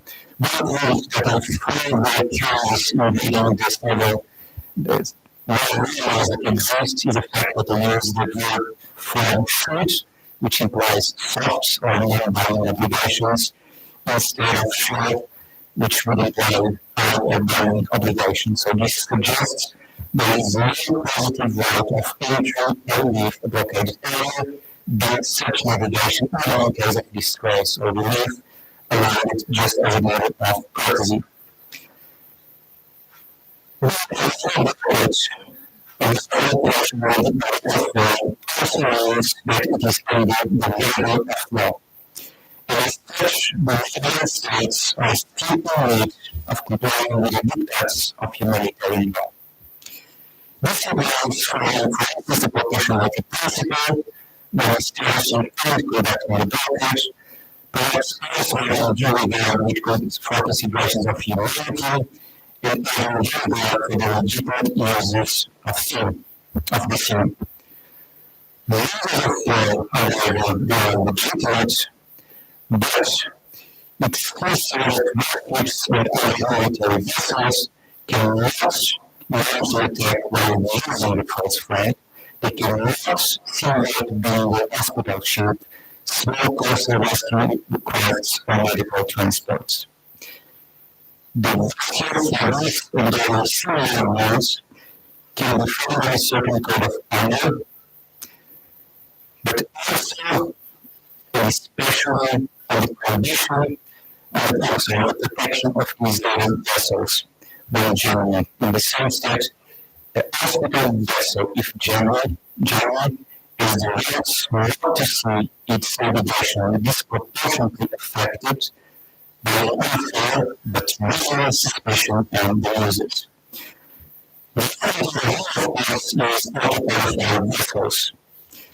To that end, if a vessel flies the flag of the United States, that is conclusive evidence of its alien character, irrespective of its private or public status. For the same reason, if a vessel flies the flag of a neutral state, that is evidence of its neutral character. That white words, including the symbol, refer to conclusive verification of the alien character, meaning it is not rebutable, whereas the neutral character is only evidence, which means that it can be rebuted.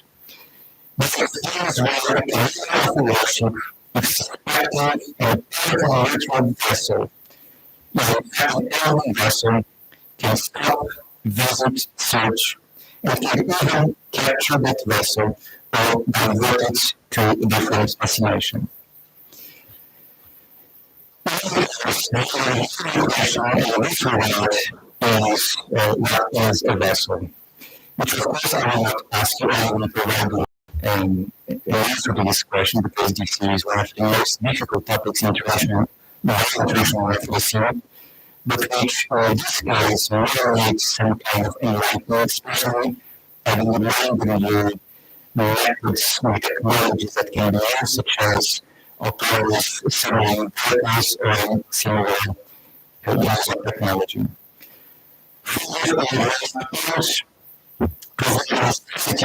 Research at sea, the United States can agree on alternative measures for inspection of the cargo of national vessels and for the certification that that cargo is not contraband. The United States are in fact encouraged to adopt such reasonable vessels. This was recently in the case of Turkey and Ukraine, which follow different rules but also on this rule. In assets for national amounts can be captured by locating states outside metro areas, pre-exercise of physical research not being required. And if investment refuses to stop or clearly uses basic search or capture because a limited objective will not be attacked. So, the rules are labor blockage. Kind of expressing ourselves episode quite straightforward and quite staple to list. In practice, however, the room for discretion and even the room for filling in gaps in qualifying concepts explains the doubts in the daily operation of that's in the first place with establishment and second in the level blockage. And so far, certain circles I will just say thank you very much.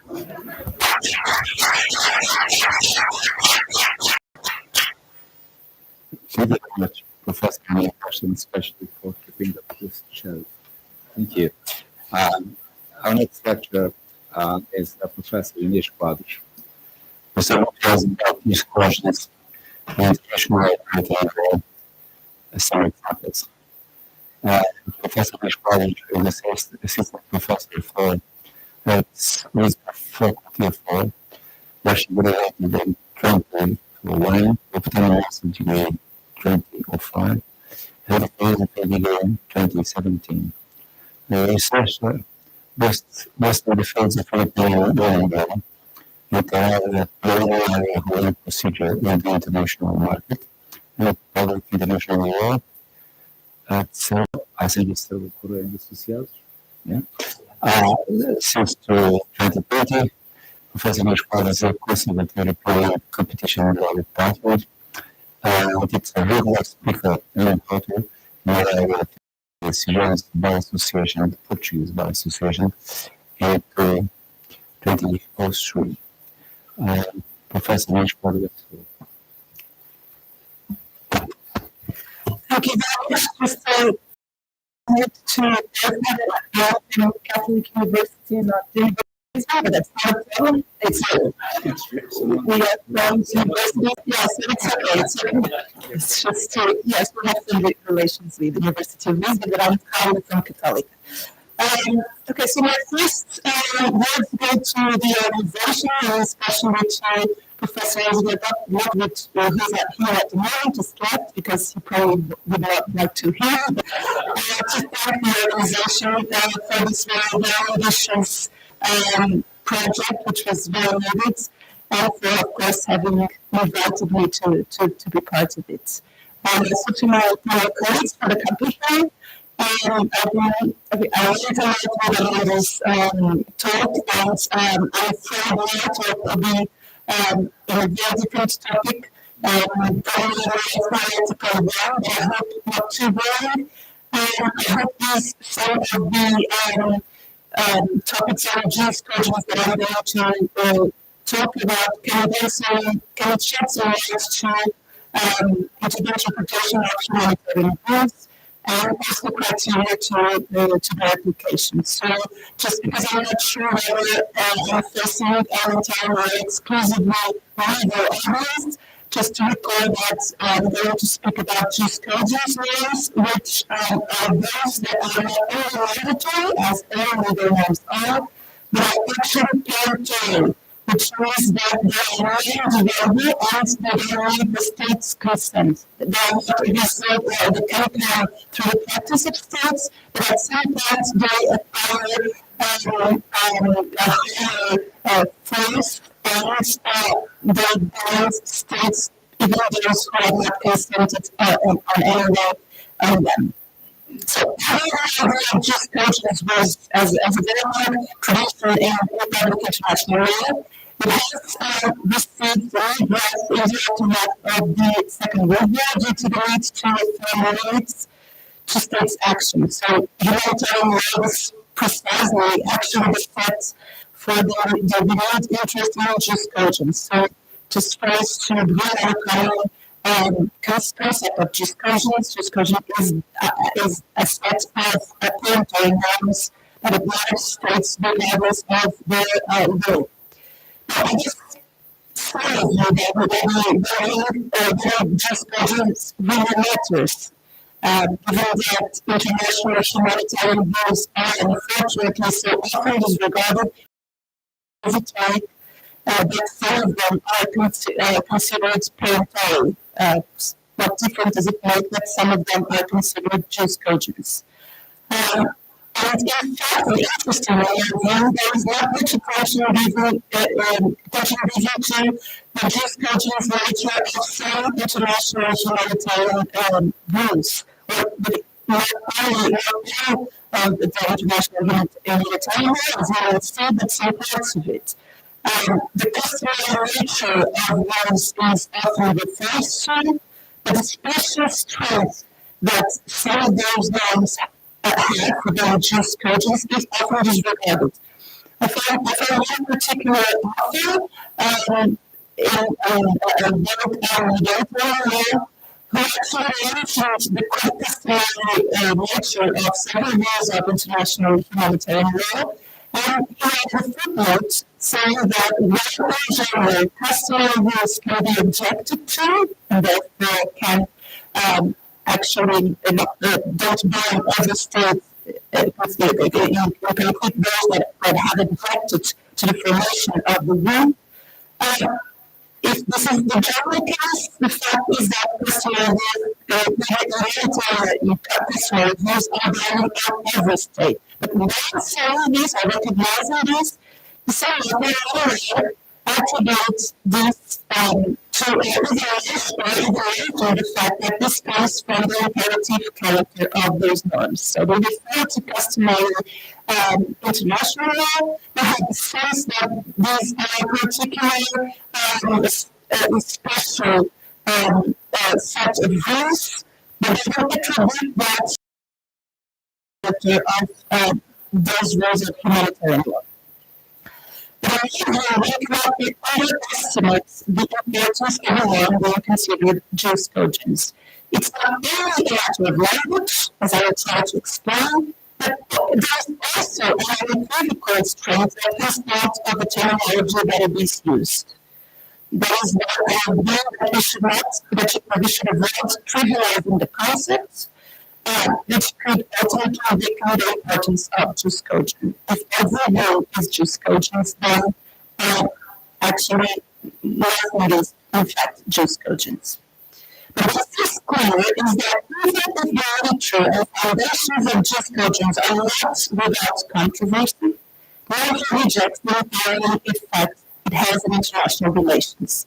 I can recall one particular author that was very critical of the notion of the utility of jus cogens, but nevertheless recognized its symbolic function, considering that the nation helps to develop a particular vision of international law, where the international community accepts specific features, common features of international legal system, and requires adherence to those same values. So, also under this authoritative function of jus cogens, of the language of jus cogens, it is important to stress that the imperative nature of some aspects of international humanitarian law helps utilizing the rail industry and serves as a guide to technological advancements, encouraging, for instance, as we've seen in the last decades, research in the manufacturing of more precise weapons that have less collateral effects.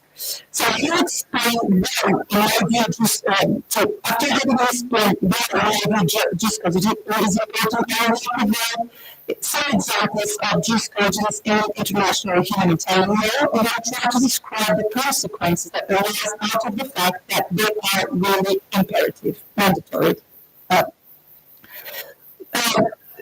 The first thing I'd like to mention about identifying principles of jus cogens in international humanitarian law is that we find little support for this in the international rules, or even in the international peace law. For instance, the International Commission when we drafted the vote or adopt the draft conclusions on identification and legal consequences of predatory norms of general international law, provide us with a more exhaustive list of principles of disclosures, which there's a reference to what is expressed by basic rules of international humanitarian law. So it is a very undetermined concept. Basic rules of international humanitarian law should be considered as predatory norms. So according to the International Law Commission, which is something that comes out of these draft conclusions, is that there is no evidence that all humanitarian rules are accepted as jurisprudence by the international community of states as a whole. So, following the work that the International Law Commission developed under this topic, the International Law Commission identified all the basic principles of humanitarian law as being predatory norms. So this may come as a surprise because we usually think that we are going to be very important norms since we are in many cases dealing with harm being inflicted on individuals. So if not, every rule of international humanitarian law is considered jurisprudence, which of the rules should be considered jurisprudence. And the International Court of Justice in 1996 advanced an opinion concerning the legality of the threat or use of nuclear weapons. The International Court of Justice mentioned two main principles of international humanitarian law, which should be considered predatory norms. And these are, first, the protection of civilian population and civilian objects as distinct from combatants, and the second, the prohibition of causing unnecessary suffering to combatants. So, according to the court, these constitute intransgressible principles of international customary law because the court underlines because they are overriding considerations of humanity. So the first rule in international humanitarian law that may be considered jurisprudence is a necessary distinction between combatants and non-combatants to the effect that the latter should not be targets of military operations. Of course, the biggest difficulty in this rule stems from the fact that it is sometimes difficult to distinguish between both groups, especially in non-international armed conflicts where belligerents may be difficult to distinguish from civilians. And the civil population may be supportive of belligerents because they've been participating in their hostilities.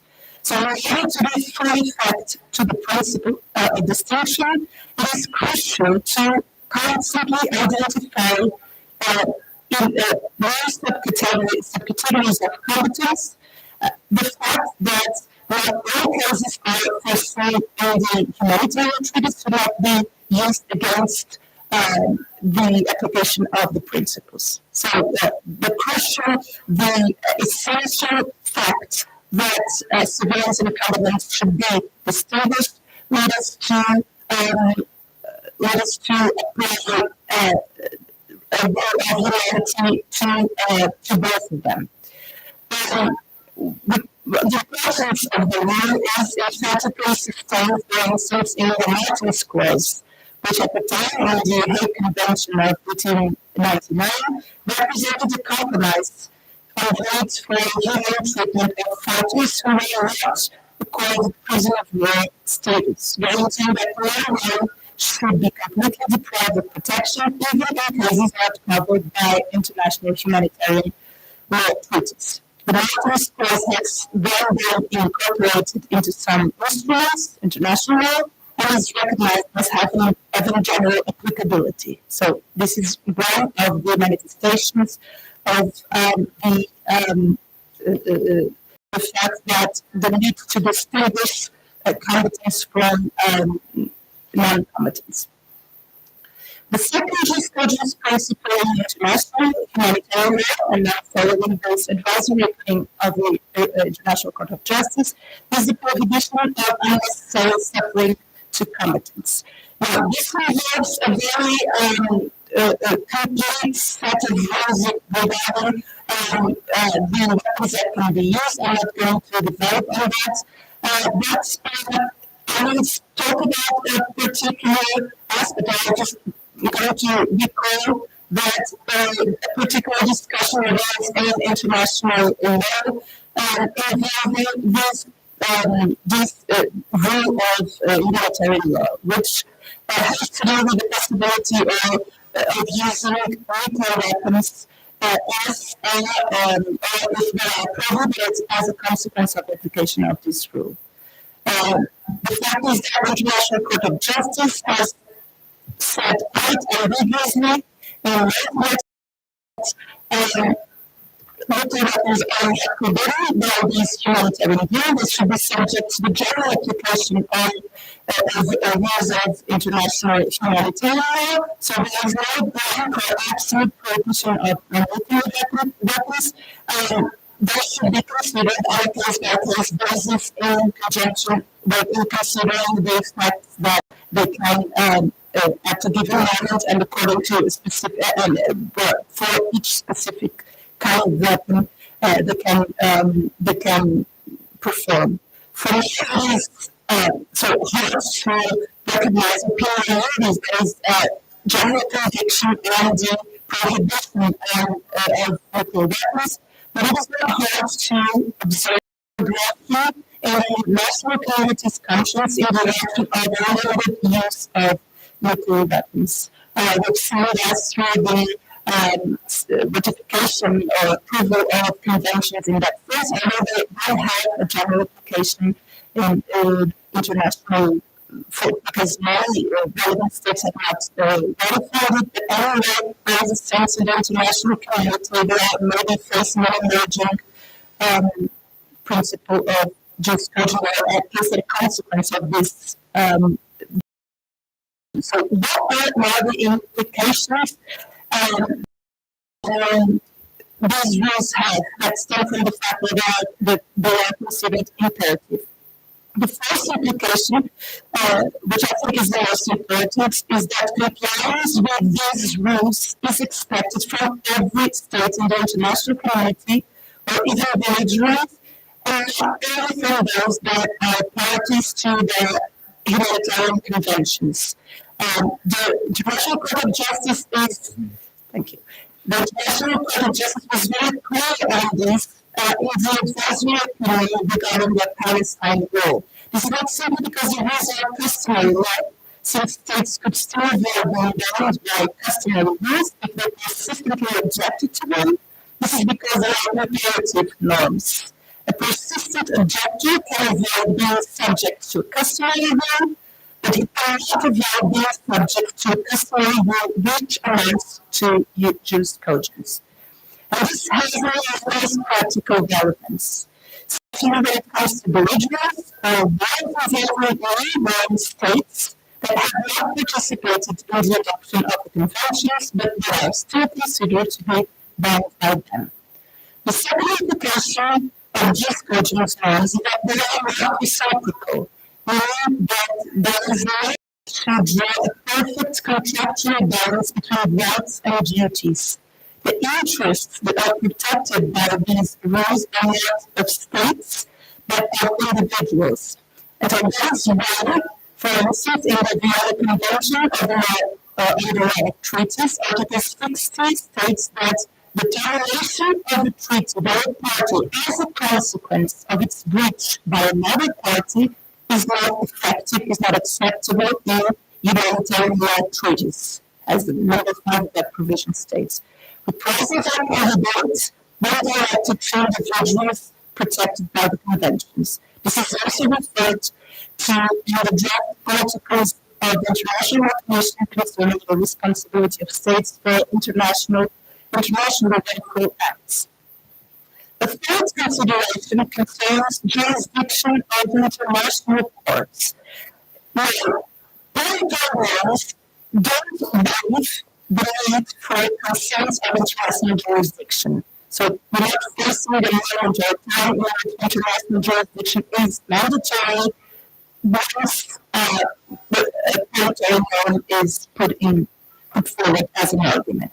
But anyway, we can somehow reduce the expansion of the judicial competence, for instance, by the Court of International Justice. And I'll give you two examples. The first relates to the fact that the International Court of Justice has sometimes used its advisory competence to address very contentious cases.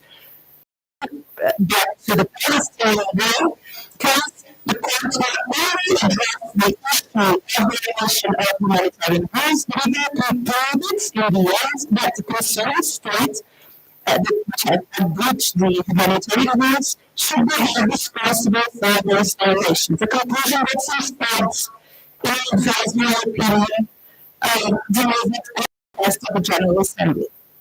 The second example, which is not directly related to using barring, but rather to use ad barring, so the use of force, concerns a decision in 2003 of the International Court of Justice in the oil platforms case, Iran versus the United States, in which the court decided a case involving a treaty celebrated by both states, a friendship treaty between Iran and the United States, by making reference to charter provisions concerning the use of force.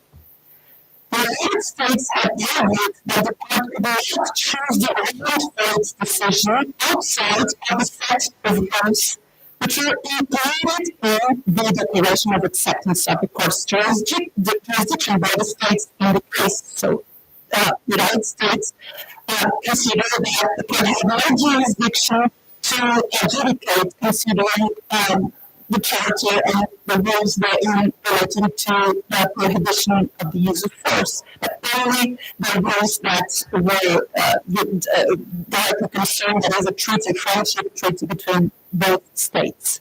But the court decided differently. It decided that it should interpret the provisions of the bilateral treaty between the parties at the end of the charter provisions regarding the use of force, and in particular self-defense.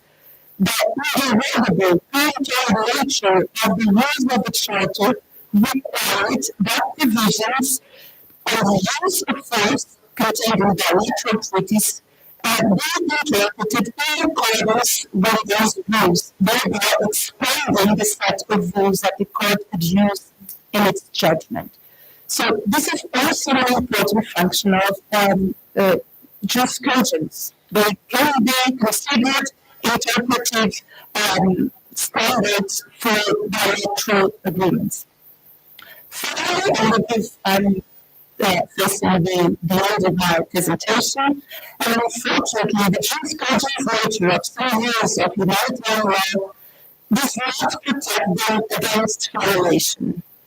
And the violence of rules are constantly violated and will continue to be the consequences.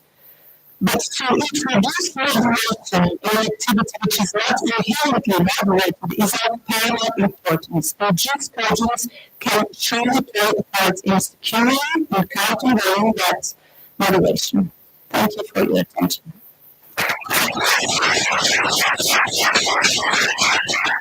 Thank you, Professor Michel. Now, I'm going to the next lecture, which is Professor Michel. Someone was about the international humanitarian surveillance of international criminal law for crimes, trials, and the impact on the battlefield. Professor Michel is the lecturer of public international law and international criminal law from the Portugal School, Director General of Defense Policy of the Portuguese Ministry of Defense. 2012-2020, legal officer in the State accountability for crimes committed by Daesh in Iraq, 2020, public defender, special panel for serious crimes in East Timor, 2021, main interests and publications, international criminal law. Professor Michel, you have the floor. Okay.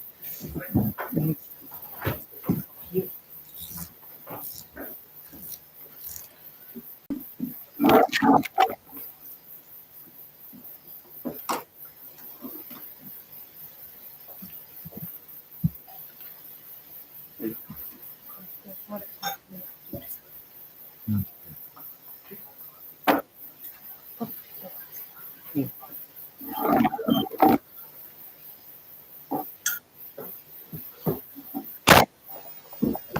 you, Vice Secretary, US Secretary. Last night when I arrived to Greece, I realized that during the checking at home, there was a provider in my room. Today, when I came here, I was also upgraded in terms of the panels. I came from the panel 6 to panel 4, from a small room to this auditorium. And most important, I had more time because the other panel was 5 speakers. I would have 15 minutes. Here, I think I will have around 20. So the text is the same. So let's see if I can give this presentation within the 20 minutes that I'm allotted. But I will start with my colleagues in this panel and all the ones that are here to present, and especially my students from Portugal. My topic, as you can see here in the PowerPoint, relates to international law and the interplay with international humanitarian law. As you know, international criminal law and international humanitarian law are two separate and different branches of the international legal order. Notwithstanding their separate existence, they overlap and influence each other. International humanitarian law deals with the regulation of armed conflicts and international criminal law, international crimes. What are the valid breaches or serious violations for international humanitarian law? No way amount to war crimes in international criminal law, but not in all situations. International humanitarian law is interstate by its nature. The violation of its norms entails the international responsibility of states for international wrongful acts. International criminal law deals with individual responsibility for the commission of international crimes. So their respective norms have distinct addresses. This said, what I will do in my presentation is to explain the interplay between these two branches of international law. I will do that mainly in the perspective of international criminal law. At the outset, we have to keep in mind that the complementarity and interaction between these two branches has benefits for both in the sense of a cross-utilization, but at the same time, it is not without some risks. And I will try to address some of them. One thing we can all agree. The relations of international criminal law after the Second World War came to strengthen the compliance with international humanitarian law rules. The law of armed conflict comprises, as you know, a set of norms, primarily binding states and also the non-international armed conflicts armed groups. And it was created to prevent the conduct of hostilities and to protect the person or the persons who do not take part in it. Nonetheless, whenever those norms are reached, its enforcement against states is challenging and, in many cases, simply not undertaken. It tends to be one-sided, in the form of all operations imposed upon the defeated belligerent. Well, to achieve a more effective application of international humanitarian law in armed conflicts, the prospect of accountability is paramount. The creation of the International Military Tribunals of Nuremberg and Tokyo after the war marked a shift in the enforcement of the rules of war. As the judgment of the Nuremberg Tribunal stated, crimes against international law are committed by men, not by abstract entities. And only by punishing the individuals who commit such crimes can the provisions of international law be enforced.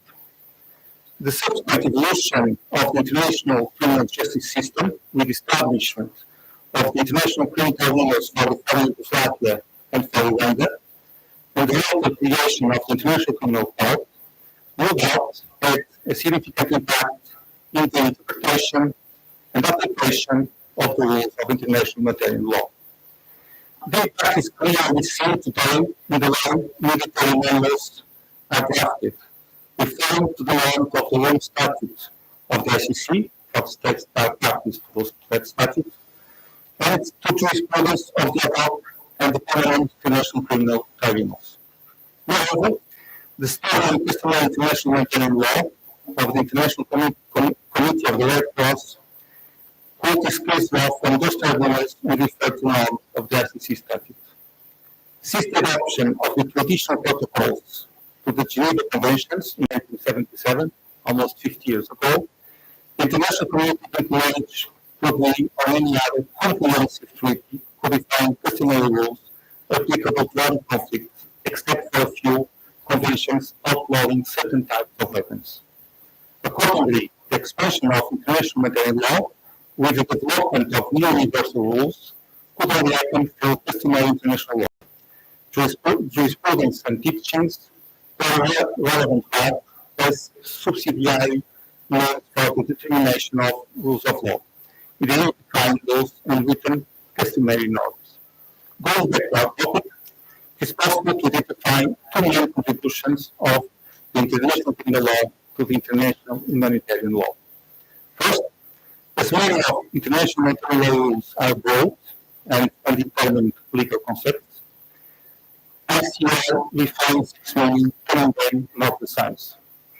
To ascribe individual criminal responsibility, international courts have to identify and make clear and strict way the elements of the crime under its jurisdiction. Second, in certain cases, international criminal law expanded the application of the rules of international humanitarian law, contributing to its development. That happened, for instance, in the Tadic case, the first trial in the tribunal for the former Yugoslavia, in which the appeals chamber applied customary international law to establish the individual responsibility for serious violations of international humanitarian law, also in non-international armed conflicts. Sometimes it's hard to draw the line in the jurisprudence of the above international criminal tribunals between identification and application of customary law on one side and judicial lawmaking on the other side. For the order to apply a rule of customary law, it's not enough to mention it en passant in the judgment. Actually, it is necessary to establish its existence and content. Often, they fail to do that, just suppose its existence.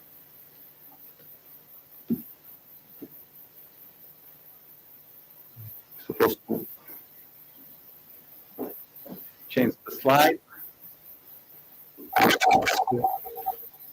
I go ahead. Moreover, international law should not be dependent of the limited scope of international criminal law. In other words, the content of international criminal law rules applicable in an armed conflict should not mirror the mathematical requirements of international criminal law for the corresponding war crimes.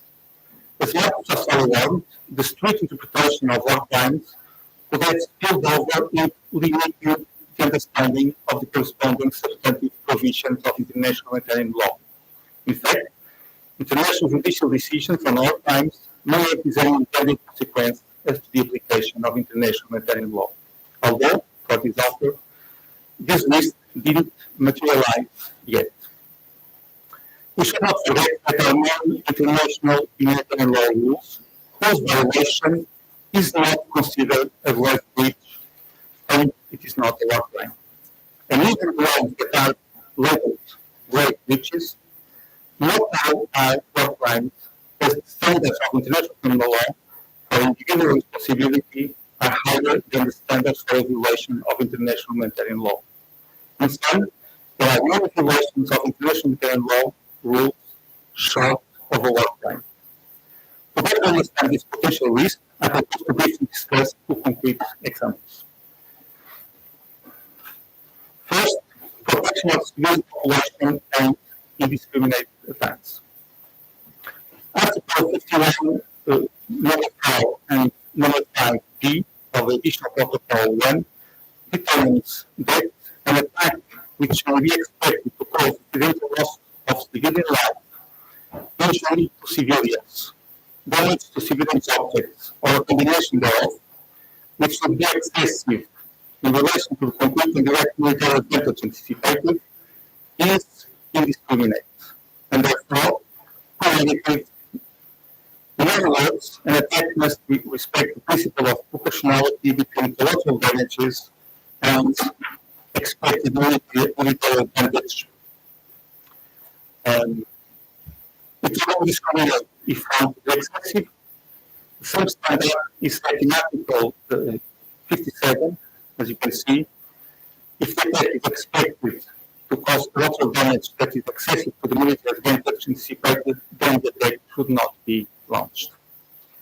The violation of these rules is deemed a grave breach according to Article 85 3b of the Additional Protocol 1. Is this grave breach also a war crime? Let's turn to the law statute. Article 8, number 2b4 foresees as a war crime intentionally launching an attack on the knowledge that such attack will cause incidental loss of life or injury to civilians or damage to civilian property, which would be clearly excessive in relation to the complete and direct overall military advantage anticipated. This standard is higher to prove that the principle of proportionality was not respected. It's not enough the collateral damage to be excessive. It must be clearly excessive. And it's even more difficult to assess proportionality in the law statute, as it must be compared not with complete and direct military advantage of the attack, but with the overall military advantage. So, the judge has to evaluate the collateral damage to the civilians, not with the individual attack, but with the overall military advantage in the context of the war. I wonder how it will be done. Setting the bar so high, this war crime will be quite difficult to prove. Moreover, if you also consider the mental element required, it will be hard to get convictions. Well, that doesn't help the cause of protection of civilians, knowing that most of the civilian victims in a conflict are the consequence of this kind of attack, and we just have to watch what is happening in the Gaza Strip. Second example, damage to the environment. Second step, explaining the current rules on environmental protection. So I'm just going to recall the Additional Protocol 1 determined in Article 35.3 as a basic rule. It is permitted to employ methods or means of warfare which are intended or might be expected to cause widespread, long-term and severe damage to the natural environment. In Article 55.1 of the same Additional Protocol 1, as you can see, it has more or less the same rule as in Article 35.3, just add, oh, you are not seeing, I thought you were seeing, sorry. The present is to the right of survival of the population.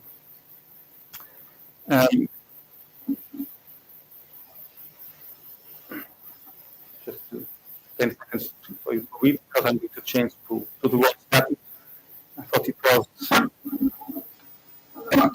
This international maritime law rule as a law crime in Article 8 2b4. Well, the same is for indiscriminate attacks on civilians.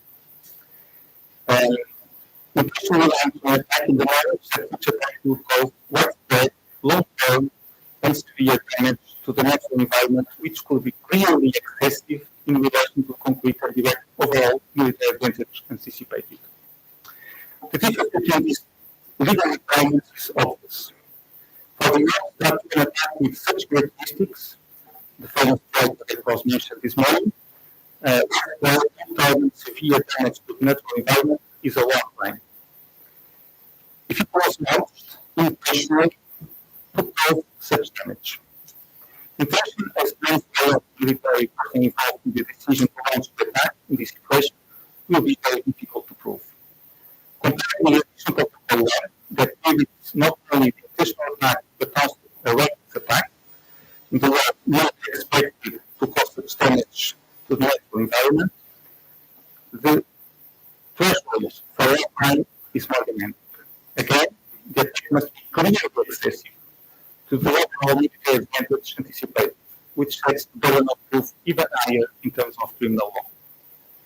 I call attention to the fact that the prohibition in Article 35(3) of the Additional Protocol 1 is absolute.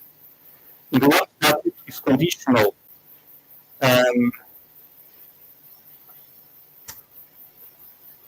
what the collective damage, conditional to the collective damage, and it is not a war crime if the attack is deemed proportional. So in this case, an attack intended to damage the environment is unlawful for the international law, but maybe not a war crime. What lessons can we draw from here? The difference we could find in these examples and in other cases in terms of standards for the same conduct applied international law and international criminal law are easily understood as we are talking about different fields of international law. Our rules, as I said at the beginning, are applicable to states and employing our state's responsibility. International law rules are applicable.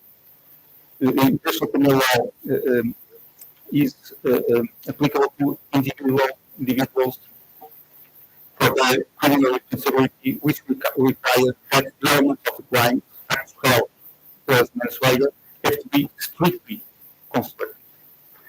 What are the concerns of having similar standards in these two branches of international law? The risk that military personnel in an armed conflict conduct hostilities only in a manner consistent with international criminal law in order not to commit war crimes. And it shows to disregard the other rules of international law that don't constitute war crimes. The consequence should be to weaken the compliance with the rest of the rules of international humanitarian law that are not war crimes, knowing that they would have to answer personally for its disregard. The contribution of the international law will also be relevant to establish and determine the specific content of international humanitarian law rules applicable to new domains of the battlefield. I think about cyber operations, launched as part of the war effort to defeat the enemy. The recourse to cyber operations in the context of an armed conflict is not yet regulated in a specialized international convention. It is true that we have a set of rules adopted in the Common Manual 2.0. However, as the manual is a collective academic project with participation of a group of international legal experts, its rules are obviously non-binding on states. That doesn't mean that they are useless, and we should not underestimate its influence. In fact, the Common Manual provides valuable indications of how to extend current international material rules to cyber operations, and in some cases, not contribute to the development of new customary rules, provide states adopt them in their practice, like military manuals and rules of engagement, and that accordingly with the sentiment that they are legally bound to use the expression of the SHA to define the opinio juris. The Common Manual includes a rule, number 85, on individual criminal responsibility for official crimes committed in cyber operations. Cyber operations will not 1 minute. 2 minutes. Okay, I will try. Okay. Cyber operations are 4 times and thus give rise to individual criminal responsibility on international law. And in the commentary to the rule explains that acts connected to cyber crimes by cyber means may qualify as war crimes for the law of armed conflict. that the method was not contemplated at the time at the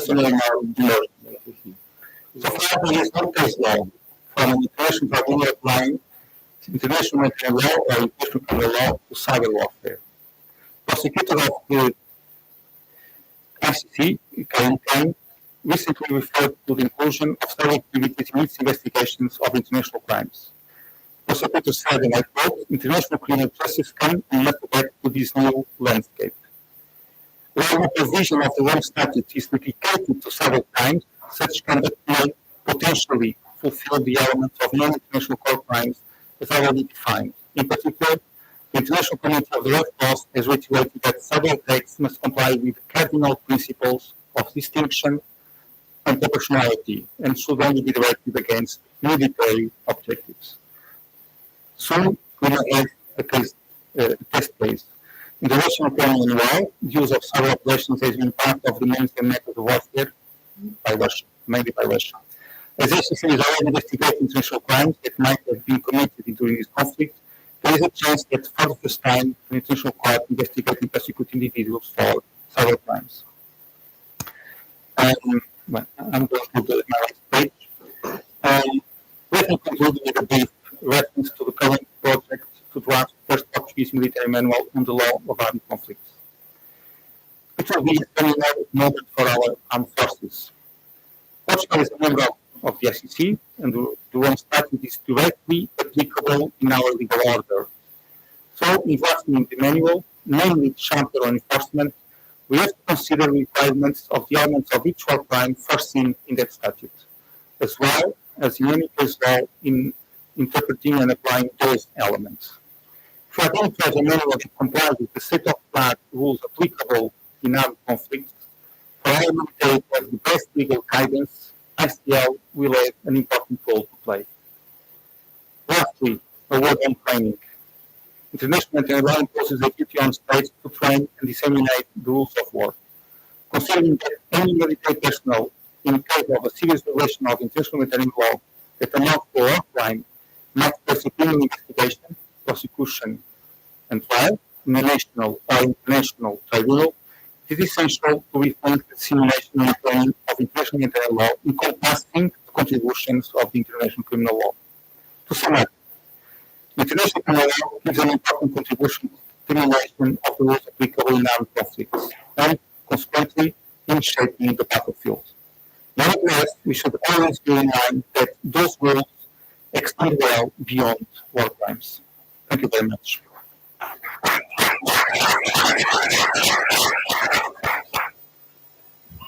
Thank you, Professor Kastorf. Our next lecturer is Professor Becker. It's a word to us about belligerent activities. Professor Becker is professor at the University of the United School of Law. Is president of the Portuguese Institute of Law of the Sea. Is professor at the Faculty of Law of University of Dortmund and also professor at the School of Law. He is founder and coordinator of the Master Program in Law Economics of the School of Law. Professor Becker is also a researcher at Center Research College, University of Dortmund. Research Center in the Society at the School for Center for Research in Public Law at the University of Lisbon School of Law. He's also researched at prominent international economic institutions and taken part in international research projects as well as written and published extensively in public international law and law of the sea. Professor Becker, thank you very much. Good afternoon to everyone. Apologies for being so profoundly late. But as they say in plans, it's due to the latter So for the delay, it's really a privilege to be here, and I'd like to thank the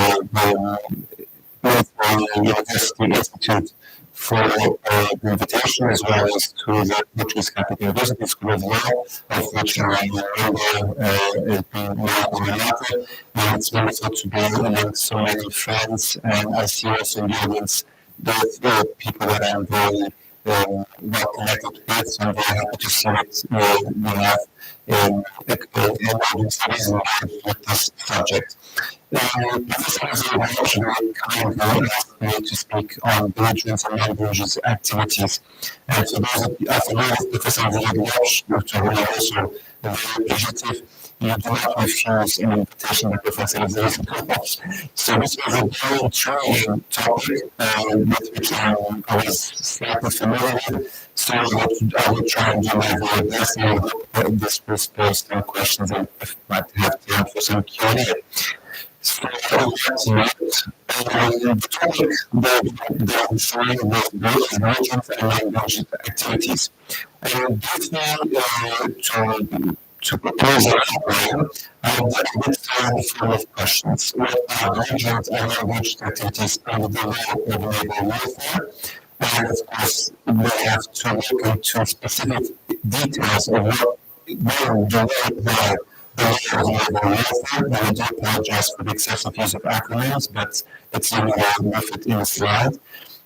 So where do we apply the law of labor warfare? Essentially, we have an international armed conflict between two member states. That's really the threshold.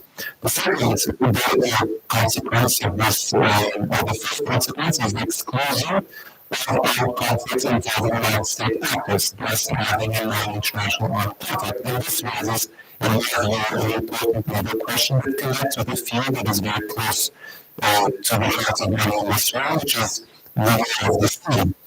But first, to be taken into account when addressing this question, the first question, is what are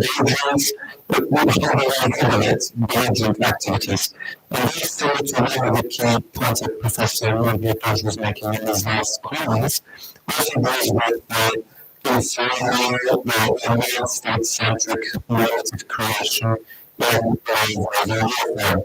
And in this case, as you can see, our task as both regulated in this book and the next one, because the regulation is one that requires a few seconds to explain why we cannot really say that both budget activities and non-budget activities are duly regulated. The first aspect when it comes to labor warfare is to response it is you can't list the scenario area. Again, this is treated by private actors, it's not a state-centered effort, it is seen today as very much codification of important principles and laws in international law, meaning law of labor warfare. The question is inevitably is whether this is fit for purpose. If these rules are today fit for purpose, considering that is today activities or enforcement activities at sea. Whereas enforcement activities would fall within the sea, not exclusively, but potentially all of it would fall within the sea. And of course, again, the Sea Convention and the two does not regulate specifically does not specifically regulate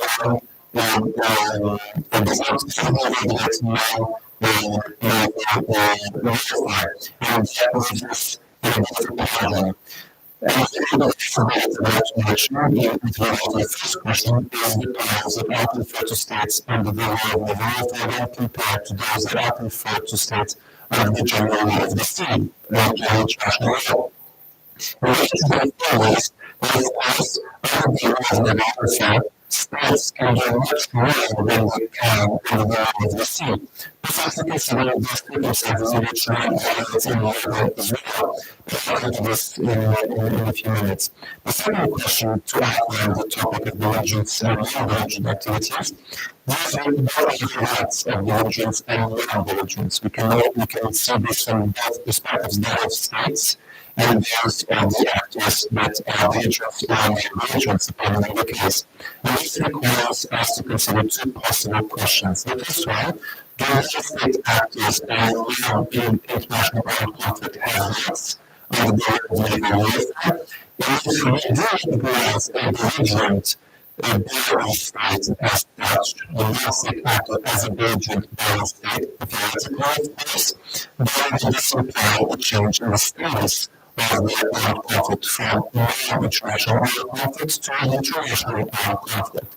That is a theoretical question, but an important one because what we are dealing with today in the right-wing space.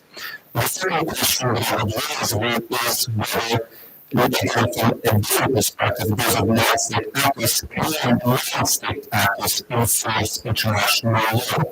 And this leads to a potential conclusion that Qatar is whether the law of national welfare is indeed in crisis, and if we are witnessing an amplification of the law of the sea. Of course, it is not physical to consider there is a crisis of law of welfare, where Professor Zilbroch is leading us to publish a manual. That this is probably a provocation and actually a very scientific question. If I can. Thank you. Just a few progressive development and clarification around the this province itself, but just nevertheless, just a few comments. It's interesting as I was researching, but I found that the phenomenon and other sources of codification that did not state-centered, that can impact the actors. This is also similar to some activities happening over the of the sea. And I will come to that in a minute, but I'm referring, for example, in combating piracy, the regulations that we have dealing with private military and security companies are self-regulation by the industry. There's no international regulation applicable to private military and security companies at sea. And the very origin of this issue goes back to the second LOAC law, where you have the presence of non-state actors fulfilling law enforcement activities and military activities, to be precise. And that triggered the issue of self-regulation and how the law and international law accommodate these different sources of rules, self-regulation vis-a-vis state-centric laws. So I put down two possible reflections on this issue. First of all, how can we, in this different developing world as models, actually make sure that the laws as a welfare is fit for purpose? How can we future-proof the laws that exist? And how can we do that in light of the advancing technological developments that we see? Use of is just now this use of cybersecurity, use of drones, and other unmanned vessels, so on and so forth. And the second, how do we reconcile the informal aspect and the authoritative aspect of manipulation, being state-centric, and how do we achieve systemic coherence? The problem now raised is the following. The operations of the are not common since Second World War. The most we've seen is the Falklands War and some support of the revolutions, and we're seeing this now again in some instances in the Gaza Strip operations, where we see this support into operations. These are not naval warfare operations. So the thing that's here is more and more non-state actors performing something close to belligerent activities, belligerent, and also enforcement. So,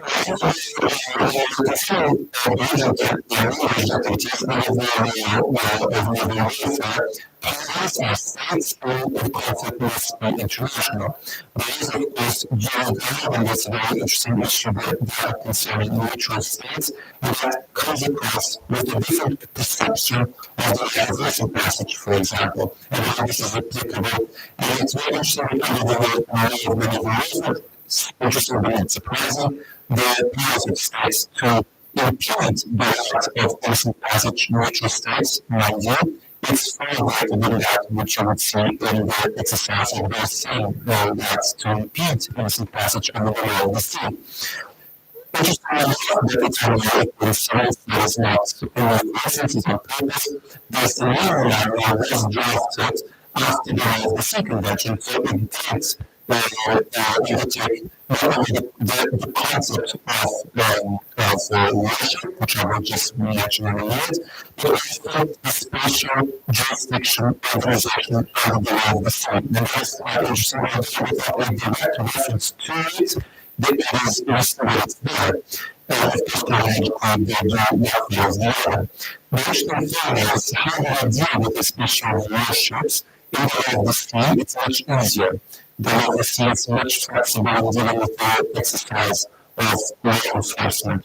Whereas in the we see this very strict interpretation with this excluding a tremendous amount of actors in the matter of demand to have an increasing role. Civilians, for example, private contractors who provide support to naval operations. Where do we fit them? It's possible to build upon them without must be explained military, but in the case of private contractors, they're not in uncharted sea to if you put on the plan. But if you look at the university and universities, or the English workforce, we see that some clarification of we could also interpret. Okay. We could find a source of inspiration is really this very cross-cutting issue that is every area of the ocean and the activity at sea is very much focused on the peaceful uses of the ocean. It is mentioned in the plan, it is mentioned in connection with special jurisdiction, it is mentioned in connection with monastic research. So it's very much the principle in the sea. However, when we look at the Latin American first centuries, but concerning special and functional jurisdiction at sea, we see a very different approach to what we see with non-belligerent activities as opposed to belligerent activities. So trying to highlight with a case study for the purpose of illustration. I want to mention three, but for the lack of time, we will mention one. But this is important for us to have a frame in our minds of how this issue could be considered. And this is only a proposal. The first one is how do we address the threats posed by non-state actors? So far, we have referred to non-state actors on this side of the code, but non-state actors exist on the side also of evil.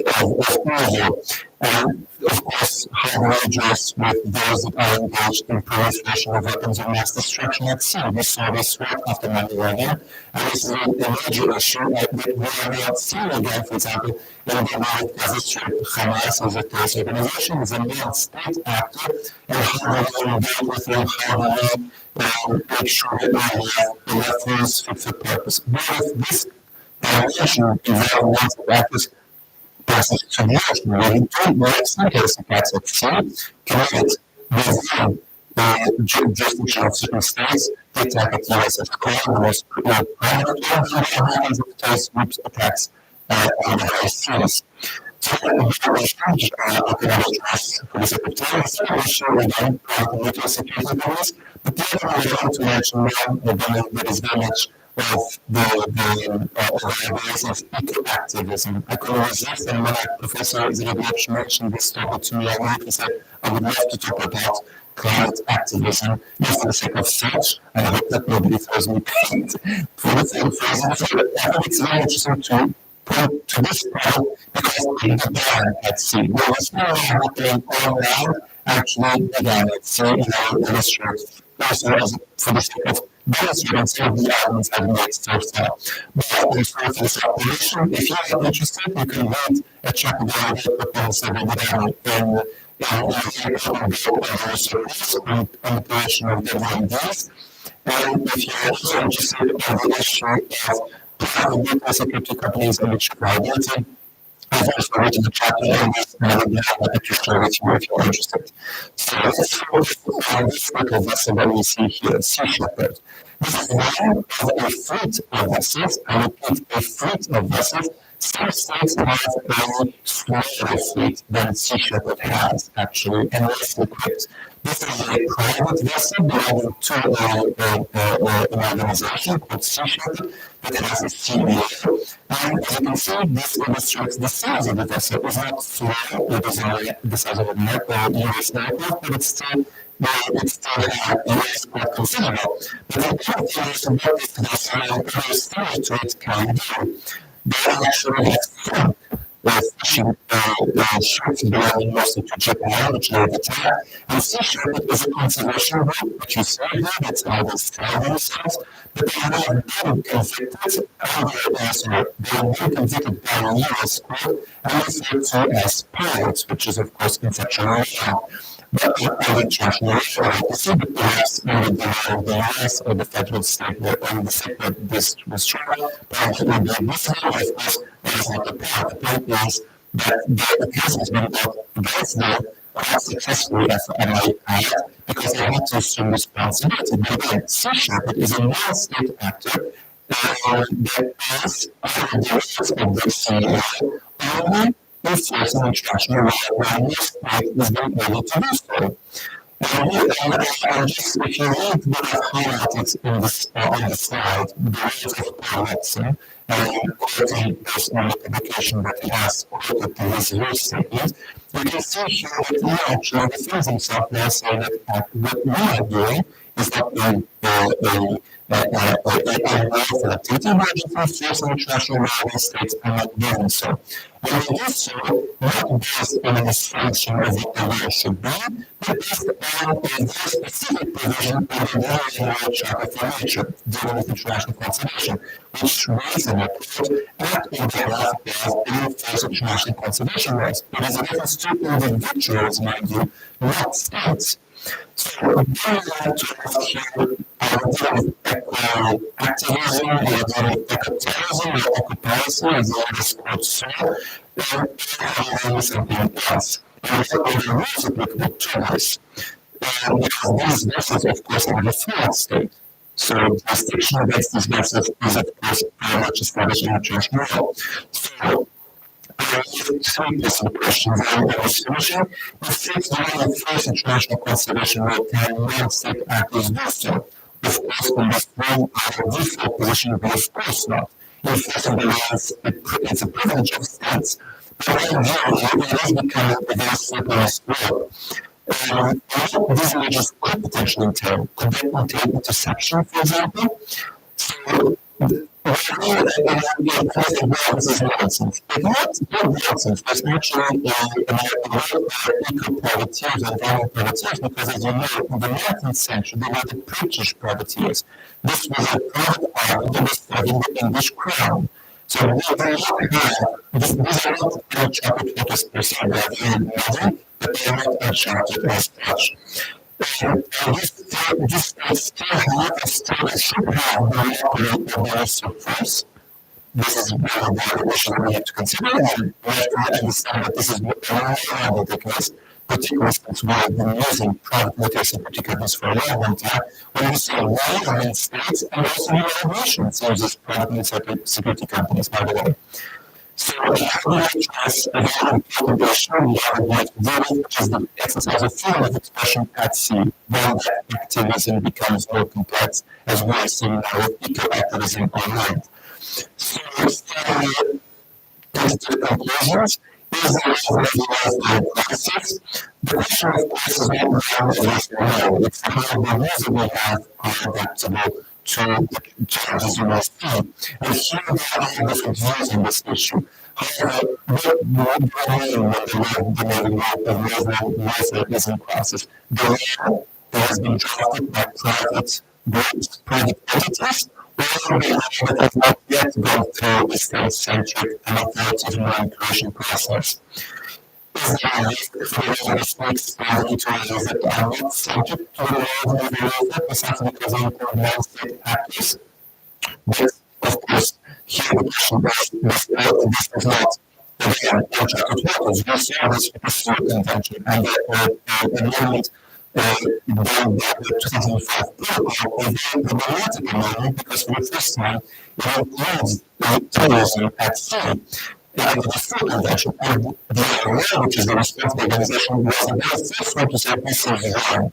We are doing this because of pressure of what caused by the the third issue is how to address the externalization of sovereignty. This is a key issue. Externalization of sovereignty is not something that we are seeing now. It has happened for a long, long time, and it should be we can even go through that. The question is, what are the legal answers that international law gives to excessive or increasing externalization of functions of sovereignty? Is the answer the only fallback answer increasing state responsibility? As I believe there is not the only possible answer that's going to be explored. Because again, self-regulation is happening. Should that be the norm, the exception? And let's see how the way moves forward. Revisiting the rules of local state strategic efforts.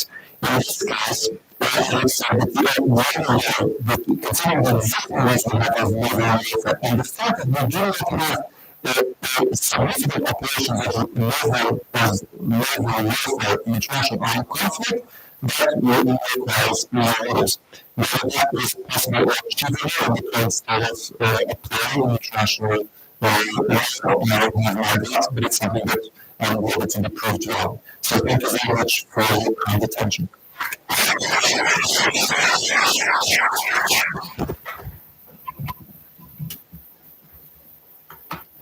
Thank you, Professor Dr. Weber. For 15 minutes, for questions. I first start to take 3 questions. Please tell me both from the series of question and goes to the panel of some specific lecture.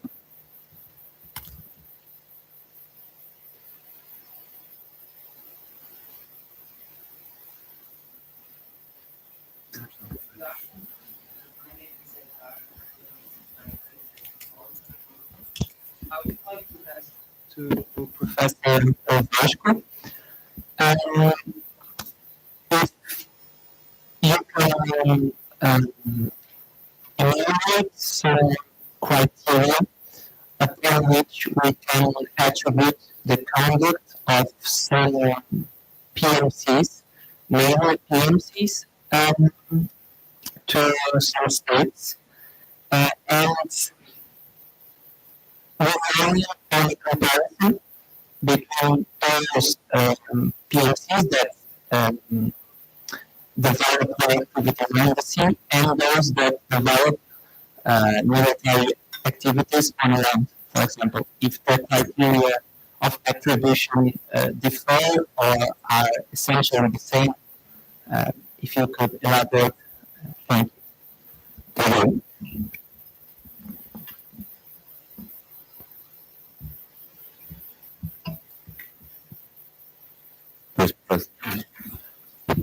Thank you very much for the question. The criteria is not one of its mind. We can look at some important jurisprudence that is relevant to us. But let's talk about the end of your comment, your question. And then we'll have a very clear issue of jurisdiction. If the problem is the political reality supersedes international law sometimes. In the case of LOAC, as I'm sure you're aware, the public superiority was, I forgot the name, it's Black something. Black Letter. So Black Letter, they were actually tried in the US. There was no trial where it was taking place, which was Iraq.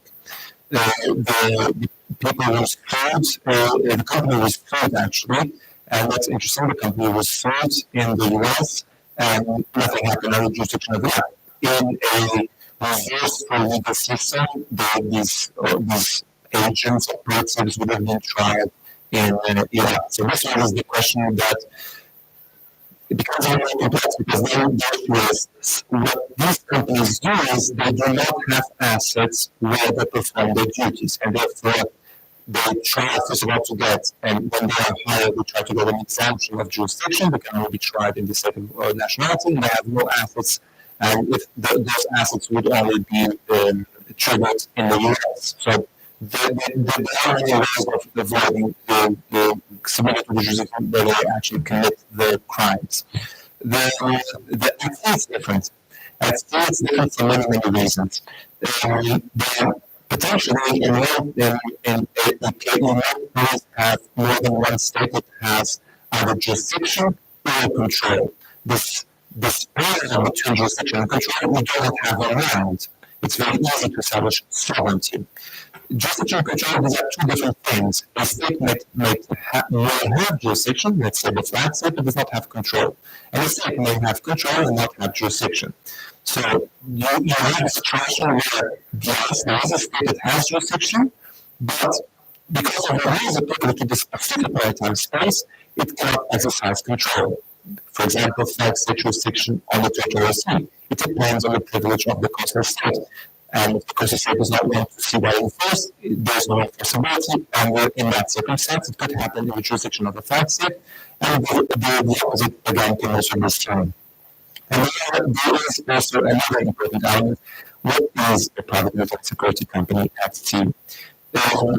I'll give you the example of the case that was tried at Nicholas with Enrique Alexia.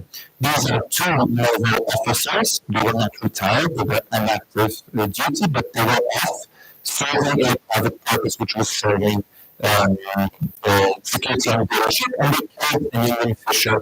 And it was this period that actually really happened. It was the EZ. They mistook the fisher for a pirate or a potential piratical attack. And then the question was, who is responsible? There's a country, Italy, to which they are including armed forces. So all of this triggered the issue of responsibility. Italy invoked diplomatic immunity because they were actually still inactive, they were still integrated in the armed forces. So this is difficult. But the criteria at the end of the day depends on the evidence. But under international law, it is important to see that although international procedure limits sometimes are quite modest and shy to fully explore the full force of international law, we have to ask ourselves, is it admissible that we accept situations where states can externalize sovereignty functions without maintaining a strict and stringent connection in terms of state responsibility? Externalization of sovereignty functions cannot mean externalization of international responsibility, which means that states must create this system that makes sure that these companies respond and are accountable under international law. And if I can only add for 10 seconds something that relates to our own jurisdiction. Portugal approved the law, which at the time I was very doubtful about, and I still have my reservations. A law that regulates the activity of private security areas were well deemed very ambiguous criteria areas of piracy. But we did not yet develop stringent rules that determine accountability. These actions by these companies in the Gulf of Aden, for example, on the Portuguese flagship, do not fully exclude the responsibility of the Portuguese state if those companies did not have the safeguards in place, for example. Again, then the insurance, that's the people from the Navy, who is in command? Who is in command of the ship? Is it the private officer or is it the master of the ship? So there are many open questions that need to be solved by legislation that unfortunately are not being solved by in any country, to be precise. Thank you. I want to say something about this subject.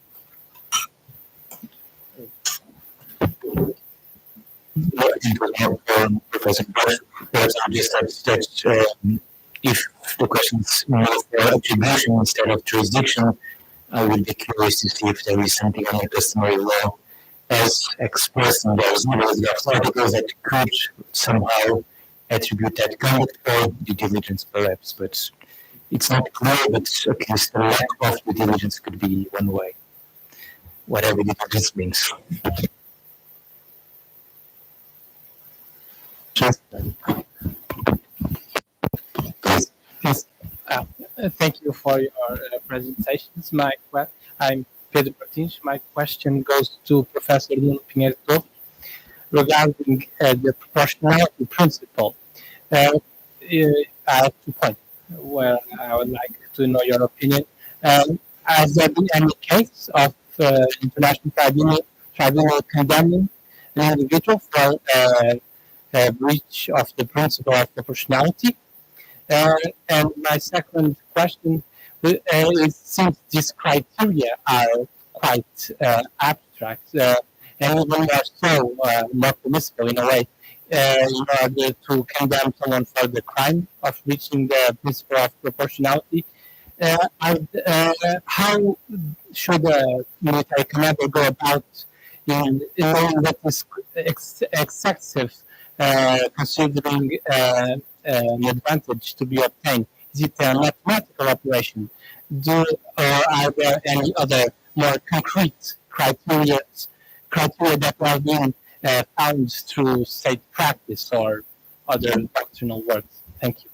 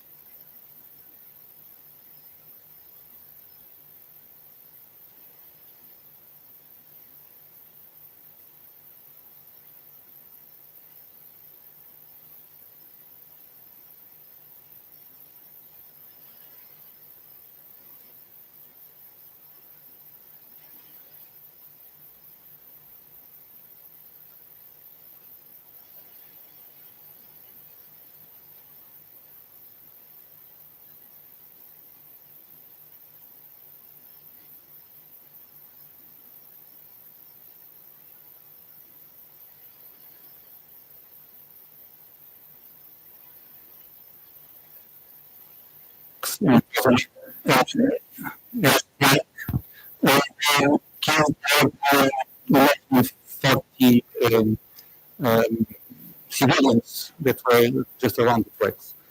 That was investigated in Germany to see if it was constituted a war crime according to the German criminal code, not according to international law, but they have the same rules in the criminal code regarding the war crimes. They just adopted more or less what's in the Rome Statute. But the prosecutor considered that the decision was not criminally excessive, so was not tried. It's very difficult. As well, the information that he had, and we have to assess information with the conditions before the decision, not after, example, not after the decision. So even in this case, was not even being prosecuted, it was investigated, because it's very, very difficult considering that what I call the very high standards and the threshold that is foreseen in that provision in the Rome Statute for this kind of war crime. It's very difficult for any prosecutor to have sufficient evidence to accuse someone of this violation of this provision. So, and that's why that doesn't mean that some of those acts can be unlawful regarding international humanitarian law, but they will not constitute a war crime because the bar that is set in the Rome Statute is higher than one is in the provisions of the international humanitarian law. In terms of the criteria, well, we're now going to work on this manual, the LOAC manual, and for sure have to try to establish some criteria, but most of them it's already foreseen in the commentaries from the International Committee of the Red Cross, other LOAC manuals will be also source of inspiration, but in terms of the initial question, I don't know in case law or the international tribunal where someone was convicted of this kind of war crime that violating the principle of proportionality.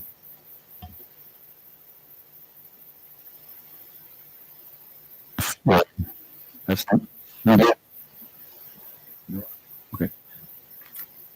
One quick question.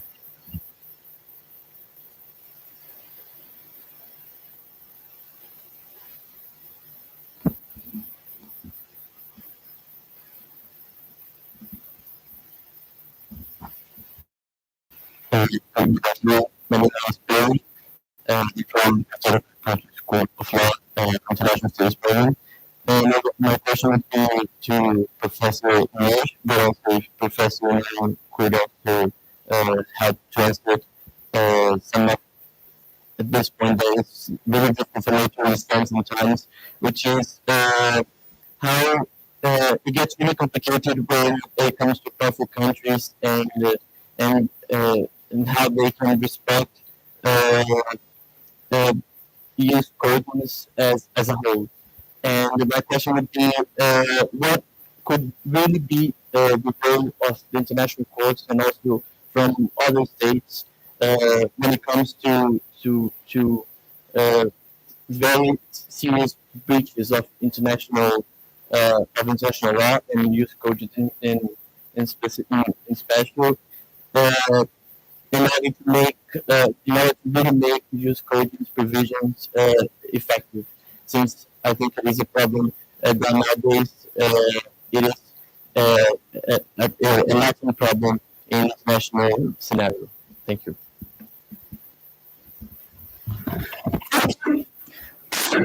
Thank you very much for the question. It's very interesting that we try to have a clear answer, of course. So the problem of accountability is not a problem specific to just countries' rules. It's, of course, about helping international law.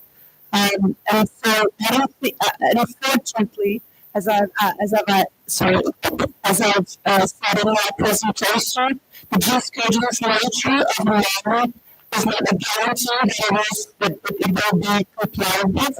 Actually, when we face humanitarian bills in warfare, we have many, we see on a daily basis violations of those rules. So this is the first thing I would like to tell you. International law in general has a problem regarding guarantees, and mainly for a broad extent, it is related to the lack of an international mandatory jurisdiction. So more currently, the makers of the question, how can international courts guarantee that just international laws are applied? I don't think we can expect that, considering that states have to consent on the jurisdiction for the act to be tried, and actually we don't have a clear and mandatory instrument of international responsibility, so that may be another problem. Of course, international criminal law, it's quite another thing, and even the jurisdiction coding still applies in considering war crimes, so it's a whole different thing. And I think that international criminal, the development of international criminal law has brought some very important enforcement to this area. But concerning the general was your question in the first place, concerning the accountability of states, the importance of international courts is not as much as regarding the accountability and responsibility of states, or the execution of the decisions of the court. I think international courts perform a very important role in a different stance, which has to do with creating or legal proof of the existence of opinion laws for many cases. So just academic reference to the case that and also Bosco has mentioned the same case concerning the nuclear weapons. What was interesting in the advisory opinion of the court, which of course was not mandatory because it was only an opinion, was the fact that the international court tried to review many international rules, customary rules, humanitarian rules, and from those, it drew the conclusion that nuclear weapons are not forbidden by international law. So, as there was not an absolute prohibition of international law. So I think that the importance of international law should not be understated, despite the fact that there are jurisdiction to adjudicate matters, because they are the opinions they deliver, not mandatory, are part of the elements that we can get in order to affirm the existence of jurisprudence rules. So the information part of the question is whether we have a certain rule or not, and international jurisprudence can help us to clarify and to get an answer to that question. Okay, thank you. Question was to Manuel, I think. I think it very much to add to what you said. We don't have much time. We have to this room is waiting for the closing session. Just to say that in terms of international law, the existence of those casual rules can be relevant in terms of defining certain crimes. I know that especially genocide is been affirmed by the ICJ in its decisions that it's a use persons rule in terms of the prohibition of for the states to act to do something. They have a duty to prevent and punish, but also not to commit genocide themselves. So, but in terms of international law, I have a lot of attention to what you said, because it's for me quite difficult to identify the laws of international law that have a misconduct nature. So we have protection of civilians, population electorate, so it's not an absolute protection, because they can be targets, they can be victims of a target as collateral damage, so it's not absolute protection. So one thing is to have a customary rule prohibiting certain conduct regarding the civil population. Another thing is to say it's a use caution norm. So that was the opinion in 96 to the ICJ mentioned that, but I don't see a specific rule, just a principle, and it's more difficult to comply with the principle. So, but for the I don't think it makes much difference if it's use cautions or not. The crimes are well established in the law statute, and the enforcement will not depend on the nature of the rule. So behind those crimes. Thank you. Well, I finished our panel. Let me thank to Professor Erwin Horsten, to Professor Nish Brothers, Professor Paul, and Professor Becky Vanderbilt for excellent presentations, for the longest to answer the questions so fully. And our panel with journalists, our sharing here is thank you very much.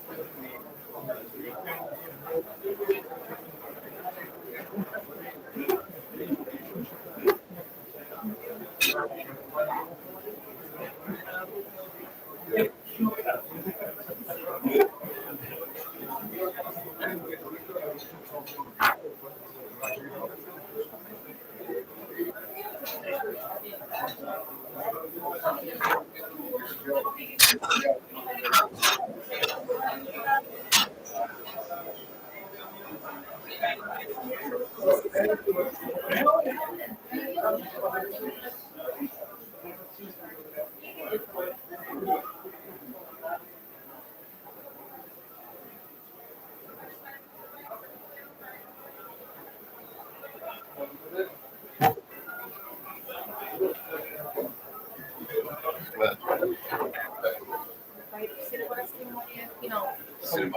Yes. Agora são só dois. Sim. Quer água ainda, não quer? Yes, please. Ainda não. É receita terrível, não é? Sério? É assim, era bom sinal. Deixa-me encerrar, não é? Yes. Eu só dou os discursos.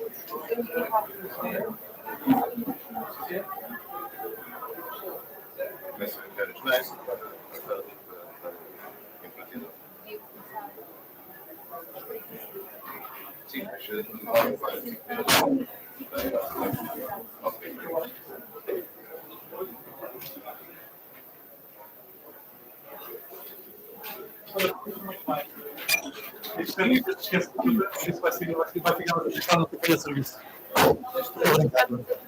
Não. Eu acho que levantei-me na mesa, fui falar com os novos, fui dar as prendas, deu lá. Sim, deu lá na descontração. Tem que ser. Assim, nesse ponto, parece que Começar a falar lá, se para não perceber, das moças sem para a frente.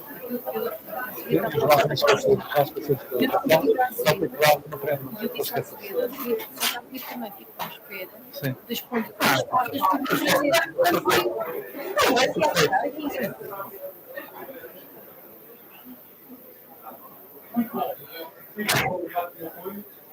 Ainda não acabou assim, pronto.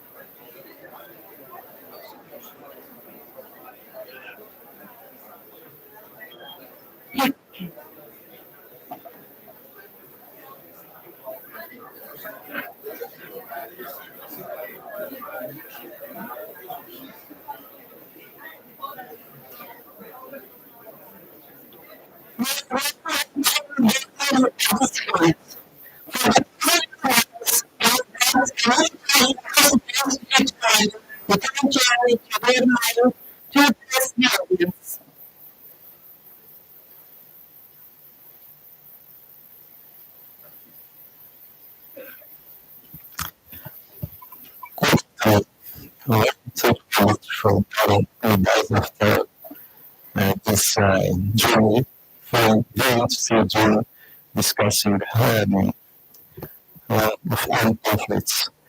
I find this really to my happiness, my satisfaction with what's happening here today.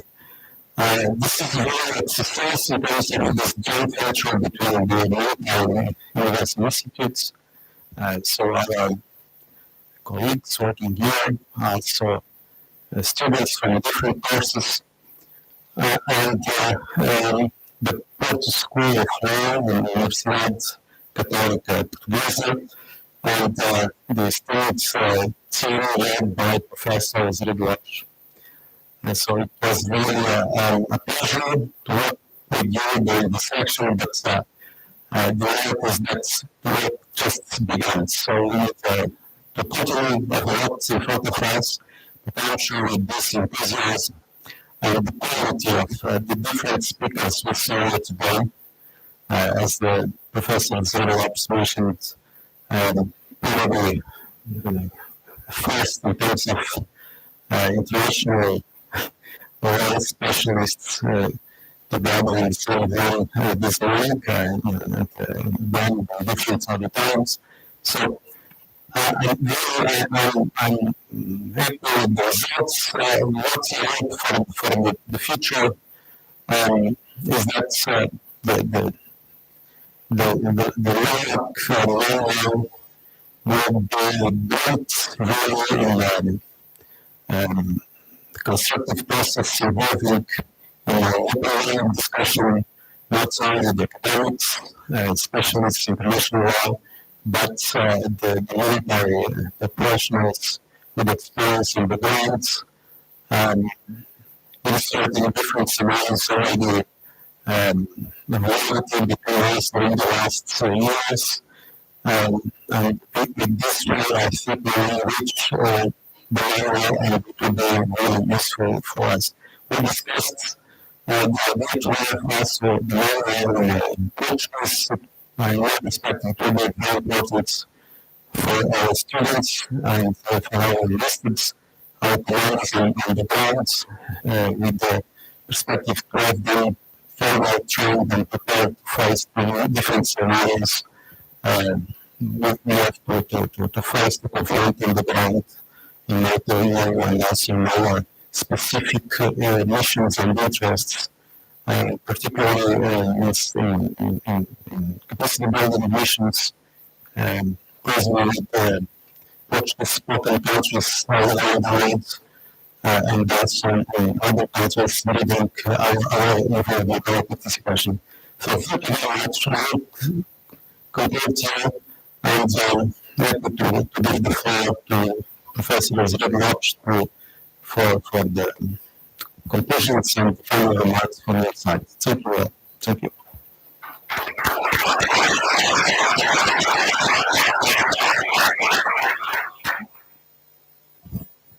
Thank you very much, Lieutenant General Mine. I insisted a lot that I should not be the last call, and then I will again give the floor to the commander of the Military University Institute. I'm going to do a very, very short intervention and basically to express my gratitude, because I think this is the first thing that I have to say in the closing of this long journey. And my first expression of gratitude is, of course, to the Military University Institute. I think that this would be literally impossible with all the commitment, even the loyalty and the effort of so many inside this Military University Institute. We are already working on this for the last several months. And I have to present my excuses because I am not always very patient, and I don't know where is Colonel Barroso. I present you my excuses because I think that this is a very long journey. We began it several months ago. We have not determined to achieve this project, so I think that we have this duty, this profound duty of trying to do it as soon as we can. And that's why my second expression of gratitude is to all the speakers, to all the chairs of different panels that were so brilliant. I could not hear everyone because even if we have among our speakers a priest, it didn't inspire me to have this quality of being everywhere. I asked him, but he decided not to grant me this possibility. But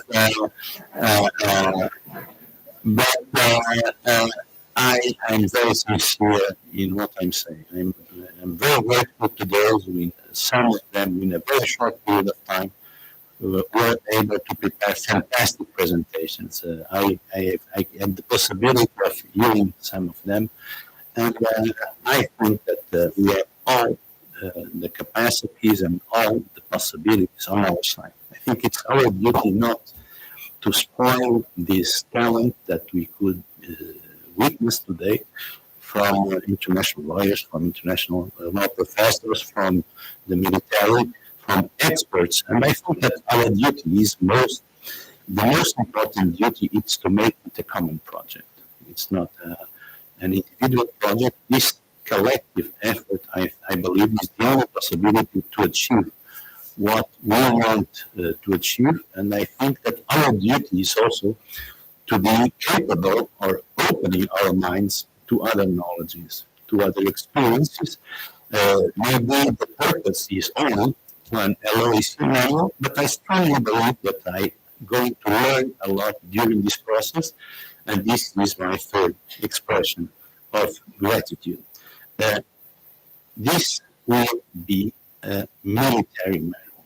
So let's understand that we begin as international law professors with the military, with all those who are going to help us in this project. But in the end, it will be a legal work, I hope.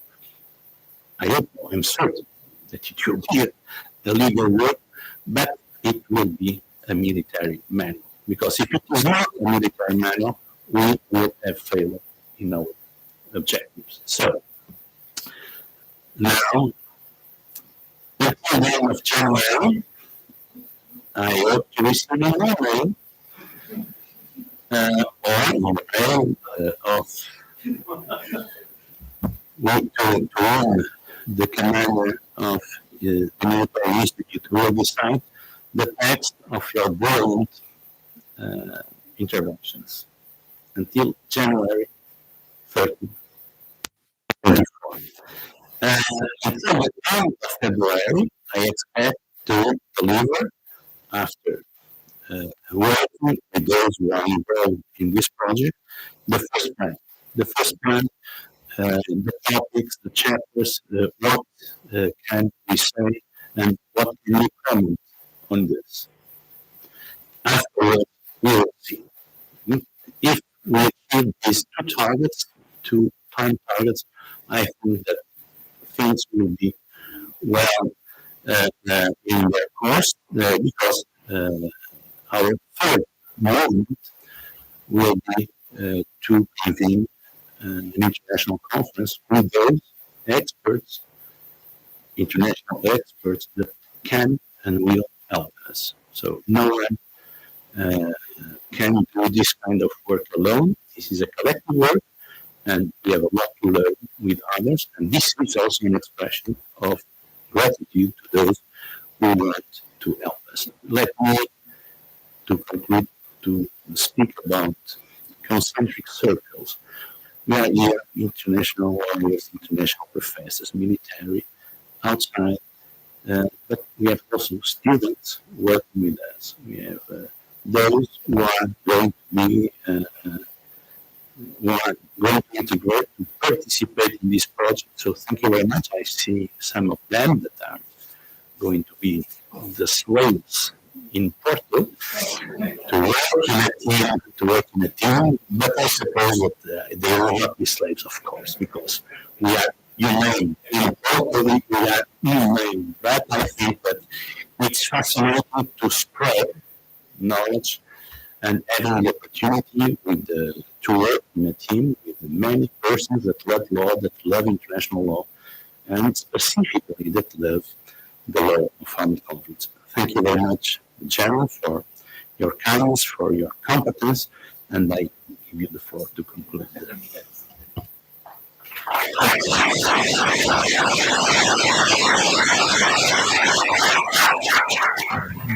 Just look that you in Porto law school, you are better organized than ourselves here on the military side, and with the right resources. Just to share with your words of gratitude and wish you all safe trip back home. Some of you will travel to Spain, see Professor Sari, but I see Professor Montesinos, and a lot of you, the audience, will travel to Porto. So thank you very much again. It was a pleasure to have you with us. Thank you, Professor.